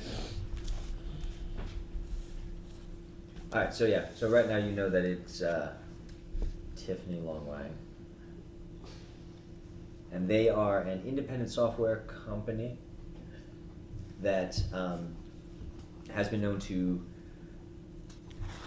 take jobs with larger corporations for security setup and things like that. Plus, they have their own suite of offerings that they can just sell to people if they don't want to pay for custom development. They have thus far navigated the waters of hostile takeovers and whatnot, but they are sought after because the Longwangs know their stuff, apparently.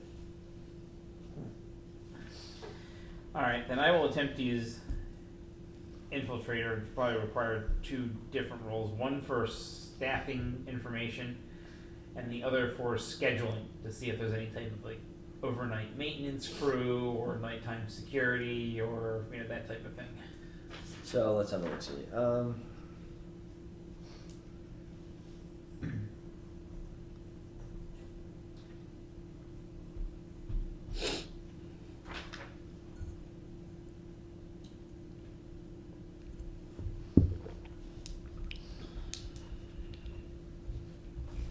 Cool. All right. So you know what I'm gonna do? I'm gonna say.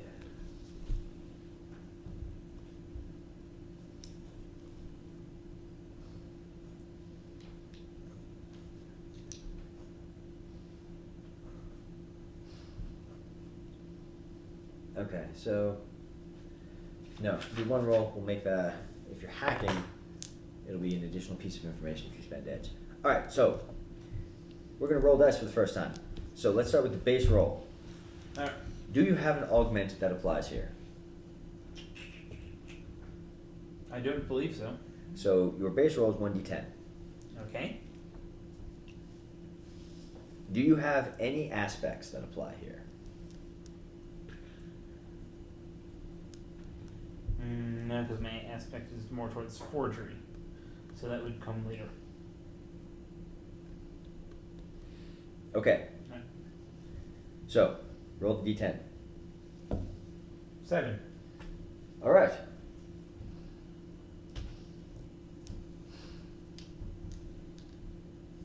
So I'm in, and there are 2 complications. Which I get to choose, right? Right. So let's say.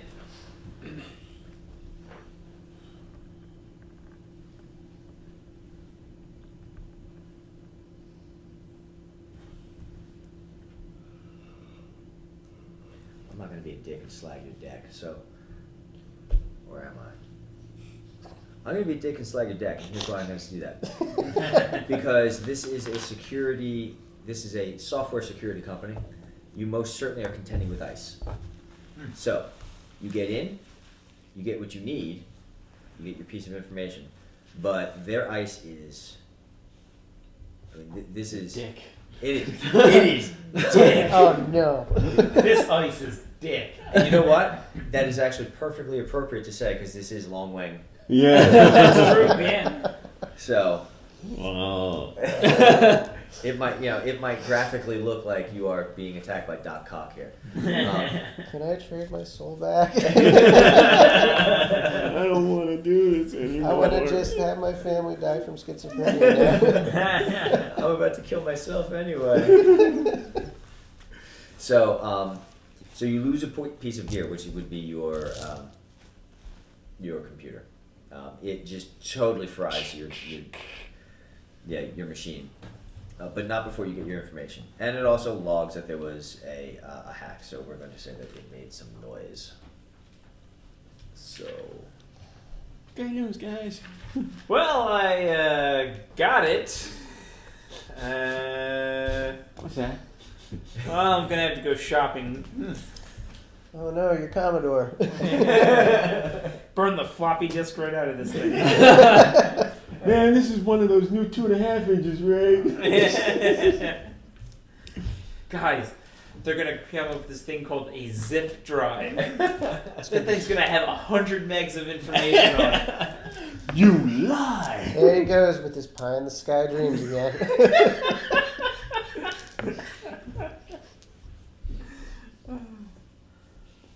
Do you need a piece of scrap paper? Yeah, actually, that'd be good. So I'm going to record noise against Wang. So Wang noise. Wang noise. I'm I'm not going to do an impression of what Wang noise sounds like.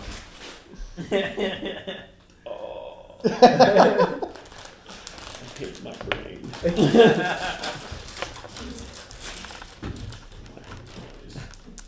Even when Justin isn't here, he haunts us. So, what did you find out? Well, I got the staff information and the scheduling information. No, you get one or the other. Oh, which one did we want primarily? Staff information, I think, was the big one that we listed first. Yeah, So I staff. think we need staff. All right, so I'll give you the names of all of the people who are currently involved with Project Silver Angel. Alright.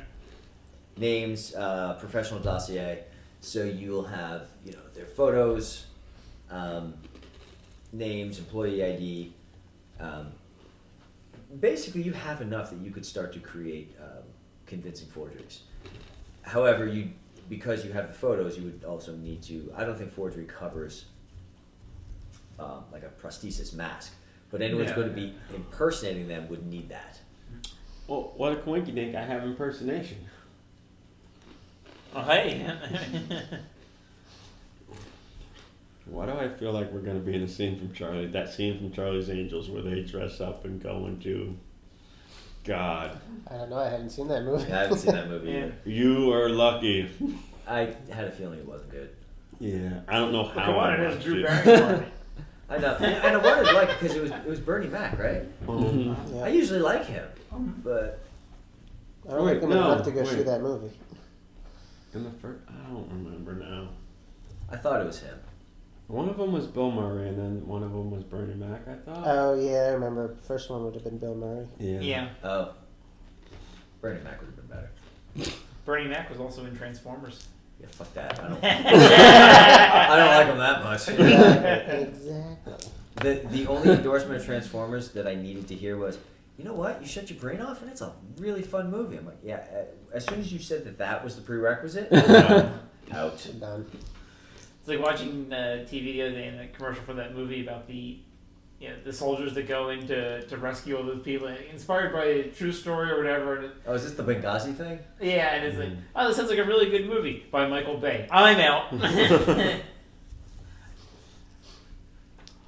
Explosions by Michael Bay. Yeah. Awesome pool. Awesome grill.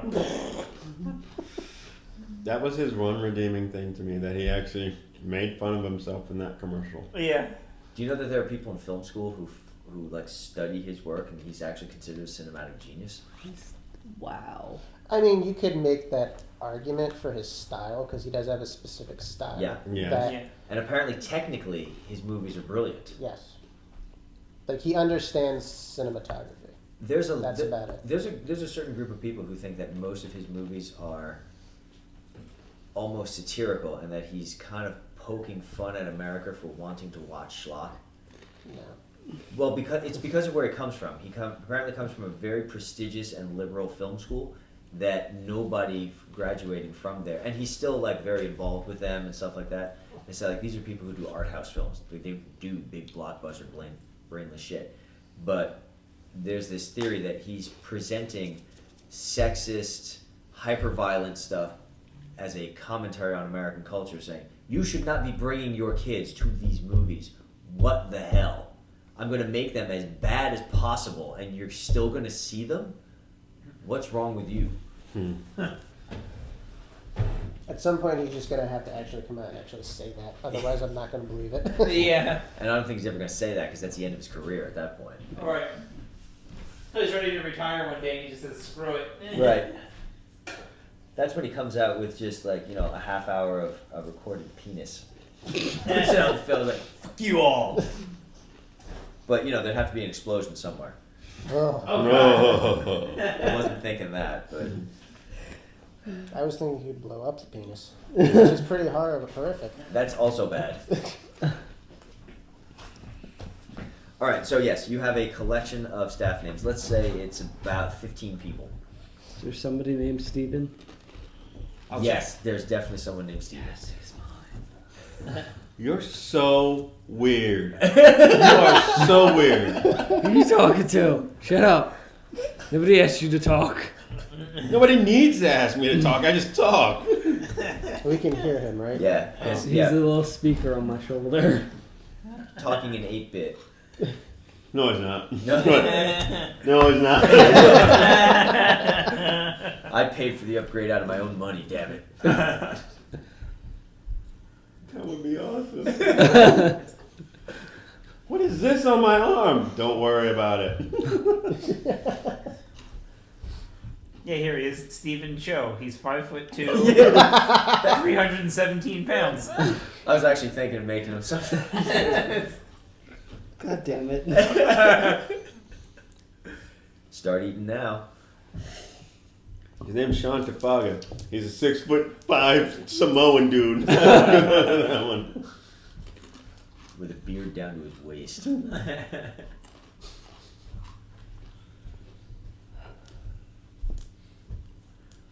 We can change the names. I'll be Billy. It's fine. What's wrong with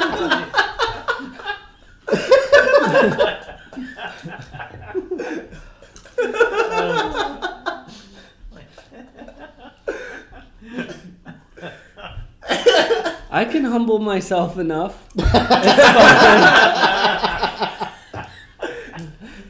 don't have to be the Steven all the time. Or anytime. I think that's how you should refer to yourself. The Steven, exactly. Because that's his style. Right. Exactly. Hey, I'm the Steven. There's a specific look that he has cultivated that is, it's The Stevens. It's my persona. That's what people loved about me when I was on the air. My God, you're Zoolander. On the Exactly. air. What? On the air. Yeah, I would speak up about. He did commercials for the Yeah, church. for the church. Oh yeah, that's right. I forgot. As their spokesman, you know. So this is. Oh, he doesn't. So have when you had a names. positive report about the church, you say, "It's okay, guys. Everything is even Steven here." Exactly. You say that, I'm punching you in the dick. You can't. You don't have the capability to make I it thought I move. had control over the. No, because he'd be dead by now. I'm starting to seriously reconsider bringing him on for this job. If you can't get along with your own arm, Why is he always a calculated risk? I was just saying, like, wow, you are Batman Prime in this. I'm gonna commit suicide by Superman too.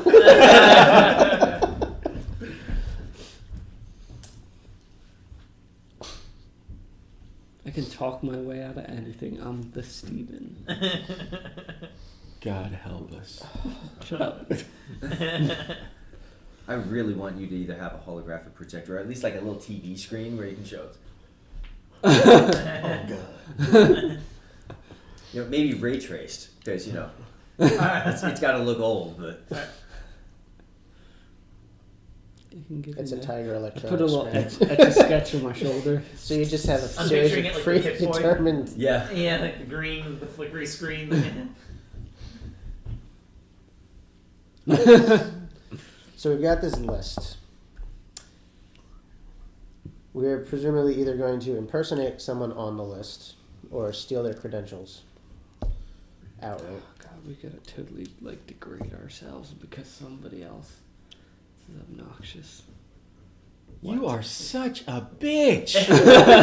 I agree with the Or I arm. could create an entirely new identity based on the credentials that we see here. Do that. Let's Ding do ding that. ding Get- ding ding. That guy. Well, That guy. wouldn't they know who's working on the project? Well, we have to find a way to remove somebody from the project and then substitute someone else in. So Is my this- concern is they would notice that. But is this their only building? Is this their only corporate? Is this their corporate headquarters and this is the only building they own? That's out. This is, yes, the Long Wang Tower. So they keep a There's copy the main of tower and the stately two little long offshoots. These are the generator rooms. Yeah. They're subterranean, so they're under here. They got lots of wires coming off. That's where the they shoot off the fireworks during the Yeah, New the Year's joke and is stuff. lost. I know where you're going with it. You lost it. So those are our options. We either impersonate somebody who's there, in which case we still have to get rid of them for a while. We create an entirely new identity and create the need for that identity. Or we create 4 new identities and somehow get in there. I know that's much more risk. Doesn't necessarily have to be somebody on the team, though. Somebody can be on security, somebody can be administrative. I love bossing people around and being administrative. Such a bad idea. Sure. Do you know how to type? Do we know how to type? You control the damn arms! Yes, I know how to type. I think I know how to type. I know one thing you know how to do, you pervert. I'm terribly sorry for your arm. I don't know. I had a secretary to do a lot of my typing. So I don't know if typing's a And good clean thing. the arm.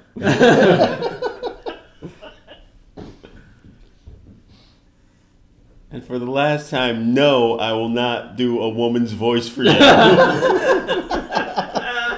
Call me Big Daddy. But it makes it more real.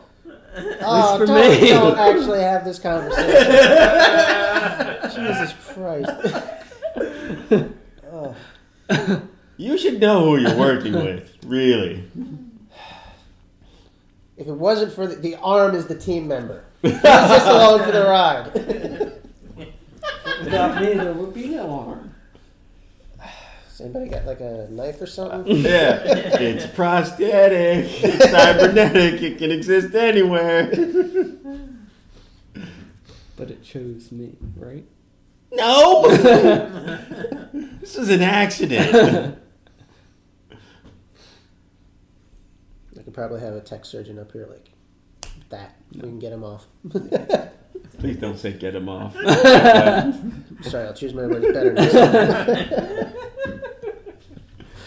Why do you always make a character like this? Then we'll go in the tower and you'll be like, oh, what's this button do? And then That's not what I did last time. I walked through a wall. Oh, so much different. So, Can we just like shushed by my own shoulder? and you listened. That's the scary part. His shoulder's kind of weird. A little bit, yeah. What? All right. Well, while you guys think this over, I'm going to go get a new computer. How long would it take for you to replicate these credentials? Not long. But you do need a computer for that. Yes. I give them all a loose leaf piece of paper with handwritten notes. This is Bob Smith. Bob Smith is qualified to do the job he's asking you about. See? It's a smiley face at the bottom.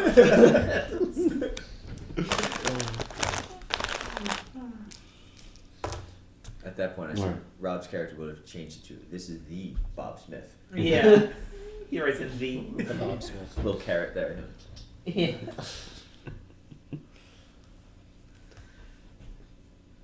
All right, so we need to get you a computer.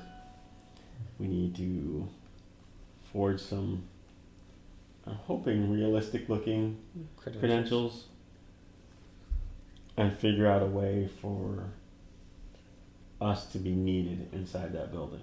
Right. Well, the computer, you don't roll for it. Let's just say Yeah. you spend a cred. You're not asking for a power machine here. No, I just need. Yeah.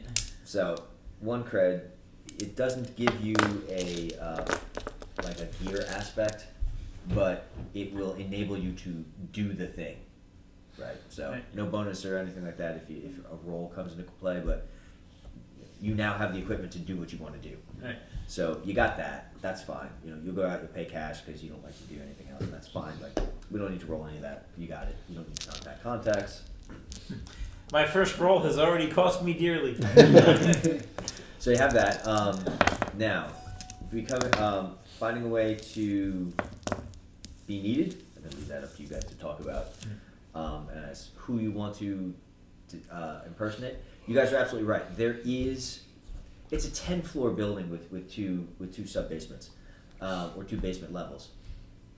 There's more than 15 people who work in this building, clearly. I mean, they do have an administrative staff and a janitorial staff and a maintenance. Yet there's obviously security. I mean, you can tell that from the outside. There are, if you just drive by it, there's security cameras. There's a check-in area where someone's sitting at a desk, so you can point to.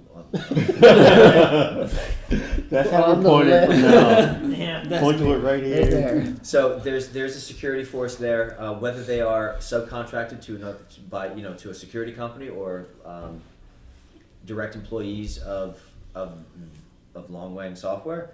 Are there any auditors on Non-white this? guards. Is there any auditing staff on this list? The only list that he managed to pull is the list of people who are directly affiliated with the Silver Angel Project. Gotcha. That's why you only have 15 names. And There's a lot more people. Right.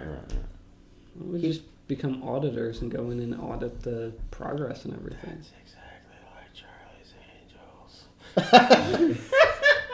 I swear to God, that's what she was. She was an auditor. Operation Charlie's Angels. So which one of you is the guy? Because there's only one. not it. Put your hand down. Isn't this the point where you bend over? What?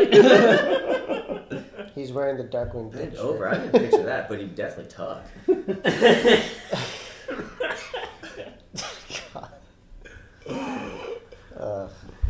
Now I'm hearing the song from the Silence of the Lambs in my head.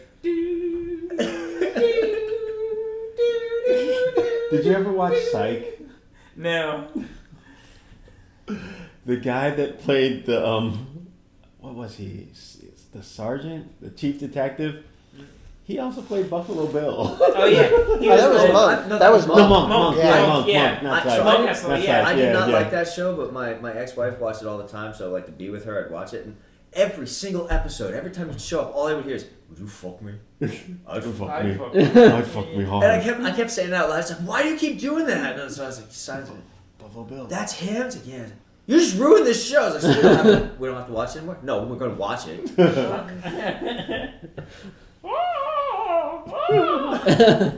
But yeah, then I just started getting smacked when he would come out like, "Monk, would you fuck me?" I was like, "Stop doing that."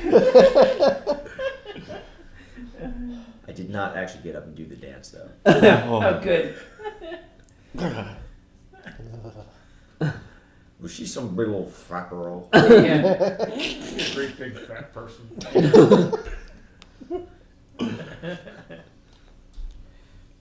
Yeah, I've seen way too much of that guy.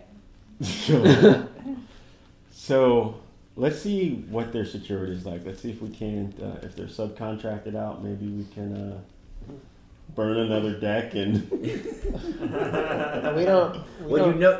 It's a fair bet that they handle their own cybersecurity because I mean that's what they do. I mean, physical Oh, security. Okay, I was just confused about burning a deck, but Well, because he's gonna have to go. I'm gonna have to hack it again. Guys, I can only do this 4 more times before I can never work anywhere ever again. I already bought this last one on favors. No, if you go to 0 cred, you're okay as long as you don't have a 0 balance by the end of the mission. So if you get paid. We'll see how the next 10 minutes goes.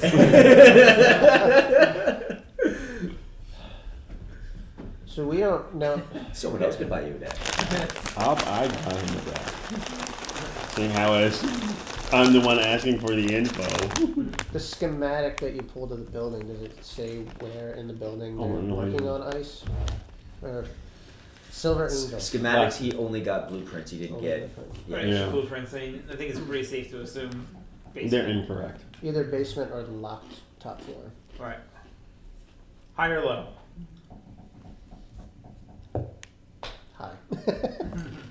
gotta send Robin to the basement. Good things happen to Rob when he goes into the basements of buildings. Sure. And if we're going to get into the top floor, that's a special encrypted key. I would need to get a hold of one of their keys and copy it somehow. Let's just choke somebody You up could for just. it then. Oh, I'm sorry. That would be security override. What is it with you Which I and no longer choking? have. Yeah, do you want to choke somebody out? Knock yourself out. Well, no, you could actually try. You're not to affiliated physically with my break in this terrorist way. organization.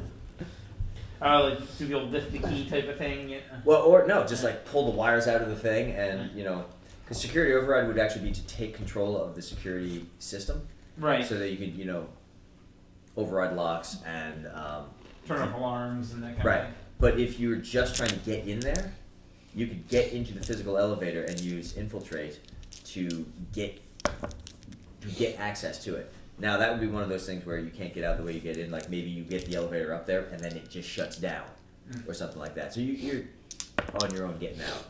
But you can use infiltrate to actually physically get in there also. Ah.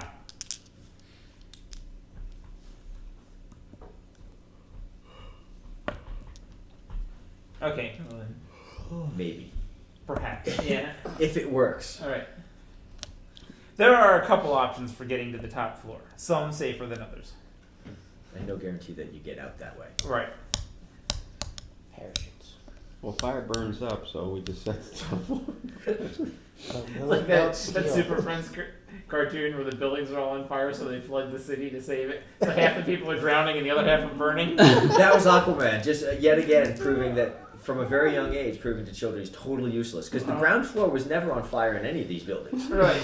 So he just drowned everyone who ran out into the streets. Right. Everybody evacuating to safety is now drowned.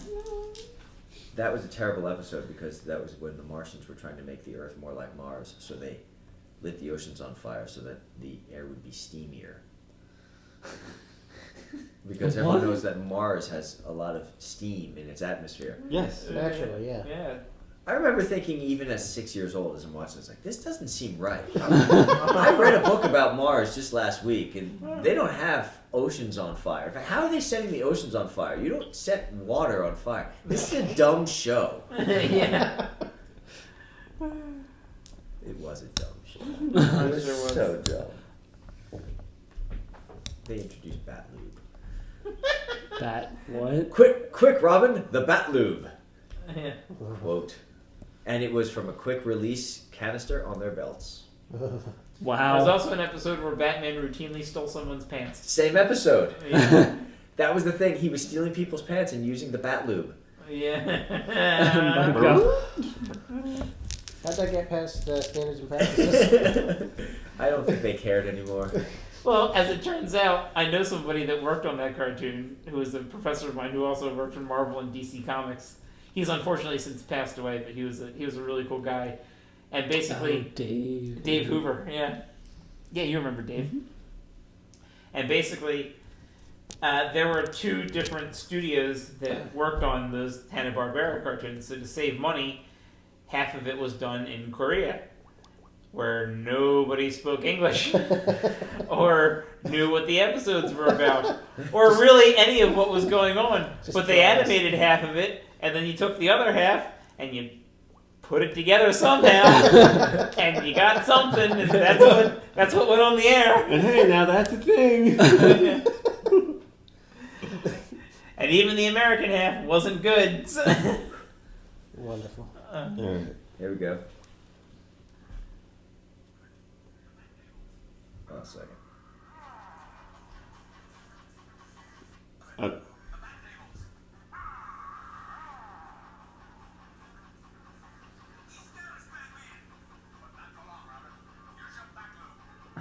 Oh my God.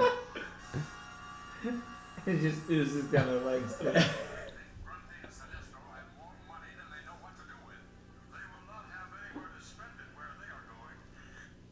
my God, that is fucking awful. Use the Bat Lube. So They're not seeing that. I'm just hearing that. Not for long, Robin. Use the Bat Lube, and then they get the trumpets going. I'm like, wow, that sounds dramatic and scary. And what I love is they're climbing up something. He's holding on to them. They break free, and then they're on the ground in the background watching him fall into something.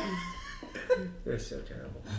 the guy they stole the pants from had pants whenever Batman was not around. And then Batman would appear on the scene, and the next thing you know, the guy is no longer wearing pants. So it's like he got his pants back, but he kept taking them off whenever Batman showed up so that he wouldn't have his pants stolen again. It was a terrible episode. It was a bad show. It was terrible. Oh, yeah. It was awful. But yes, Bat Lube is a real thing. Thank God that was before my time. All right, so you guys are going to show up in person? Was that how this was going to go, or what? How were you going to test security? Because I was assuming that this was not really the plan. No. Unless you want it to be, that would be fun. That's a good way to test security. That's a good way to test security and the combat system. Security's good, guys. Security's good.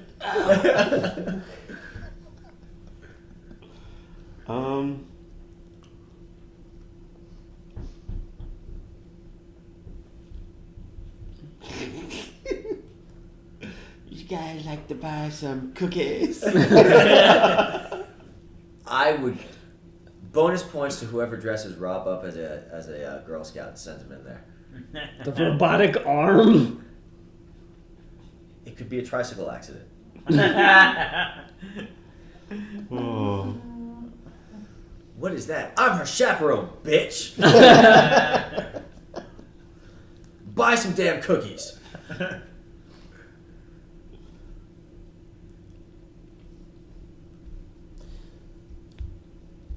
So we're actually looking to see like who is doing their security and what their actual Yeah. strength is. Can you forge me some building inspector credentials Sure. without, burning down the house? Oh yes, I'm not actually trying to get into any high-tech security. So here's what I'm gonna do. I'm gonna suggest that you, Dan, take Mike as a tie, and then what I'm gonna do is, Mike, you're gonna act under pressure to break in using Dan's security credentials. Because you have a tie to him. All right, so we can do one of two things. You can either, actually, you can do both. I'm gonna say you can give Mike an aspect called Forge Credentials. So it'll give you a +1 die on the roll. Okay. It'll still be up to you to bluff your way in, but this will help you because you have the paperwork. If you take him as a tie, you assign him one of the tiers, 1 through 4. 4 means that you love him more than life itself, so like he's the most important thing in your world. Just You say complete me.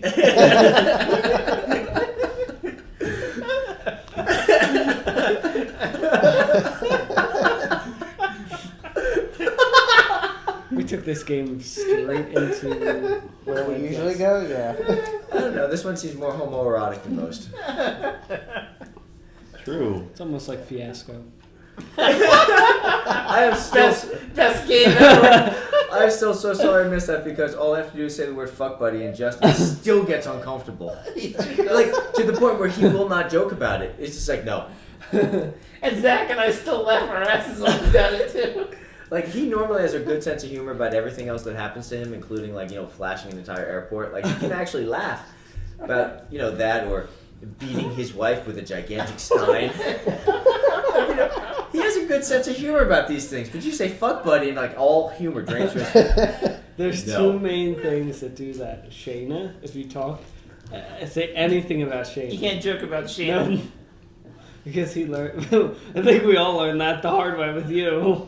Oh yeah, because I went into the bathroom, and this was his old apartment, and Shayna went into the bedroom to look for something. She was in there for a few minutes, and she came back out. And they were all joking, unbeknownst to me, that we were in there fooling around. So Justin started to get really offended at the idea that Shayna would be fooling around with somebody else, and he was getting mad, and he didn't really know about it. So I walk out, and I have no idea what's going on, and they say, "So, how was it?" And I said, "Man, I need a cigarette." And he got really mad. I had no idea what anything he was talking about, but he got really, really mad. So that and fuck buddies, huh? Yep. Yeah. Don't mess with Shayna and nothing about fuck buddies. Zach was telling me that Justin almost punched him at one point because He was hugging his wife, and it's like, dude, that's my wife. Like, they're twins. They kind of look alike, but back off. Yeah. This is coming from the man who grabbed Kim's ass. And then said, I totally meant to do that. Right. Whispered it in her ear. Wasn't she the one he interlocked toes with? Yeah. Yes. She never wore flip flops again. There's a lot of inappropriate touching with Kim is involved for some reason. But God forbid anybody talks about Shayna. Wasn't he the one who told you guys to be on good behavior so you don't scare her off? Yes. Yeah. Which is hilarious because she's the worst. Oh God. She is. She's worse than any of us. She has had the dirtiest sense of humor, which is why we love her. Teflon put and Kevlar. She put a dick handle on her, on her R2 unit and like was carrying it in her mouth for a while. I still love that. You can fly? What'd you take the plane for? Because I was going to take my robot. You left the robot here. I know, I have to turn around and go back. You guys went like back and forth 6 times. Oops. Not a single one ended in success. I lost my That's suit the the first best time I time around. tried. Yeah, man, Kansas was just a bad state for you guys. Actually, if memory serves, we had to figure out where they left the plane so that I could shadow teleport in and save them. Yep. Yeah. Whenever people say guys are awful, oh no, I know a female that can topple any guy's perversion. Poor Lord Batman. He was the crazy glue that held that team together. So we can just, send something up in geosynchronous orbit, right? Yeah. What? I don't know. I don't know. What did you just say? All right. So yes, the other thing you can do, and this is in addition to providing the aspect, is you can make him a tie, in which case you would roll something. I would probably say, I'd probably make that a act under fire also. Let's test this out. Let's make him a tie. All right. How important do you want him to be? So let's see. 4 is the greatest thing that ever happened to me, and 1 is like, He matters. It's just, you'd be sad if he died. Okay. I'll put him at a 2 then. We're teammates. We don't really know each other that well yet, but, I trust the guy. We're willing to experiment. Hey. It's college. What's your character's name? You're important to me. Who are you? Who are you again? What's your name? Dez.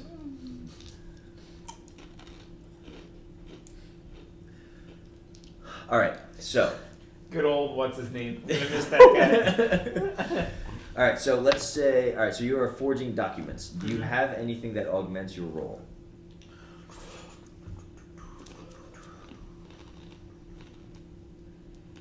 I don't know. Aside from the aspect that's my specialty, I guess. Aspects do not augment. Okay. What augments? Wear, gear, stuff like that. Not that I'm seeing. Okay, so your base roll is 1d10. Right. Now, have a look at your aspects. Do any of them apply to this?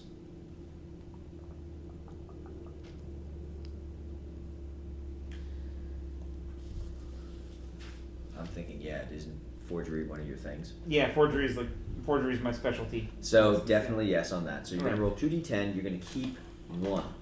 Now, before you do this, you may choose to generate edge. It's basically like raising. To generate edge, you choose to drop dice from your pool back down to your base. If you succeed, meaning if you get 7 or better, then you succeed based on this. Mm-hmm. But even if you get like a 7, you have an edge, so you'll still get edge that you can spend for something good. In this case, since he's a tie, you can kick that edge over to him, and he can use that on his roll. You don't get one of these. You just give him a point of edge on his roll without him having to raise. Okay. If you want to do that. Otherwise, you roll 2d10. You take the higher of the 2. All right. I'm not seeing anything Oh, and this wouldn't necessarily be. I'm just saying, like, this is the results, this is it, but you're not rolling this move. Right. You're rolling Act Under Fire. Yeah, I'm having a hard time coming up with what an edge would be for that, so maybe I'll just stick with the 2d10 and take the better for now. Well, again, if you're just going to kick it over to him, Mhm. you don't have to define it. You're just giving him the point of edge so that he has it without having to raise. Oh, okay. That could be handy then, since you're going to be there in person. Yeah. So, alright. I'll do that then. Okay. So all you need is a 7. That's like a 7, right? It's like a 7, but the top is cut off. Right. It's just Your die's broken. Your 7 looks just like a 1. I'm just gonna bump you down to a 1. I don't care that much. Alright, act under pressure. Something goes wrong and you take the full repercussions of the event. I make a move. Except the funny thing is, like, there's nothing that can really go wrong with you making that fort. Yes, there is. Okay. Cool. I won't be bearing the consequences. You complete me. For what's his name? Here, your credentials. And that other guy. Alright, so, Mike, you are doing what? I'm going to John Ring. Nice. Dressed how? Like, what are you doing? What are you pretending to do? Whatever. Like a building inspector. Okay. If you're basing it off the information I gave you, an Indian chief. Alright. Building inspector. Yeah, let's call that act under fire. So you're basically walking up and saying, hey, surprise, I'm here for an inspection. Yeah, basically. Yeah, act under fire. My name is Sally. No, I'm going to say con. Con, seduce, threaten. Oh, yeah. When you try to convince someone to do what you want with promises, lies, or threats. There we go. So, start with, do you have anything that augments this role? Just his credentials. So that's an aspect. That's not an augment. Oh, so no, This would be cyberware, a particular piece of gear. just my voice like the voice modulator is not going to really help me. Right. Okay, so the base roll is going to be 1d10. Now, aspects. Do you have any aspects that would help with this? One of them is going to be his credentials. I have impersonation, but that I have to take an existing person. I would have had to known an already existing building inspector. Well, we could say that that's what you have if you have not defined that. Son of a bitch. Or you can save it. I'll just save it for now. I want to see how downhill this is gonna go. Well, if it's anything like how I've been doing so far. So just still the 1d10. It'll be 2d10. 2d10 for. Alright. So that's an 8. 8. With Okay. Convinced with 2 complications. Then that's not an 8 combined, right? Just an 8. You're looking for the highest single die. Oh, then it's a 7 then. Okay. Whew. My die's it's a piece of shit. Well, actually, it wouldn't have mattered. Same thing. It would have made a world of difference for me. For me too. All right. So what are you specifically looking to get from them? I just want access to do a brief inspection of the basements.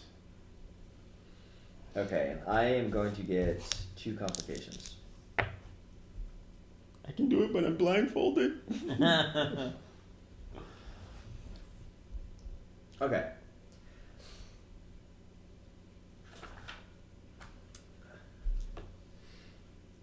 You walk in, you flash their credentials, say what you think. Say your piece. I'm Dan Fogelberg. I'm here to inspect the building. I just need to check out your basements. You have an appointment? Oh, need an appointment. It's a surprise inspection. An appointment would kind of defeat the whole purpose of a surprise. All right. Tell you what. Come with me. I'll open it up. We'll do a walkthrough. You leave your paperwork here so my partner can check it. Okay. There you go. Poor You found a way to quit him.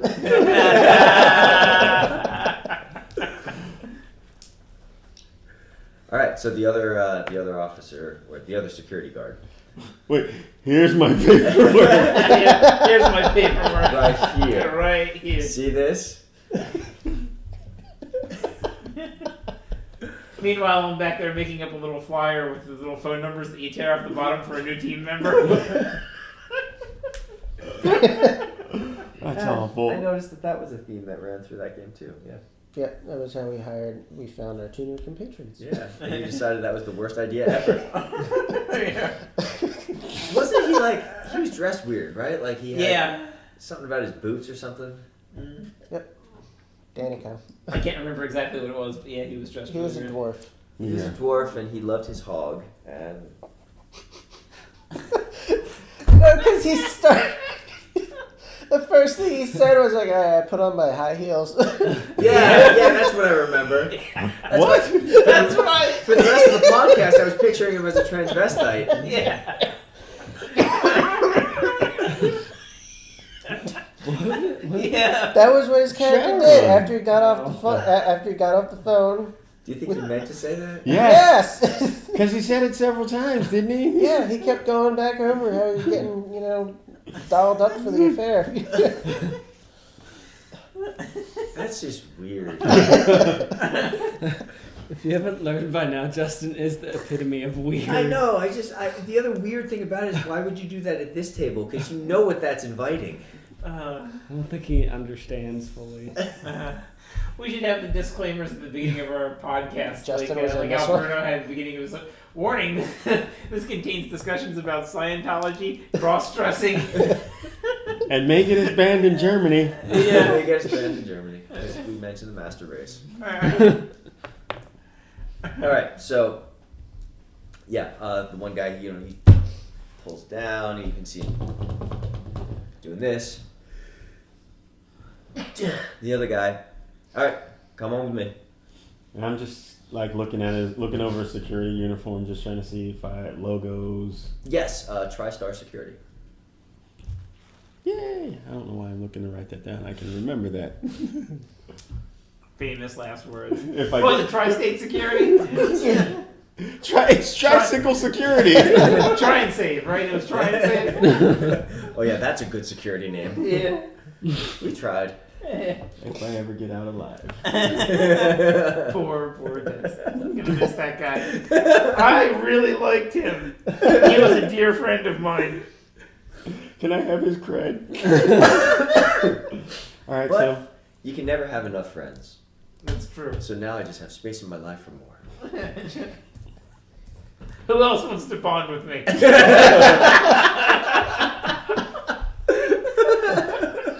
You're taking down my flyers. So we do the quick And walk bear in through. mind, this is my specialty. Yeah, you didn't just fail, you got epic fail. But I don't know that. Wait, this is what I picture. I go to hand him the credentials and just burst into flames. He put it on flash paper. Dust to see. No. He just, he slides it over the guy.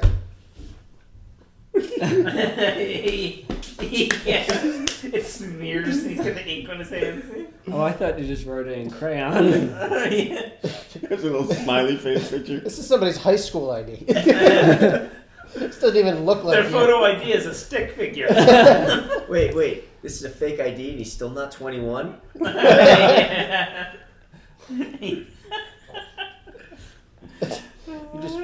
You just printed out your avatar. You tried to get me into the security with a learner's permit. Temporary. You gotta be back by 11, all right?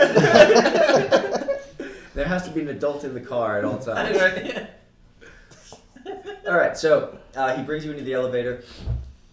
To go down, it is one of these where he has to insert the key and turn it to unlock the going down. Brings you to the first level. I don't even know what you're looking for, so I'm gonna follow you. Okay. Borrow the flashlight. Was it like, well, I'm assuming it's actually kind of well lit. It's lit, yeah. It's not all dark and dank and everything. It's sterile, basically.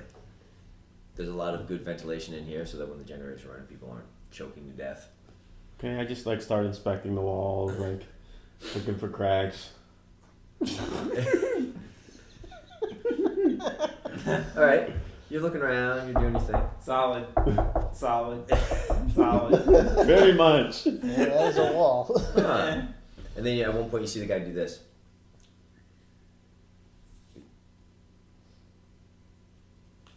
Okay.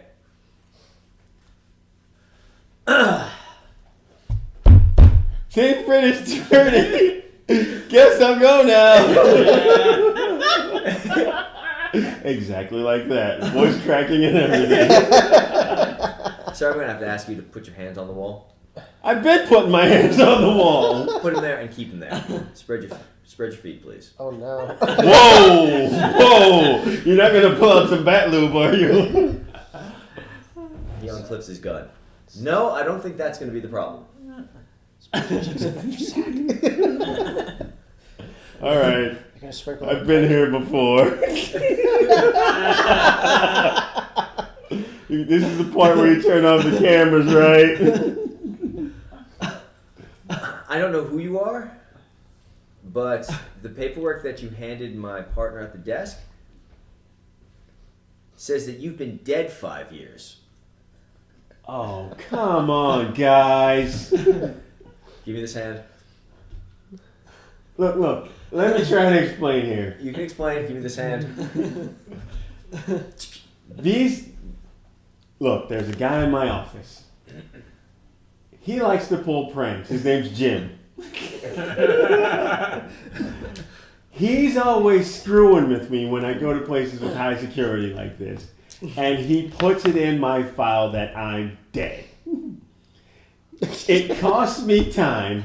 It costs me trouble. And I get behind. He's an asshole.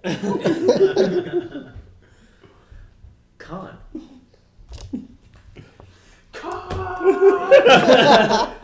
The he's an asshole part's totally true. And when I find that guy, I'm gonna whoop his ass. Oh, Lord. Do you have a demon gift that would help here by any chance? No, I guess none of those three would do it. He's convinced, but there's 2 more complications. Alright, so let's say they're gonna want... The math is not going to work out in our favor with this. Let's say, alright. Really? Alright, come with me. Brings you back to the elevator, still cuffed. Back up. Walks out to the desk. Have a seat. What's the contact number for Jim? We're going to call him right now. I give him one of their phone numbers. Whose? Oh, 1, 2, 3, 4, 5, 6. Yep. Do it that way. Yeah. I hope it's Rob. No. Who is it? Is it him? God damn it! I was gonna answer it too. Be like, "Thank you for calling the Steven." You've reached the Steven. You're right, he is an asshole. Alright, yeah. How do you do this? You are off the grid. I imagine you don't have a cell phone. Burner phone? Oh, burner. Okay, that'll work. Well, that thing is ringing. Hello? Who is this? You called me. Yes. This is TriStar Security. We're following up on something. Who am I speaking with? And I would have no idea what name he actually gave them, right? No, I guess I didn't tell you. Yeah, I didn't tell you before. Oh, no, because he printed up the credentials. He has to know what name's on there. Well, he knows his name's on the credentials. He doesn't know No, what name. what name That's I gave, right. yeah. This is Ben, the receptionist. How can I help you? Ben. What business? That you would know. Terrorism. She made Oh the yeah, that's right. Because I made the paperwork, credentials, whatever the. I personally don't know what the name of, that I would have looked up for the credentials, so I'll give that name. Is there a gym at this office? Jim Holloway? Yeah, We need to speak with him. Could you please connect us? certainly. Let me check and see if he's in his office. Hold on for just a second. Put him on hold. You're Jim Holloway. Answer his questions.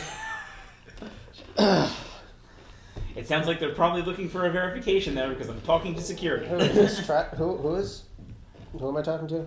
Talking to TriStar. TriStar Security. Trash Star. Okay, so Yes. they caught Dez. Yes. Okay. Howdy, this is Jim. Who am I talking to? My name is Stevens. I work for TriStar Security. You fucker! I'm the only Stevens. That takes the phone away. I will end you. There can be only one. My name is on all my stuff. It's a pretty good justification for having put your point in wrath. I can be the only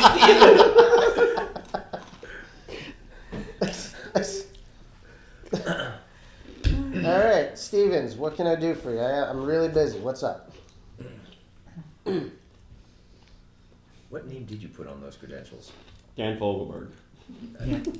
Do you know a Dan Fogelberg?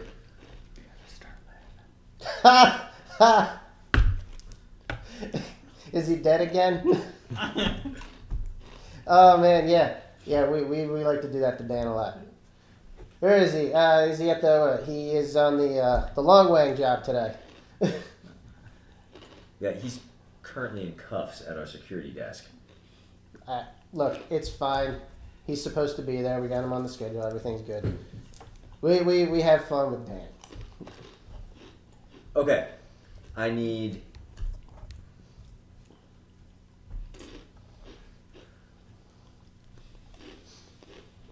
you to roll con,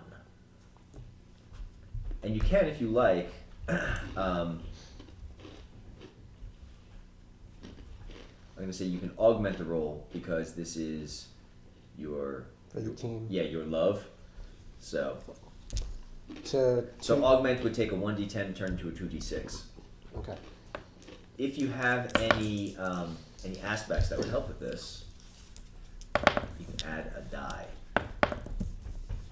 Otherwise, you just roll 2d6 and you're looking for 7 or better. Maybe I don't. 2d6. That's a 6.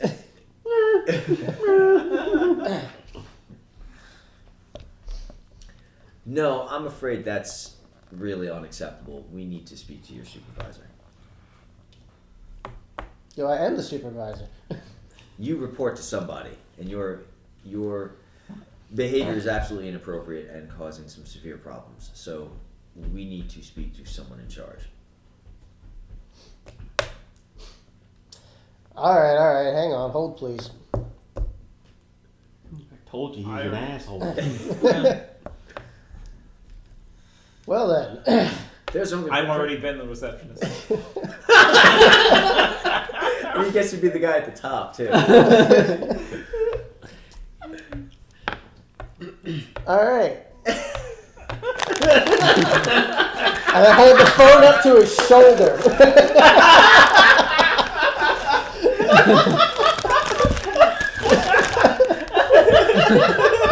That's not fair.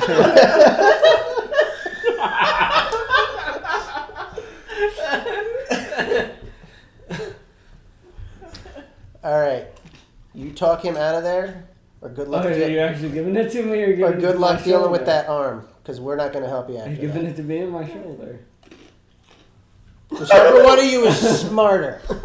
Shoulder it is. I love how he goes. All right. Oh no, I'm too cocky for that. My life is I'm in giving it his to- hands. Don't say that. His life is in your hands, dude. His life is in your hands. I love that movie. Really? You're getting too much shit from the group. So talk yourself out of this one. That's not right. Would the Steven really do that?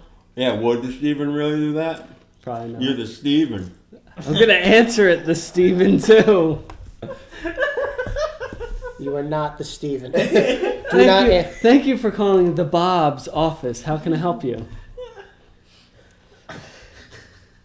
Hello, is anybody there? Wasn't your your name was Bob also? No, right? No, I'm Jim. Oh, you're Jim. Bob. I was Ben. Oh, you're It was Ben. Ben. That's just- the Bob's office. I thought this was the Office of Building Inspection.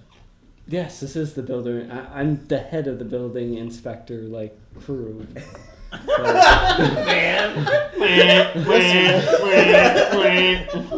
Gonna miss you, Des. All right. what can I help you Put some with? ads up My on dear, Craigslist. dear friend. We have a man here claiming to be from your office, but records indicate that he's been dead 5 years. He said that there's Not this shit again. What the fuck is going on with my... Somebody's gonna get their ass fucking handed to them this week. I'm so sorry about this. Sorry, boss. It's just really funny. Shut up in there! I'm not talking to you right now!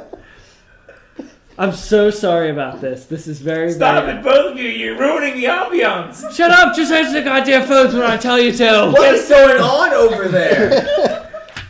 I'm so sorry about the unprofessionalism of my crew. I truly do apologize. Please let... What's your name again? Dan Fogelberg. Dan. Please let Dan go about his Business. His day. not Get business. him out What of the there. heck are you supposed to be doing? Inspection. It's his inspection, and he won't be there much longer to bother you. I'm so sorry about that. Give me a con roll. Oh, Jesus. Oh, and I'm confident too because of the cockiness. So, do I get it? I'm actually gonna, because you said with the casual, fuck these people thing. I'll actually let you. Yes, we'll say that your style applies here. So that's an aspect. It's not an augment. Okay, so what's So that do? it makes it 2d10. Ooh. Now, what is the other element of your style, your look? It was just confidence and suave, I guess. Okay, so you're not hitting on him. So that's Hit on him. and none of your gear helps. Okay, so yeah, 2d10. No, because I didn't let the arm talk. Now, do you want to turn any of that into edge? Which means you would take that additional die and pull it out, but then you're going to apply edge to the roll if you succeed. So if you succeed, no matter how well you roll, you're going to get the bare minimum results as far as what you get back. It'll just be how well you roll determines how messy of a success you have. So the higher you roll, the cleaner you get away with it. Cleaner. Always cleaner. But edge means that you get better results. So it's how many complications you have. Okay, clean it is. Okay. So 2d10. 2d10. You're gonna take the highest of the two. Oh, What is it? 3 and a 2. Oh my god. Rolling a 7 or higher on D10 is difficult. It shouldn't be that difficult. Sorry. 1, 8, 5. No, it's a 10. There's a 10. 1. Sorry. All right, fine. As soon as you can provide verification that he is who he says he is and he's not dead, then I guess we will be. I'm sitting right here. I'm not dead. Okay, what's the However, given that we're looking at an obituary here, not just something in his record, I'm kind of thinking that This is not just an unprofessional office, but this isn't an office. Okay, that is completely unnecessary to say that. There are plenty of people with that exact name on this planet, so... So, please don't give me that crap. Fogelberg? The Fogelbergs are very, very well known. You guys both give me a D10. You keep going. The Fogelbergs are very well known. Very well known in the United States of America. So please don't give me that shit. I got do a not 9. need any more You got a what? bullshit. I got a from you. 9. Okay. I got a 4. So I'm sorry. So the Office of Building Inspection is now a legacy. No, what are you talking about? We compete with the long wings. So he's getting into an argument on the phone. They're clearly like egging him on, probably because they're running a trace. Okay. Pack it up. We gotta move locations. I'm not putting up with this shit after I'm dealing with the crap that I am with my office. You either let him go or you're gonna have to deal with my lawyer. Oh, I'm Jesus sorry. Christ. Click and I hang up. So what'd he say? He says that you can wait in a holding cell until an attorney serves us some paperwork, which I don't think is going to be coming. So we are going to radio in and get a paddy wagon. Come with us, sir. Okay. Apparently you come from a long, distinguished line of building inspectors. The Fogelbergers are known throughout the country for their building inspection history. I didn't know the government hired based on lineage. I hate them so much. They didn't hire you. Have to be born into the position, you bastard. It's a legacy, you heathen. My great grandpappy was a building inspector. And here's Pappy for him.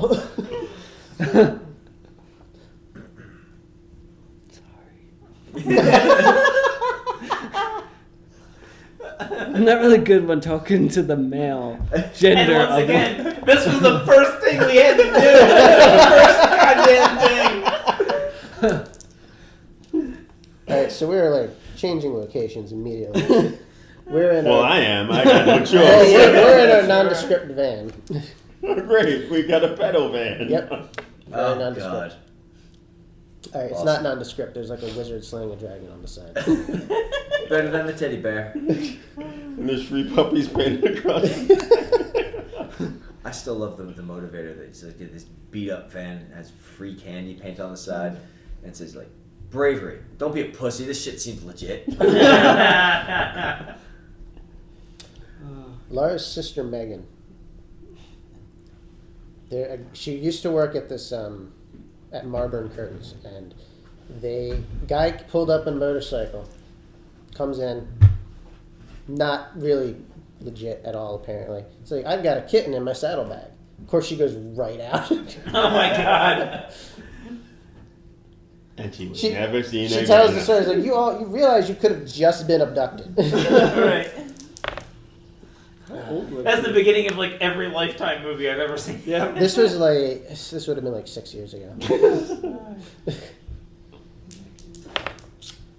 All right, so I don't know. I mean, I guess I could, as a courtesy, ask Mike, what would you like to do? Can we? Okay, so can I tell Dan to email some paperwork over? No, we're Sure. leaving. You could tell Dan to email some paperwork. Dan, you gotta, or what the fuck's your character? Howard. Howard. And you guys gave me shit about Steve. No, we gave you shit about this Steve. The Steve. You gotta. Handsome Rob could be Handsome Rob, but I can't be the Nabster because Handsome Rob is Handsome Rob. We gotta email over some verifying paperwork that he is who we say he is, just so that way they don't lock him up. Can you do that within like seconds? I heard you yelling something about a lawyer. Okay, give him from a lawyer standpoint. Okay, I had to come up with legal documentation. Well, wait. Can you just call like being a lawyer? I might know some shady lawyers.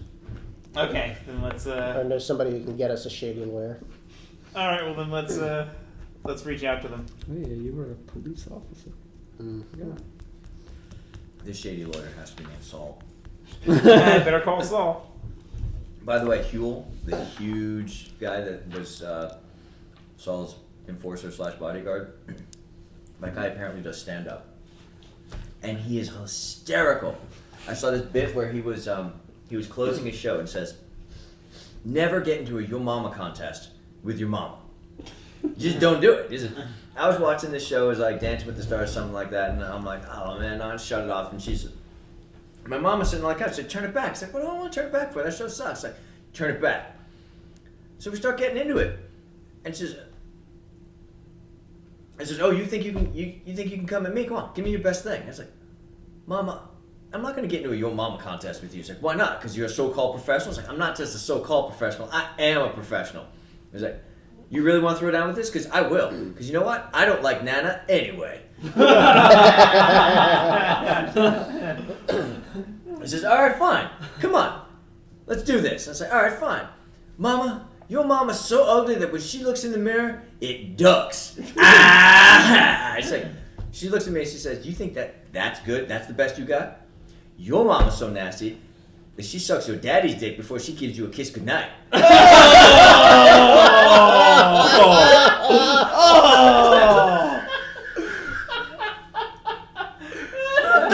That was awful.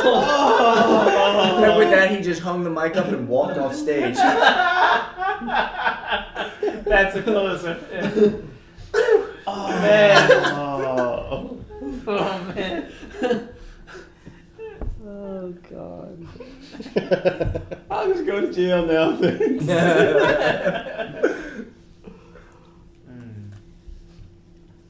Ugh.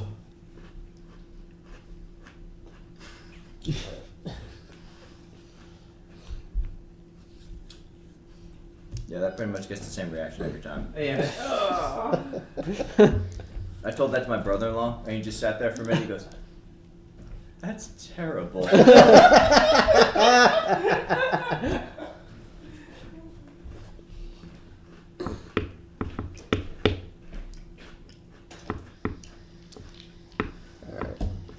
So, is there anything that you want to do? It's a bet. Run.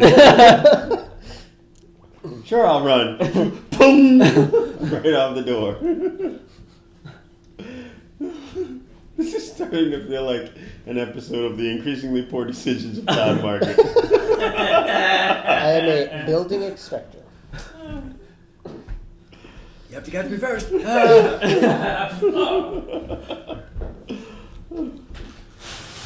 was gonna say the security can't be that good in person. They're a cyber security.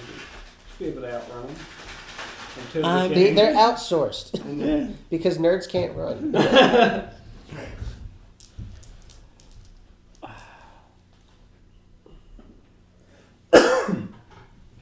If I try to bribe him now, like, And there's two ways we can use contacts. We can use a contact, get a lawyer to get you out, or You're going to jail either or, way. or get a cop to be on the paddy wagon to let you out, or like whoever comes to pick you up, like he's your old partner or something. yeah, It's probably not going to be the cops though, because it would be their private security. you're right. Yeah. Well, then I guess that leaves us with the lawyer option. Don't drop the soap. I won't be using any soap because I'm not getting in the shower. I'm just gonna be gross. If Oz has taught me anything, the shower is not the only place that Oh shit no, happens. God no, God no. Mike's old scrubber. God, so we have this friend Mike who he was watching. And it just seems like every single time there was a rape scene or a sex scene in Oz is when his dad walked into the room. Yeah. So He'd be watching Oz, and anytime he seen like that, his dad would walk in. and then he would just look and say, "You know what? Never mind," and leave. And like the third time, his dad walked in. He's like, "No, it's just a show." And he's like, there's certainly a lot of gay sex in this, and then he leaves.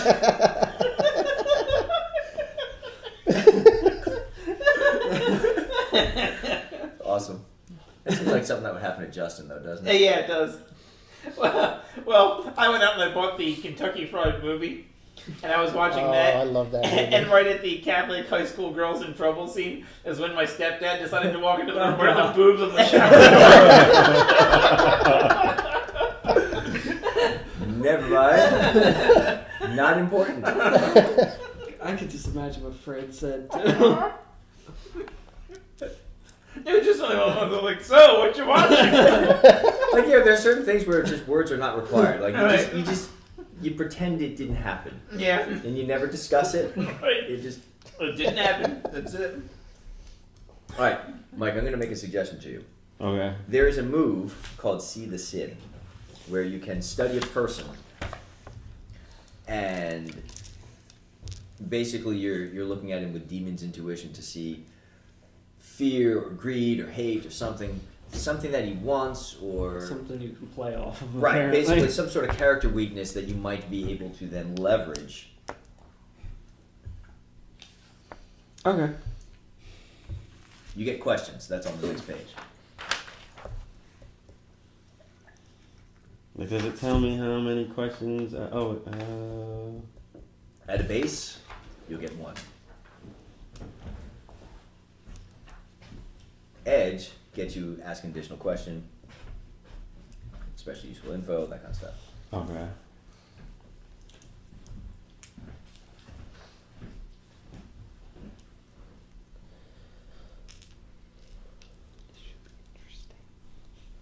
Well, I mean, failing this one isn't gonna, get him in more trouble. He's just Right. Unless he tries to bribe somebody that Well, I'm not gonna try to bribe him. he goes and figures out and punches them. So I guess that I just rolled a regular D10, and 'cause I don't think I have anything that would augment it.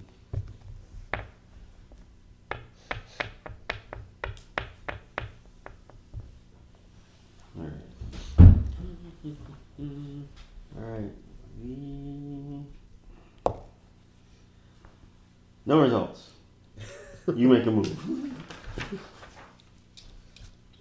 I'm just gonna not. What was said that you get you start talking to him a little bit, and he's just stony. It's like, yeah, whatever. Okay. You know what, pal? I've dealt with you, and I've dealt with 3 other assholes on the phone. I told you they were. Well, I told you they were assholes. They also were clearly not building inspectors. I resent that. Well, I don't disagree with you there.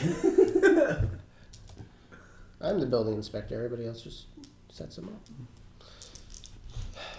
up. I mean, you know how things are now. They just kind of look for their palm to get greased and put their rubber stamp on their inspection form and walk off. Are you seriously standing there in cuffs asking me for a bribe? No, I'm telling you what they do. Oh, I see. Then why is it that when we reverse trace this number, it's not to the building inspector's office? It's because it was to his phone. To a phone that's not on record? That's the number they give me. Like, they just send me out. So we called an office that doesn't have an office phone. No, you called an office that's my contact number for. Why wouldn't it be the office? I'm telling you, look. They just type this shit on the business card. They don't tell me nothing. Here's what basically goes on. They basically run it. I'm basically like a subcontractor. With a legacy. I don't know what the hell they told you. They're not very bright. I'm the only one in that office that does any real work. They have to have me there. So what's with this? And he pulls up basically like a tablet. And he shows you an obituary with a picture of, your credentials. Except it's obviously not you. And it's dead. What's an obituary? It better be dead. I keep telling you, this is what they do all day. They forged an obituary from 5 years ago? Yes. Pretty much. They don't do anything. Let me guess. They pass you from phone to phone to phone to phone, but you still were only on one number? Yes. It's because they're a bunch of jerk-offs.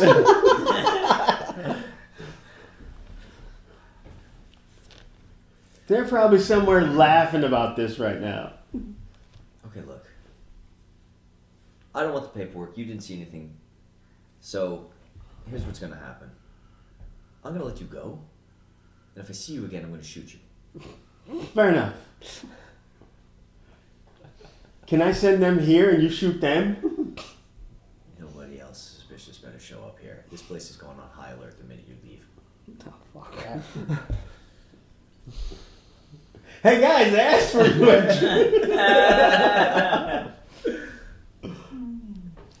Get out of here. I don't want. Have a good one. Well, that's one pooch we don't got to screw now because it's been thoroughly screwed. We still don't know the You know security what's awesome? capabilities. You're of gonna this. go back to the base and they're not there. We left already. He's gonna walk in and all the police are gonna show up and read them.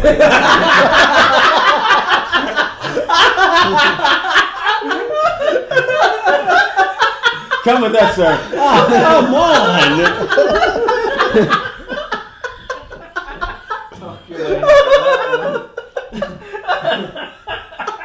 I did say either way he was going to jail.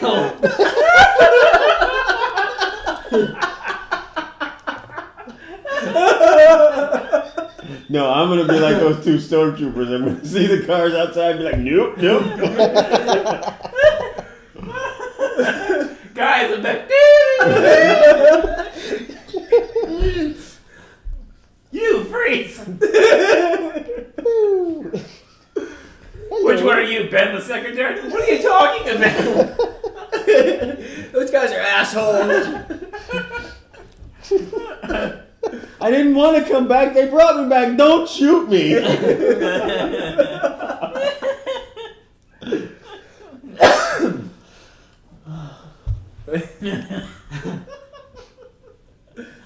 I start walking around the neighborhood looking at flyers.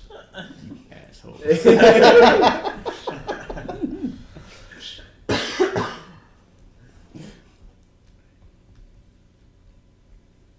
What are you three jerks doing? We're just driving around in our inconspicuous van. Nothing to see here. Awesome, you guys pass him on the street. Oh, they let him out. Are we sure that's him? Check That his might be an credentials. imposter. Check his credentials. Are you our teammate, or have you been dead for 5 You've years? been dead 5 years. Get the fuck out of the van. Turning you in. I just love the image of him walking back into the thing, shutting the door, and the sirens go on, and the cars screech out. Whoa. Ah. Always remember Dez for his noble sacrifice. Oh.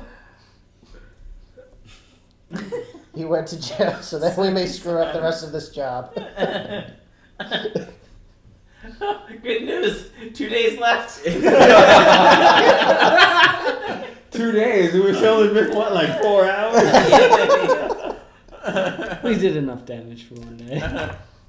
We've already blown the mission. They weren't supposed to know we went in there. Well, Technically, they don't know. Just know you, that's all. Right. I can never go back there again. No, you just have to go back in disguise. Well, no, they said anybody suspicious, right? No, from our corporation. No, he said anybody suspicious. He didn't say he was going to shoot anybody suspicious. He was just saying the place is going on high alert. He did say if he saw you again, he was going to shoot you. I get the bullet. We're gonna break in and he'll get shot randomly. Ow! Ow. I see you. Yeah, roll a bunch of 10s now, you bastard.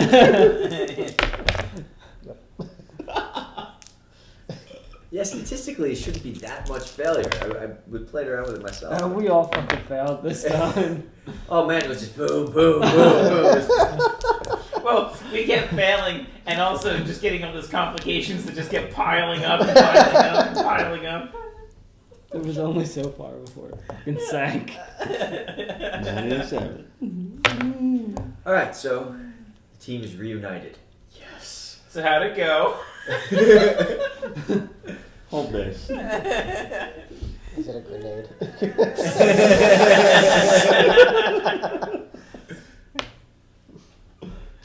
Alright, so we know they can It's spot. good, they let you out then. My acting skills are perfectly intact. I'm so proud of myself. Just pat myself on the back of the shoulder because it's strange.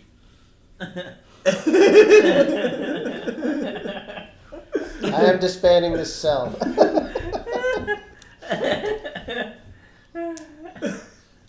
So those credentials. Were you able to learn anything Yeah. while you were in there? Cuff chafe if you put them on too tight. That's pretty much what I got. All right, so our new plan is don't get handcuffed. Or at least bring some Jergens. There's one guy at TriStar Security that really doesn't like me.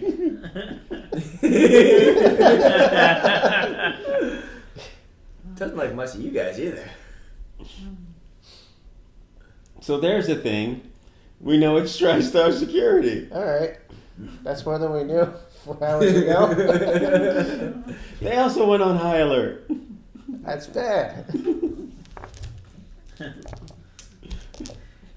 The ice cream also contains monosodium glutamate.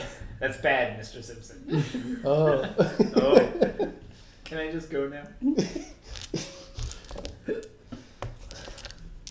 So I say we just let's burn this building down and walk away. All in favor of burning down the building?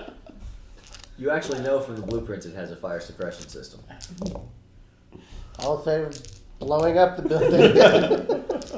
So, at the end of this, I will have 1 cred. And I have no cred or a soul now. This sucks. What'd you blow the rest of your money on? Well, if it's 3 for the job, we'll probably lose that, right?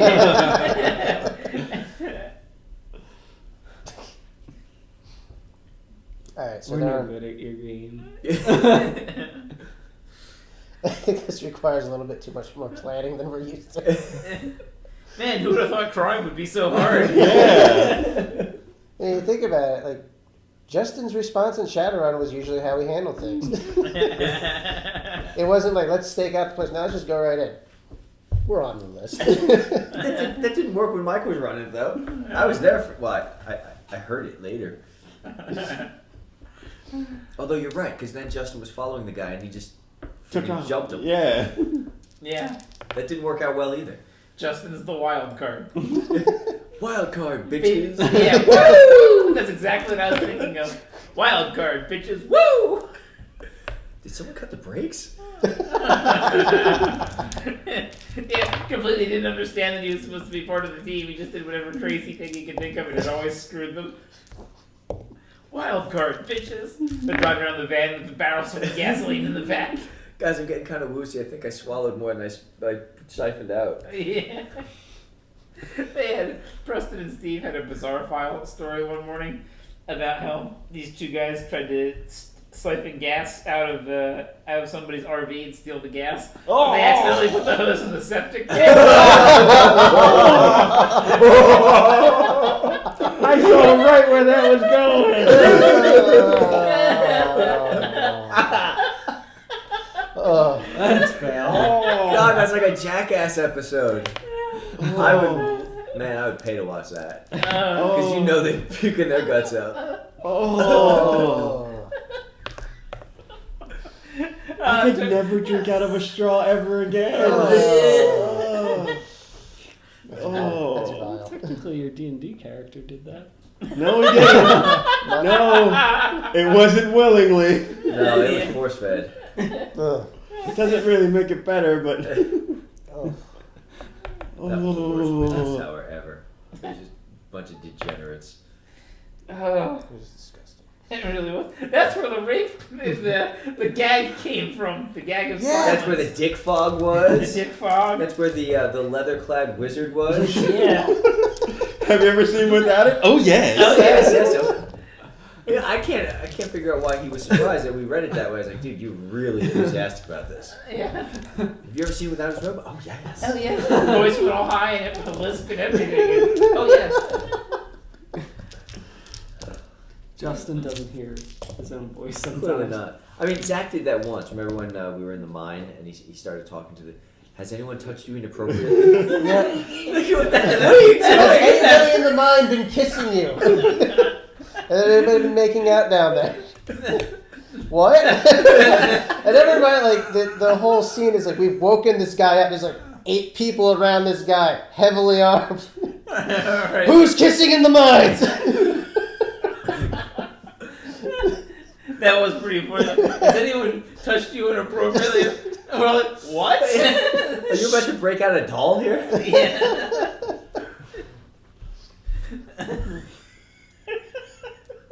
All right, It's so so weird. All right, what? Oh man. All right. Well, yeah. I've got nothing. So there's no other way of Well, getting in. there's a lot of different ways of getting in. The one that we would succeed at, I mean. Oh no. I'm thinking you could do the Archer approach, where he repelled. Basically, yeah, he repelled from another building, went in through the roof. Hell, if you want to go real Gibson, you do night gliders. But Wingsuits. also, Stevens Stevens knows him and is looking for him. Stevens is not there 24/7, so you go in on a shift that he's not there, posing his janitorial staff or something like that. That's what I was thinking with the overnight, like cleaning crew or Right. that type of thing. So I mean, there's lots of options still. Yes, they're on higher security, so yeah, people are actually going to be paying attention to the monitors, and they're probably going to have some sort of fancy AI doing facial recognition scans and shit like that through the video cameras to alert security in case they do slack off. But it's all still circumnavigable. It just takes extra work. More work. I don't know. After the day I'm having, my faith in my abilities to hack is seriously shaking. I'm having an existential crisis here. I say we go in as janitors. Well, I'm just kind of hoping for the gliders thing. we could do both because we know they'll be high alert at the gate.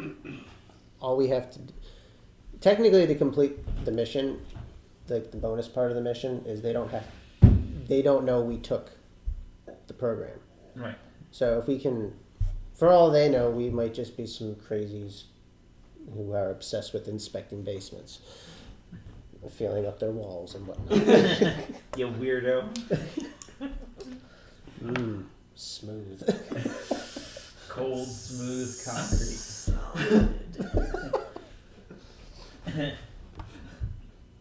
That's so funny. Cold and unloving, just like mother.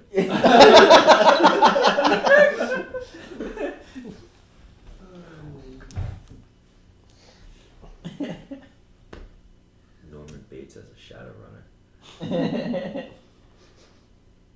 We did say there's a group of crazies. That's right. Well, we now know that there's key access required to get to the basement. Right. Was that for the basement or the elevator? That was for the basement. So it had a panel of buttons. Mm-hmm. For the top one, you needed a like a key card. Right. For the bottom ones, you actually needed a physical key to turn. Okay, it's one of those kind of deals. Okay.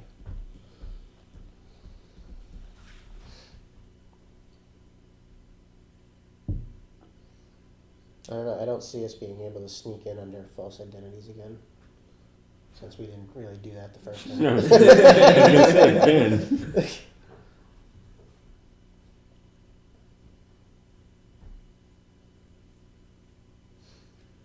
I think we've got to try the aggressive approach and do the glider thing.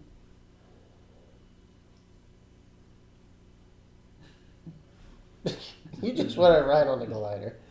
You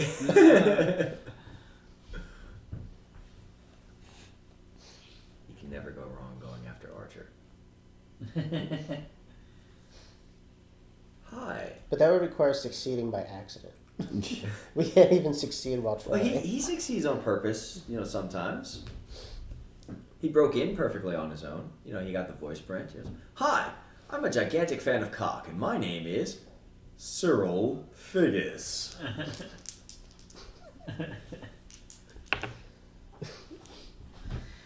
Alright, so we're going the old school B&E route. Trying to break into the top floor. Sure, what could go wrong? Everything. All right. Who knows somebody that can get gliders? I know Might somebody- actually be easier to just do the rappel line. But yeah, you Yeah. could do gliders. It'll just be more expensive. You can have. A I already glider. had to buy a new computer. Let's use the lines. You can buy a glider. Now roll for it. No, roll for it. Fall out of the sky. I'm good. It's gonna be challenging enough rappelling down the building.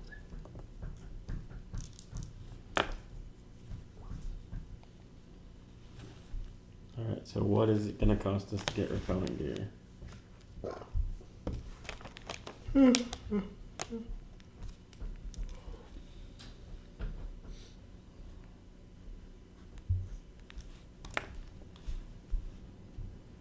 I'll figure out what he's saying later.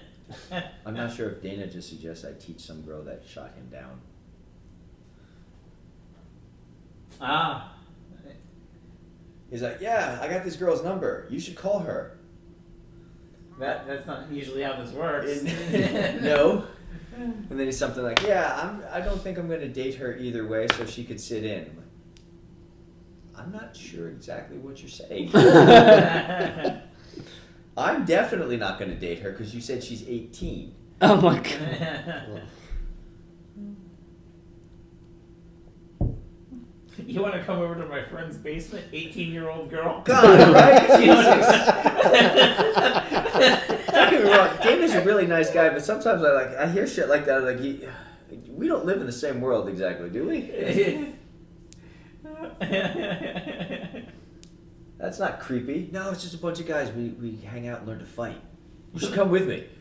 It's a bunch of strange men you don't know who learn to fight in somebody's basement. Why don't you come along? And by the way, don't tell anybody where you're going, and leave your phone at home. She's young enough. She might not know what Fight Club is. We're not supposed to talk about it. It's super secret. All right. So you're going to do the rappel line and do the janitors at the gate? Oh, I thought we were just doing the. That was my suggestion. Was do both. Yeah. Because then if there's a distraction on the ground floor, people upstairs might have a better chance to succeed. That's if what we need is upstairs. All right, who wants to be the distraction and not get Well, I'm going to have to be the one to pull the information, I'm assuming. Right. Which means that if I'm upstairs and the information is downstairs, we're screwed. Or vice versa. Yep. Or you'll just have to sneak through the building. I mean, you'll be able to hack the elevator and go straight down, so. Presumably. I mean, just. Well, after today, I'm not so sure. Well, no, because either way, you're going to go straight down. Yeah. You just cut the cables. It's good. It goes extra fast. All right, so who's, what, you going in as janitorial staff? I thought that's what I heard. Or you just gonna bang on the gate. Hey! Who's gonna let me in? Who's gonna go in as janitorial staff, and who's going to go in With via your black the spy lines? sweater. Yeah. Tactile neck. Tactile neck. Tactical turtleneck. The tactile neck. That's right. The black and the slightly more black.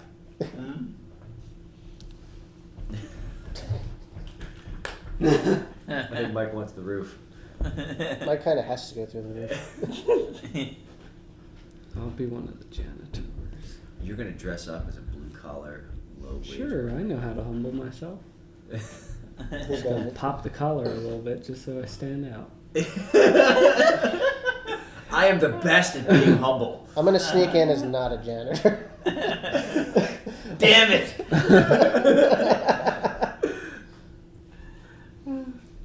All right. Let's start with you guys on the roof. So I'm gonna say that you're going to look at the roof before shooting your grapple gun over there, and you can see that they do have one guy up there doing rounds. He's not really super alert. It's been hours. In fact, I'm gonna say that it's night. So it's been many, many hours since they had the doofus call. The what?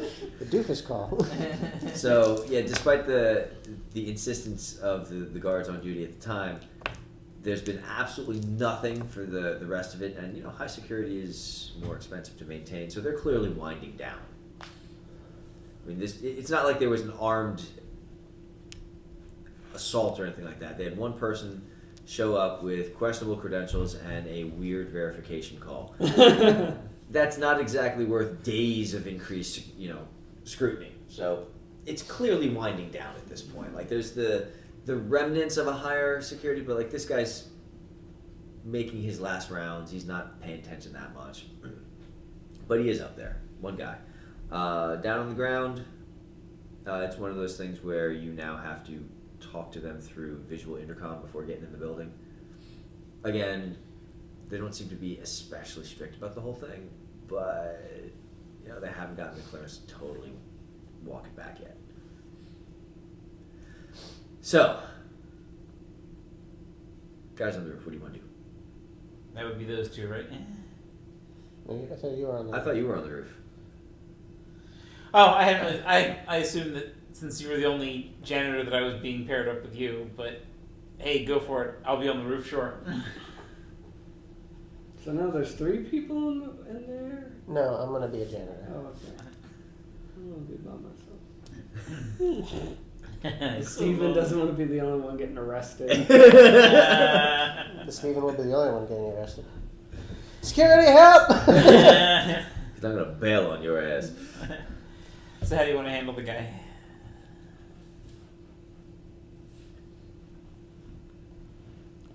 I don't know. I didn't want to like.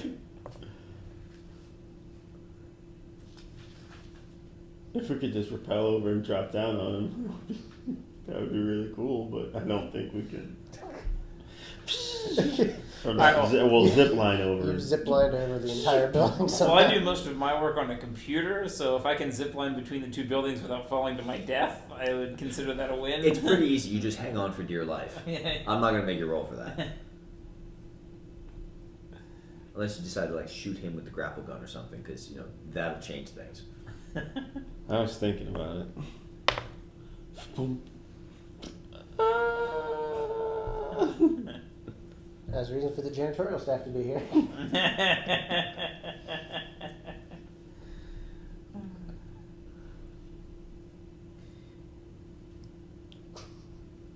Must have been another suicide.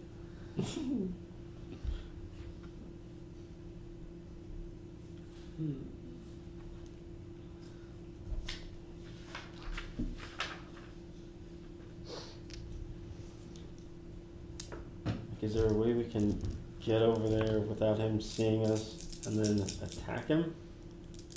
This is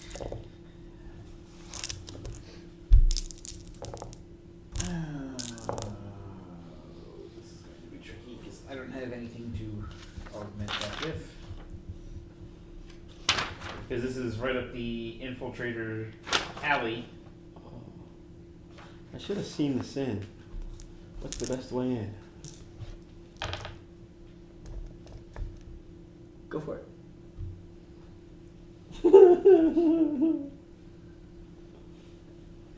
I don't want to roll. I've learned to fear my dice. Yeah. 7. All right, so you get one question. What's the best way in? Yeah. For him, he's really taking his time, and he's not particularly observant, so it's basically like some of these stealth games. You just wait for him to take the, turn that corner, and then you'll know you have, call it 5 minutes to do everything you need to do. He should be out of earshot, and as long as you don't do anything to get him back ahead of schedule, you should be able to get across and break everything down before he comes back. Okay. In which case,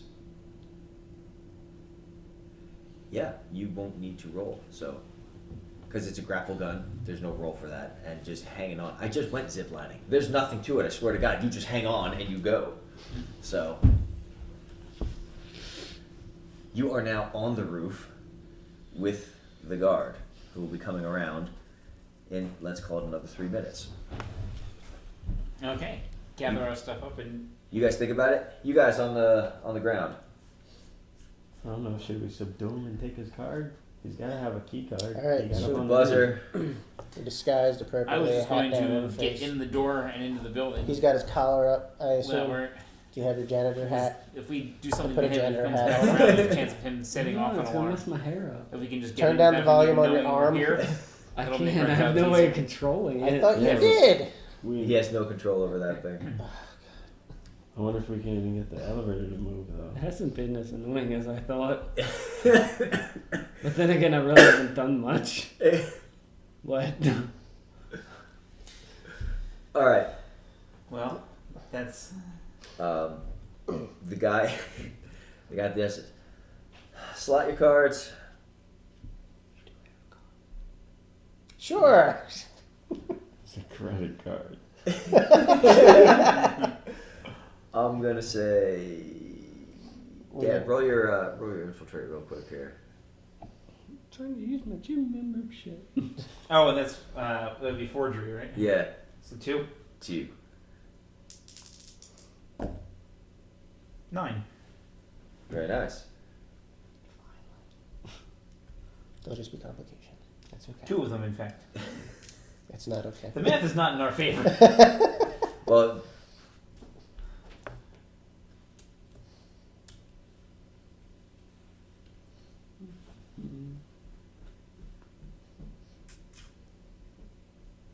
okay.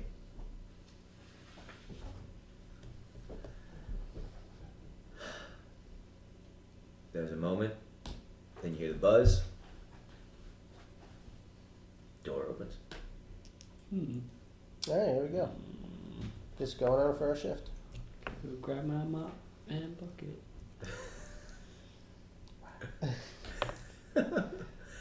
I am the best janitor ever. They just wave you through. Right.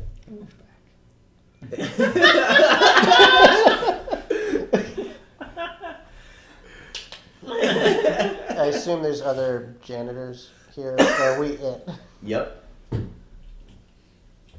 We're it. Okay. Oh, cool. So head for. We'll try and find some janitorial closet to head for. The other janitors are going to show up while you're working.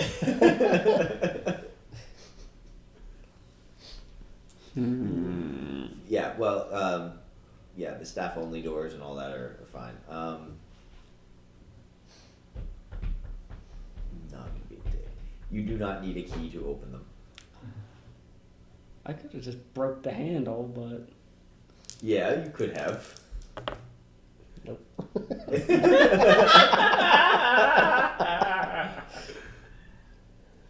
So, yeah, you guys, where would you like to go? You are. I don't know any of the Equipped. tools in there, so I just grabbed the first thing. It's probably gonna be like a plunger. No, literally, grab a mop and bucket, Yeah. and we'll head for the elevator. Wheeled bucket. Oh, okay.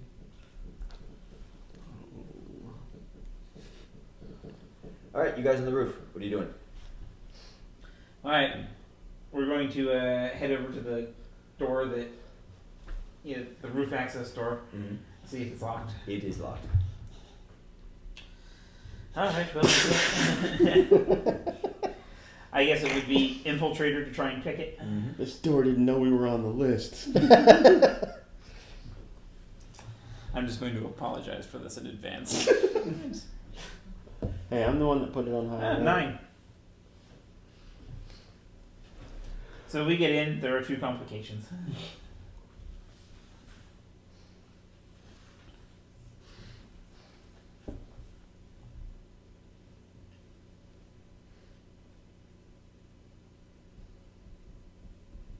Okay.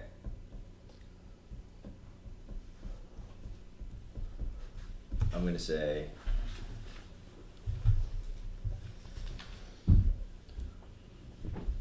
Oh no, only one. So, while picking this, you definitely set off a some sort of security trigger.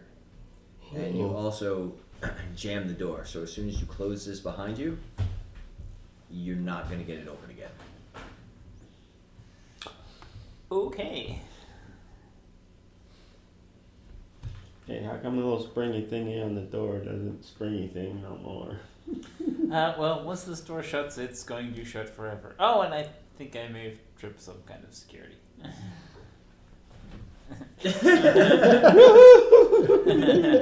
So we can't come back this way. We're gonna have to go out through the ground floor. I can't come in this building ever again. You're a jinx. And I so enjoyed my trips to the Long Way facility. So we have to decide if we're going in. It's now, with the understanding that it's going to. You have about 30 seconds because if you trip security, the guy on the roof is definitely being radioed. Right.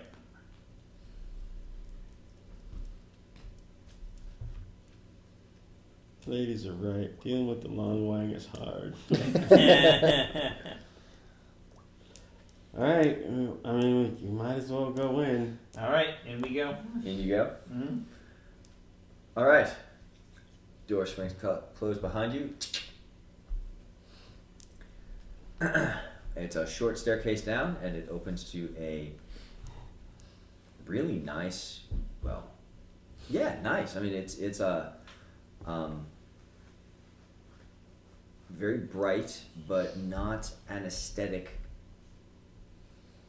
It's not a cube farm. It's definitely a programmer suite, but it seems to be. There's a lot of open floor space. It seems to promote collaboration, but there are areas where people can go off on their own to work. There's terminals everywhere or docking stations. And on the far side, there's a big glass wall, smoked glass. Looks like a big important office or some sort of division that sets off something not only important, but you get the impression nice on the other side. Also up here, behind more security, you see a server area. Definitely walled off. You just touch the glass. I mean, it is cold in there. All right, that's likely where we want to go. Probably.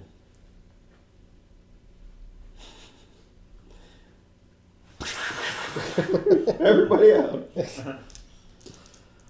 Well, you guys are going in tonight, so right now there's not a lot of there's nobody around that you can see, but you do hear some muffled something from the from behind that smoked glass wall.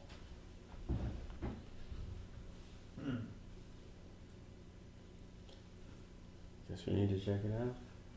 Yeah. What are you guys doing? Is there a director or anything? Like, I'm looking for like something that says like special projects or something, like what floor that might be on. Oh, I see what you mean.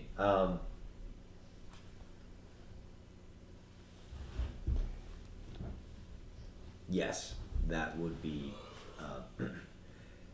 Top floor is special projects and executive suite. Okay. But we can't get onto the top floor without the card. Right.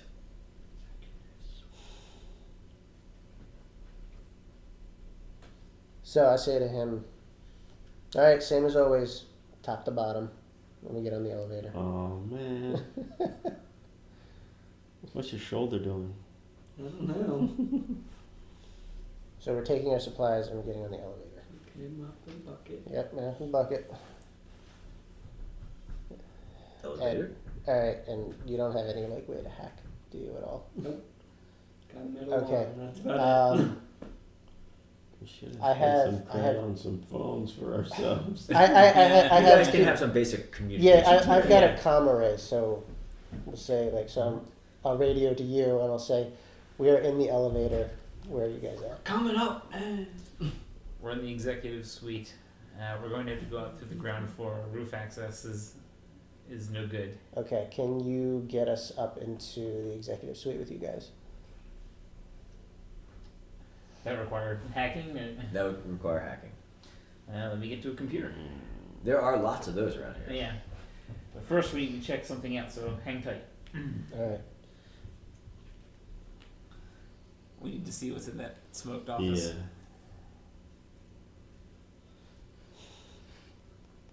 Yeah. Okay. Trying the door. It is locked. Don't break the glass. I'll give it a listen and see if I can still hear anything inside.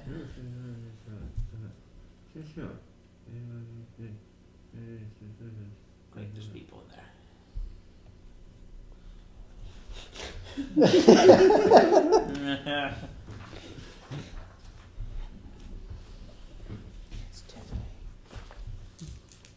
We only get a bonus if they don't know that we came in, right? Correct. Yeah. Well, no, we get a bonus if they don't know we stole the ice. Right. They're gonna know we stole it. I already see where this is going. They're going to know. Well, there's plenty of evidence.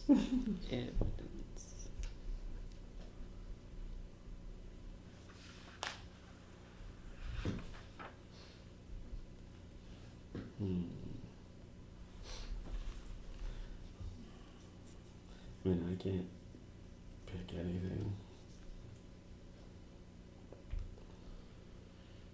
I could try talking to the door and seeing if it'll just open.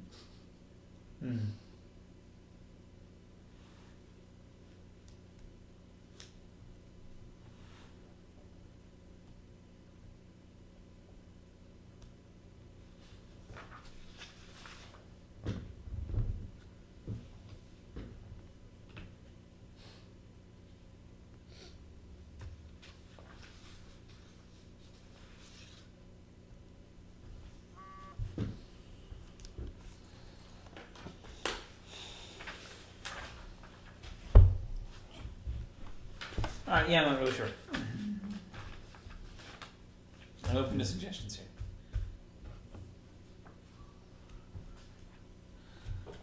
I can try and pick the lock and we can just go in and see what's on the other side. I say pick the lock. Yeah, let's see what happens. 8.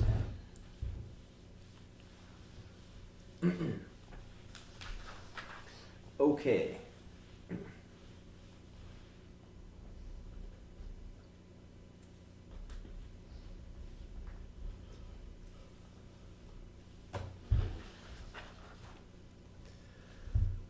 All right, you pick the lock. Inside is not an office. It looks like a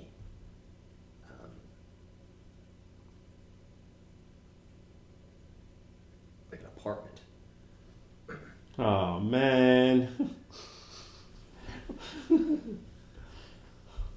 We broke into the love shack. Kinda, yeah. So it's very nicely appointed. This is one way we have Yeah.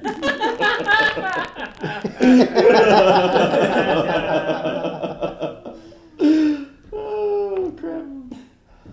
Yeah, this is the Long Wang place. Long Wang Palace. It's just the forest of long wings. We're gonna open a Chinese food restaurant called Long Wang Palace. Welcome to Shitty Walk. So, yeah, you cannot see anybody from where you walk in. They actually have like a nice little foyer with a little table on the side there. But there are definitely multiple voices in here. There's not exactly an argument going on, but there's a discussion. You're only getting bits and pieces of the words, but based on the tone, you can tell. First of all, there are 3 people involved, 1 woman, 2 men. And they're clearly getting annoyed with one another. Oh my god, you walked in on a threesome. Good grief. Or more more appropriately, it would be the one guy and one woman are clearly getting annoyed with someone else who just seems unfazed by the whole thing, but is clearly irritating the shit out of them. Omega's here? No, he's with me.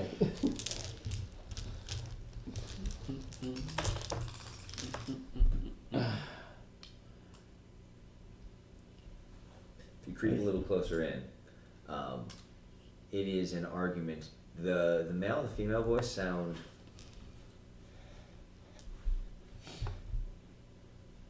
close. Not that they're identical or anything, but there's a similarity to them. Meanwhile, the other one is the one that's just doesn't seem to care. There's an argument going on about what is being done about security. The man and the woman are irritated that this is an ongoing situation and something needs to be done. The other one's like, look, I'm sure that these things really concern people like you, but that's why you hire people like me, because I'm better than you. Oh yeah, I mean at this. And everything else. I mean, let's just be real here, but It is Omega. Or Luthor. Ironically Or enough, Raz Luther. ironically enough, we broke in on a conversation about security. I got everything under control. I mean, you didn't even... You should be thankful that I showed up here. I mean, I didn't have to. That's not in the contract. But, because I want to make you think that you matter to me, I got up and I came here. There are lots of things I could and would rather be doing. Lots of things. I'm gonna, they're in a living room kind of lounge room kind of.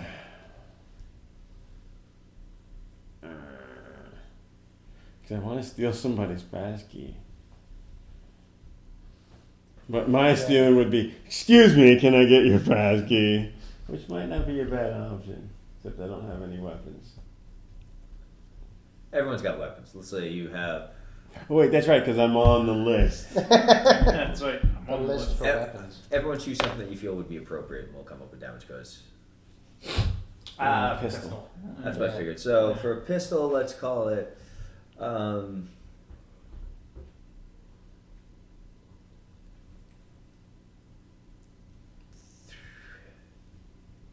small pistol will be 2P2, a large caliber pistol will be 3P2.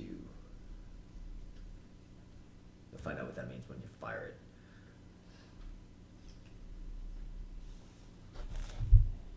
So, yeah. Do we want to break up this little party?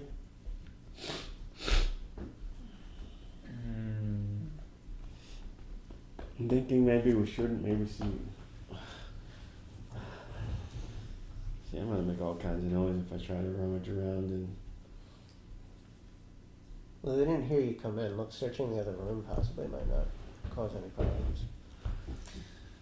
I was gonna say, if you can keep an eye on them, I'll see if I can find the information on the servers. Maybe we can just get out of here without them noticing us. Jack, this is absolutely unacceptable. We require better no. than this. No. Oh, I should have known. Wait, what did he say? Jack, this is completely unacceptable. Yeah. Captain, excuse me, I earned my rank, unlike you who were born to yours. That's why I am who I am, and you are what you are. We can buy and sell you, and in fact have. And look, yet, who needs who? I'm just pointing out the obvious, and then something on his belt starts going ding, ding, ding. Oh. Good lord. Well, it seems that you have broken your door somehow while yelling at me. But fear not. I will handle the situation, for this is what I do.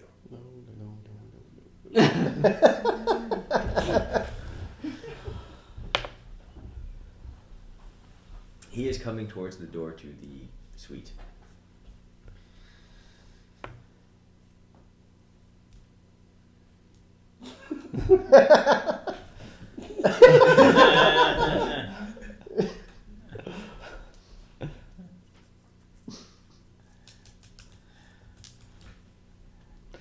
Don't look at me, I'm the burglar. Is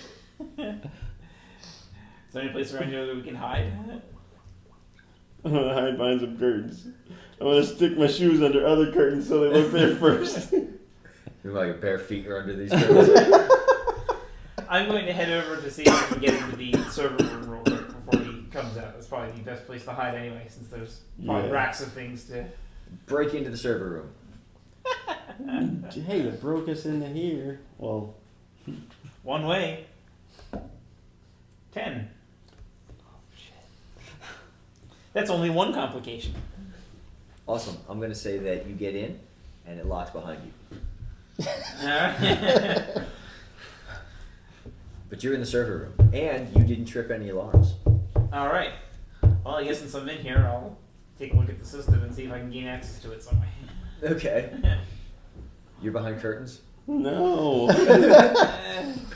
I'm gonna hide behind the glass.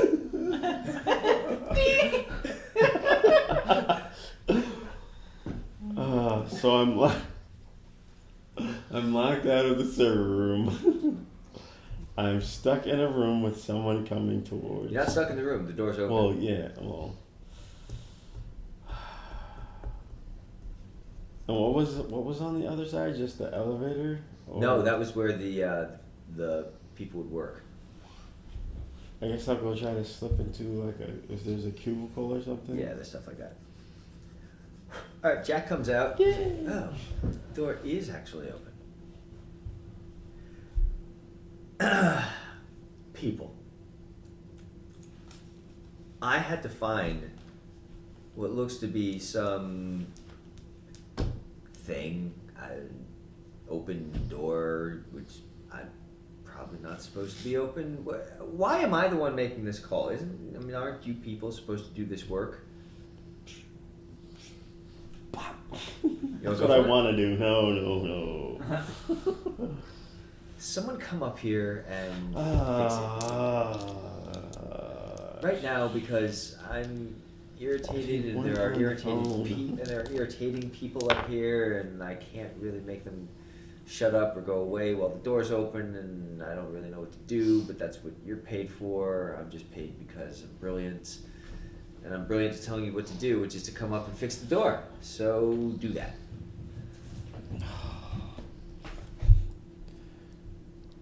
This is great. So while you're waiting by the elevator, a couple of security guards come by. Watch your step, it's wet.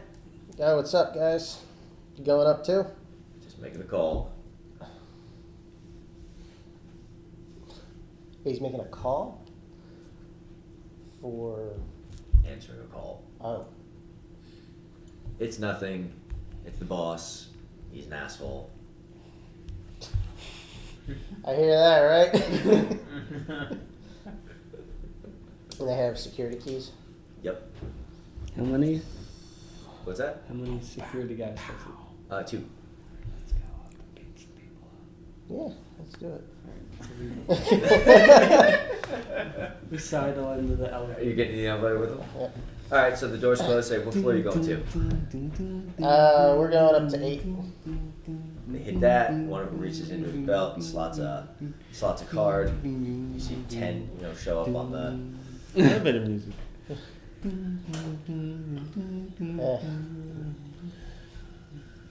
On my signal.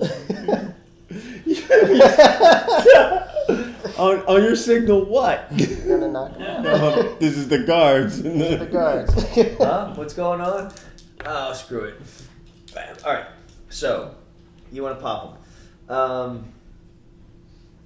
What are you clubbing them with? Bare hands, My what? arm. Your arm? I'll give you a damage bonus on that. What about you? Butt of my gun. Okay. So, what we'll do is we'll call that...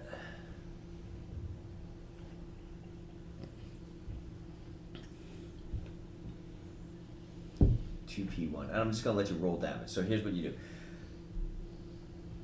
The first number is the number of damage dice that you roll. P is power. There's a damage chart here. Each die is its own point of damage. You can do one of 4 things, 5 things actually. 1 is nothing. 2 is you inflict an aspect that's going to last for 1 action, basically. So if you stagger them or something like that, and then you take an action that takes advantage of that, you'll get another die to throw onto your thing. Then there is an aspect that is ongoing, which is something more serious. It's not going to go away. You can tag it again and again and again. You can wound, which is a point of damage, or you can critical, which is 2 points of damage, unless you have a move that says something else happens. Like Rob, I know, has a move that can turn a critical into 3 points of damage. You didn't actually take it because you can't take it yet, but so both of you roll 2 dice, 2d6. 2d6. Tell me what they are individually. A 1 and a 3. 2 4s. 2 4s. All right. You do nothing. You do +2 forward. So I'm going to do 1. This is gonna be funny. Yep. We figured it was the typical, like, take out 2 guards in an elevator kind of thing. That's what I thought too. Yeah. And you come over, bang. Yeah, basically, it's more, I don't know, you hit him on the shoulder or something, it's like, ow, motherfucker. Meanwhile, you just go, bam! And, I mean, the lights go, but you can tell he's coming back in a couple seconds, so what do you do? Hit him again? Go. For this, now we're going to actually attack. So, under basic moves, there are a couple of combat options. You can spill blood, which is the standard attack option. There's also suppressing fire, but that's not really for this. The 2 that I think would be most appropriate would be spill blood, which is beat the hell out of him, and maneuver. When you attempt to gain a tactical advantage over an opponent through advanced planning, careful positioning, or clever maneuvering, you are... Beat him. Gotcha. Now, remember, if you do this in a way that incorporates your style, you get bonus dice. And if you do this in a way that takes advantage of the fact that he's stunned, you'll get +2 dice. Which also means that you can spend edge. Because you'll have extra He's dice. stunned. Can I just grab his shoulders and just throw him into the, just whack him against the wall? Absolutely. What's that? I don't know what I'm rolling. Alright, so, starters. Do you have anything that would augment this roll? Set my arm, no. I'd say your arm counts. It's Okay. strong, right? Yeah. So, sure. So your base roll is 2d6. You're taking advantage of his stun, so you're going to add 2 dice. 2 more, or? Yep. D6s? Always roll the same kind of die, so yeah. Alright. And then, what is your look?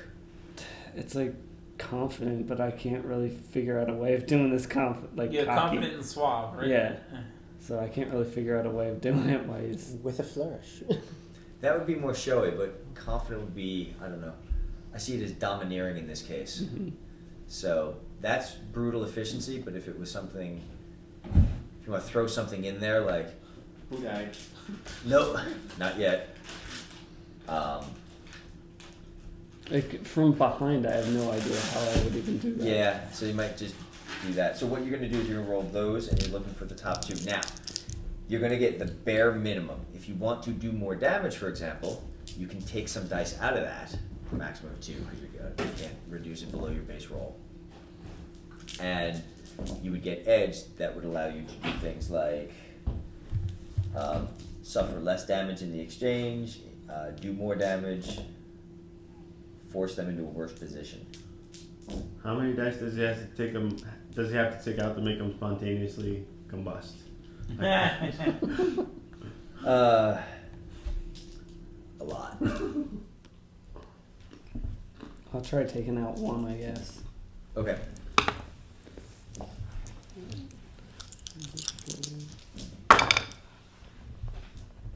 Six and 4. 10. Your attack lands, you deal 1 damage, and you choose 1 complication. I choose. It's right there on the move. Oh. You break your hand pulling it out of his neck. Where's the complications at? Complications. Make sure it's under spill blood.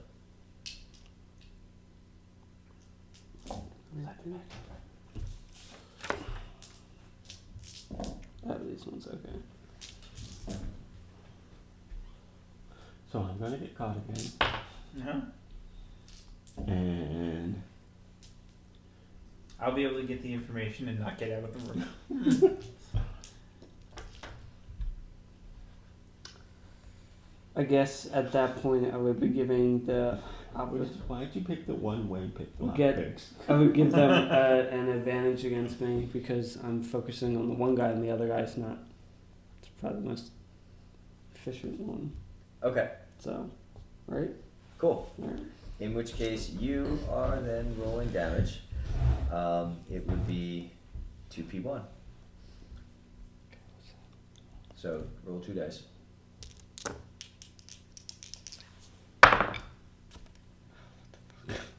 6 and 5. 6 and 5 is... Alright, so, the dude is now... He's down on a knee. Slammed into the wall and he kind of, half collapses. So that's one condition. The other one is he's lightly concussed. That one's not going away. Still no actual damage though. So, the other dude sees that and he's gonna put a forearm to your neck. What do you do? Point my gun at his head and cock it. And tell him, Awesome. Let's do threaten. Okay. So, I'm gonna say the fact that you have a gun to his head is going to be an aspect you can tag. Okay. Do you have anything else you can add to that? I had picked for like my extra aspect to be like a threatening person, a threatening presence. That counts then. Alright. For damn sure.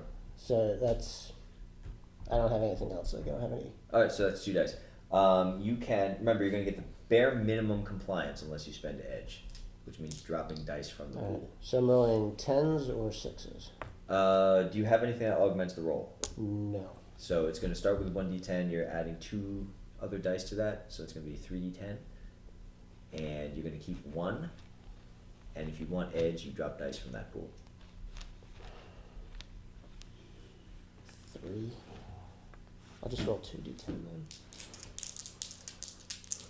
then. 2 5s. All right. So in that moment, he responds before he has a chance to get scared, and just bats your hand aside. Okay. The other dude is getting up and kind of staggering at you. So he is trying to tackle you against the wall. What do you do? Okay. Can I just sidestep? Just move Sure. away? Sure, that would be act under pressure. Alright, so what am I rolling for that? Do you have anything that augments the roll for sidestepping? Nope. And not really a confident move. Mm-mm. So it's 1d10.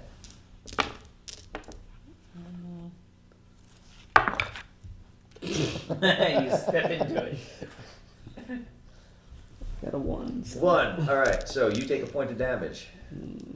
So that grid thing that you have, the boxes. Yeah. You have 2 options. You can either fill in box number 1, or you have the box next to it, the one with the G in it. Mm-hmm. The wounds, the ones with the numbers are wounds. If you go beyond 6, you will likely die.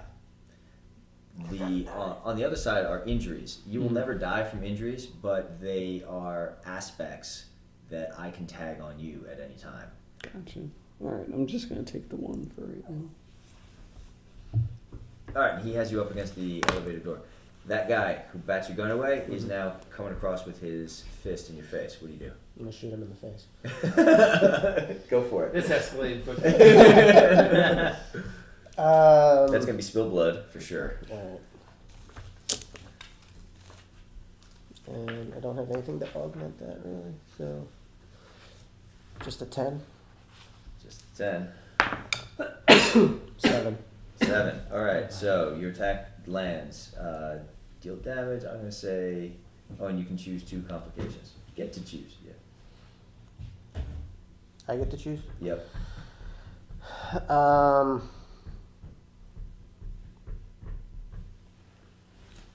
Make noise and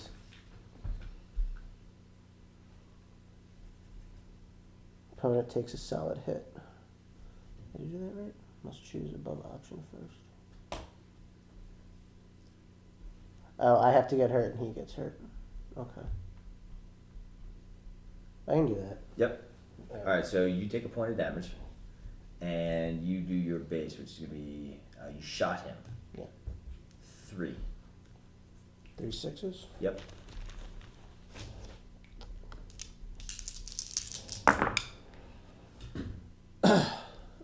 Five, a 6, and a 3. He's dead. You shoot him in the face. It was the 6 that did it. That was a wound. They don't have much. They're security guards. In the meantime, Steven, this guy's trying to choke you.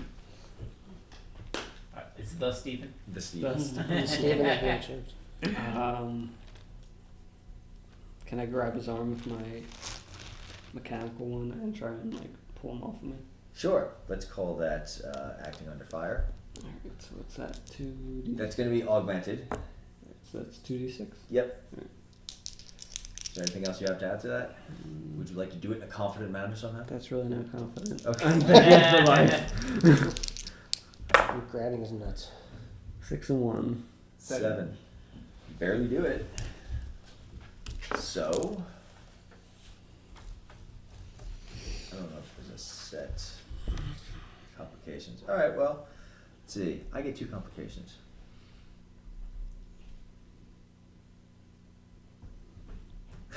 It's Okay. never good when you laugh. You know that? Yeah. You put a teammate in danger. No. And You know you're laughing. You're the only other one in the elevator know. with me. and I'm gonna say I'm gonna shoot you in the face next. and you were put in a bad position. How do we do both of those? I know exactly how we do both of those. So, you kind of pry him off like this. He's like, ah! And then you just kick him. So he goes staggering across the elevator and slams into you and knocks the gun out of your hand. In the meantime, you've drawn attention to yourself through the camera in the elevator, which now goes and just stops. Oh, fuck. What do? This guy's now on top of you. He's just knocked the gun out of your hand totally by accident, but now he's clawing for your throat and trying to beat your face against the doors until you stop living, basically. Try to punch him off. Okay. Shove him off.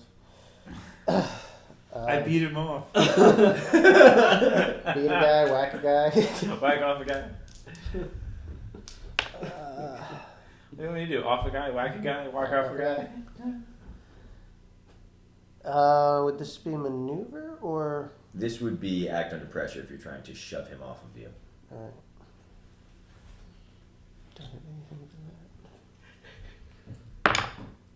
Nope. He strangles me to death as I roll a 1. All right. In that case, you take a point of damage. Now, if you've already taken the 1, Mhm. it it's still so each of these boxes is worth the number of points that it's in there. But if you've already taken the 1, then you have to roll it up to number 2. Okay. And then 2 is totally filled in. All right, Steven. All This right. guy has your teammate by the face, and he's just like, boom, boom, boom, boom. Can I go over and snap his neck? You can try. Spill some blood. I'm gonna get my next snap.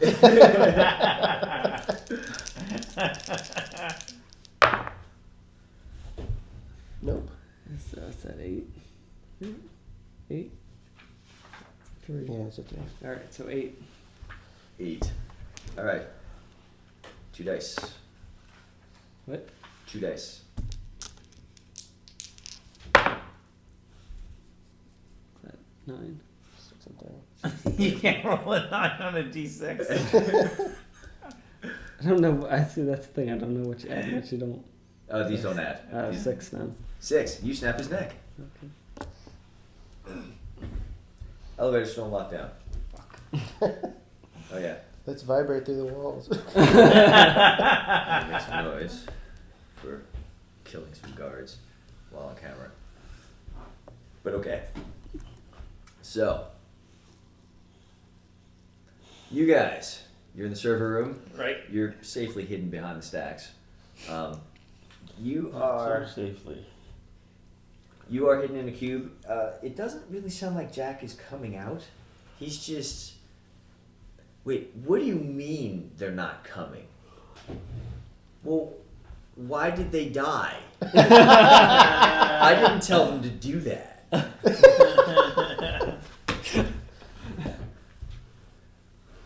What do you mean the janitors killed them? Oh, God. Well, why would the janitors kill...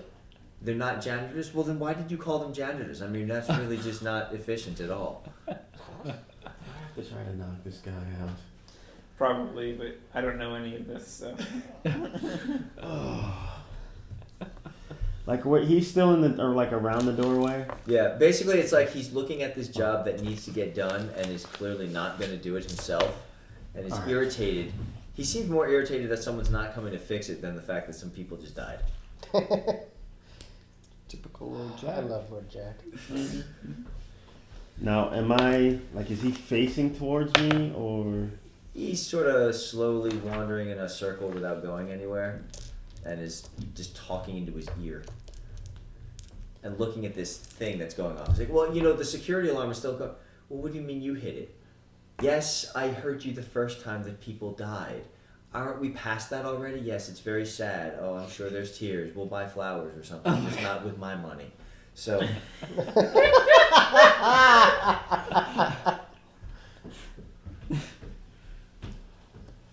I guess I'm gonna have to try to wait till he's like got as much of his as turned as he can, and I'll just try to. 2 dice, 2d6. Individual dice, please. This is a bad move on my part. I knew this time I was going to try and get it. Wow! You did about as good as I did trying to hit the guy. Really? You couldn't You even could have take put him out in the back Lord of the Jack? head and give him a gentle hug from behind. So, alright, so it's one of these things where he's just talking and you just walk, and just around the time he goes,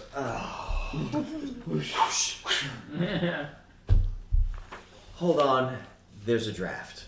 I have to move. He turns around. And now I'm looking at somebody who shouldn't be here. Wait, are you here to fix the door? Yes. Right here. This one? This door? Yes. Okay. All right. I'll take care of it, sir. Is he gonna sing you a song of encouragement? My unit is still annoying me.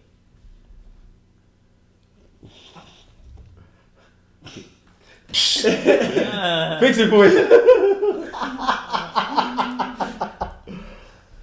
I have no tools. I have nothing.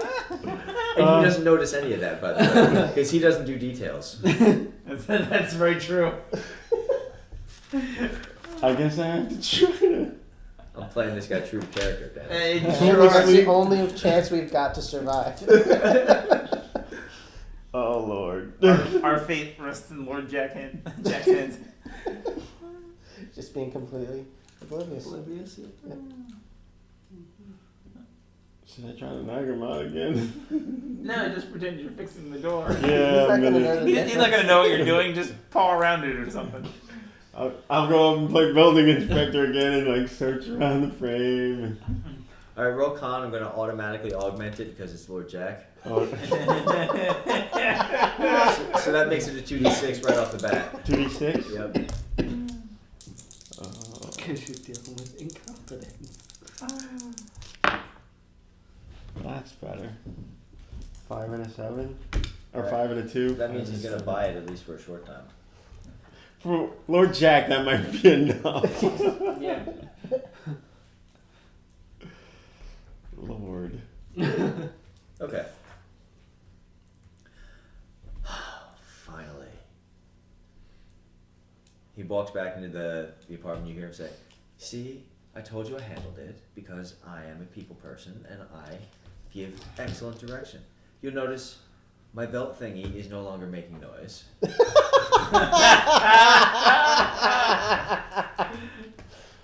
Oh Lord. What the heck's this belt thingy? The alarm. The alarm, yeah. That he broke in front of him.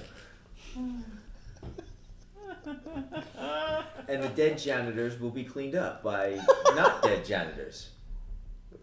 What are you getting so excited about? Yeah, I said dead janitors, but I also said that they'd be cleaned up. I don't see the problem here. Oh my god. Oh, right. Wait, you're right. I'm going to. I made a mistake. You're right. There are no dead janitors. It was the dead security guards that the janitors killed. So, this is better news, right? Because the janitors aren't dead, so they can clean up the security guards. Oh There's no problem.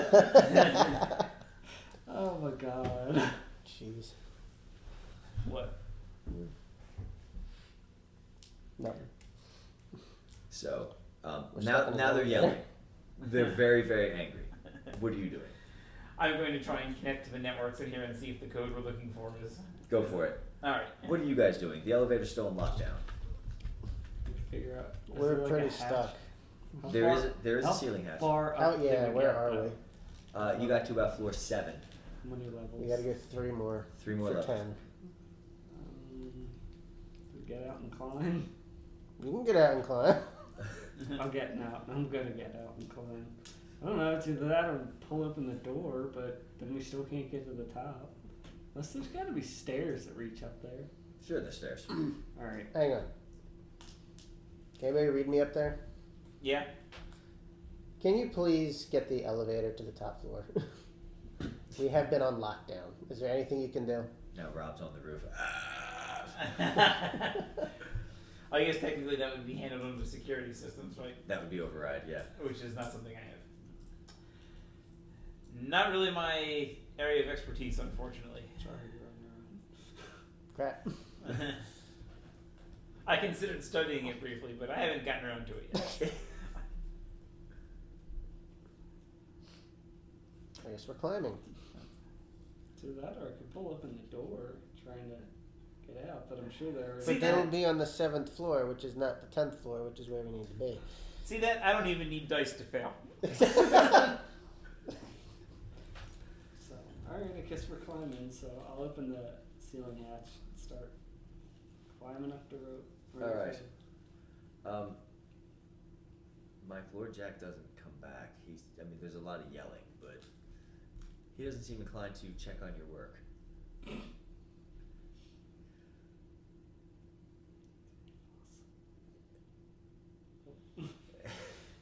Although really, the door being broken was Oh my simply God, it what being am I gonna unlocked do? when it should have been locked, right? So he can just relock it and leave. Basically. Yeah, but you're still. Was stuck Lord in the Jack system. armed? He was. Oh. It's I mean, if quest- you pull a gun on him, you might not notice that either. I was gonna say, and he might not necessarily know he's armed. I mean, he's wearing the uniform, but So is the code I'm looking for on these servers? did you hack in successfully? Oh, Oh, yeah. have no idea. Like, I can't. Like, I should have tried to knock him out again when I had him right there by himself. I did not. Okay.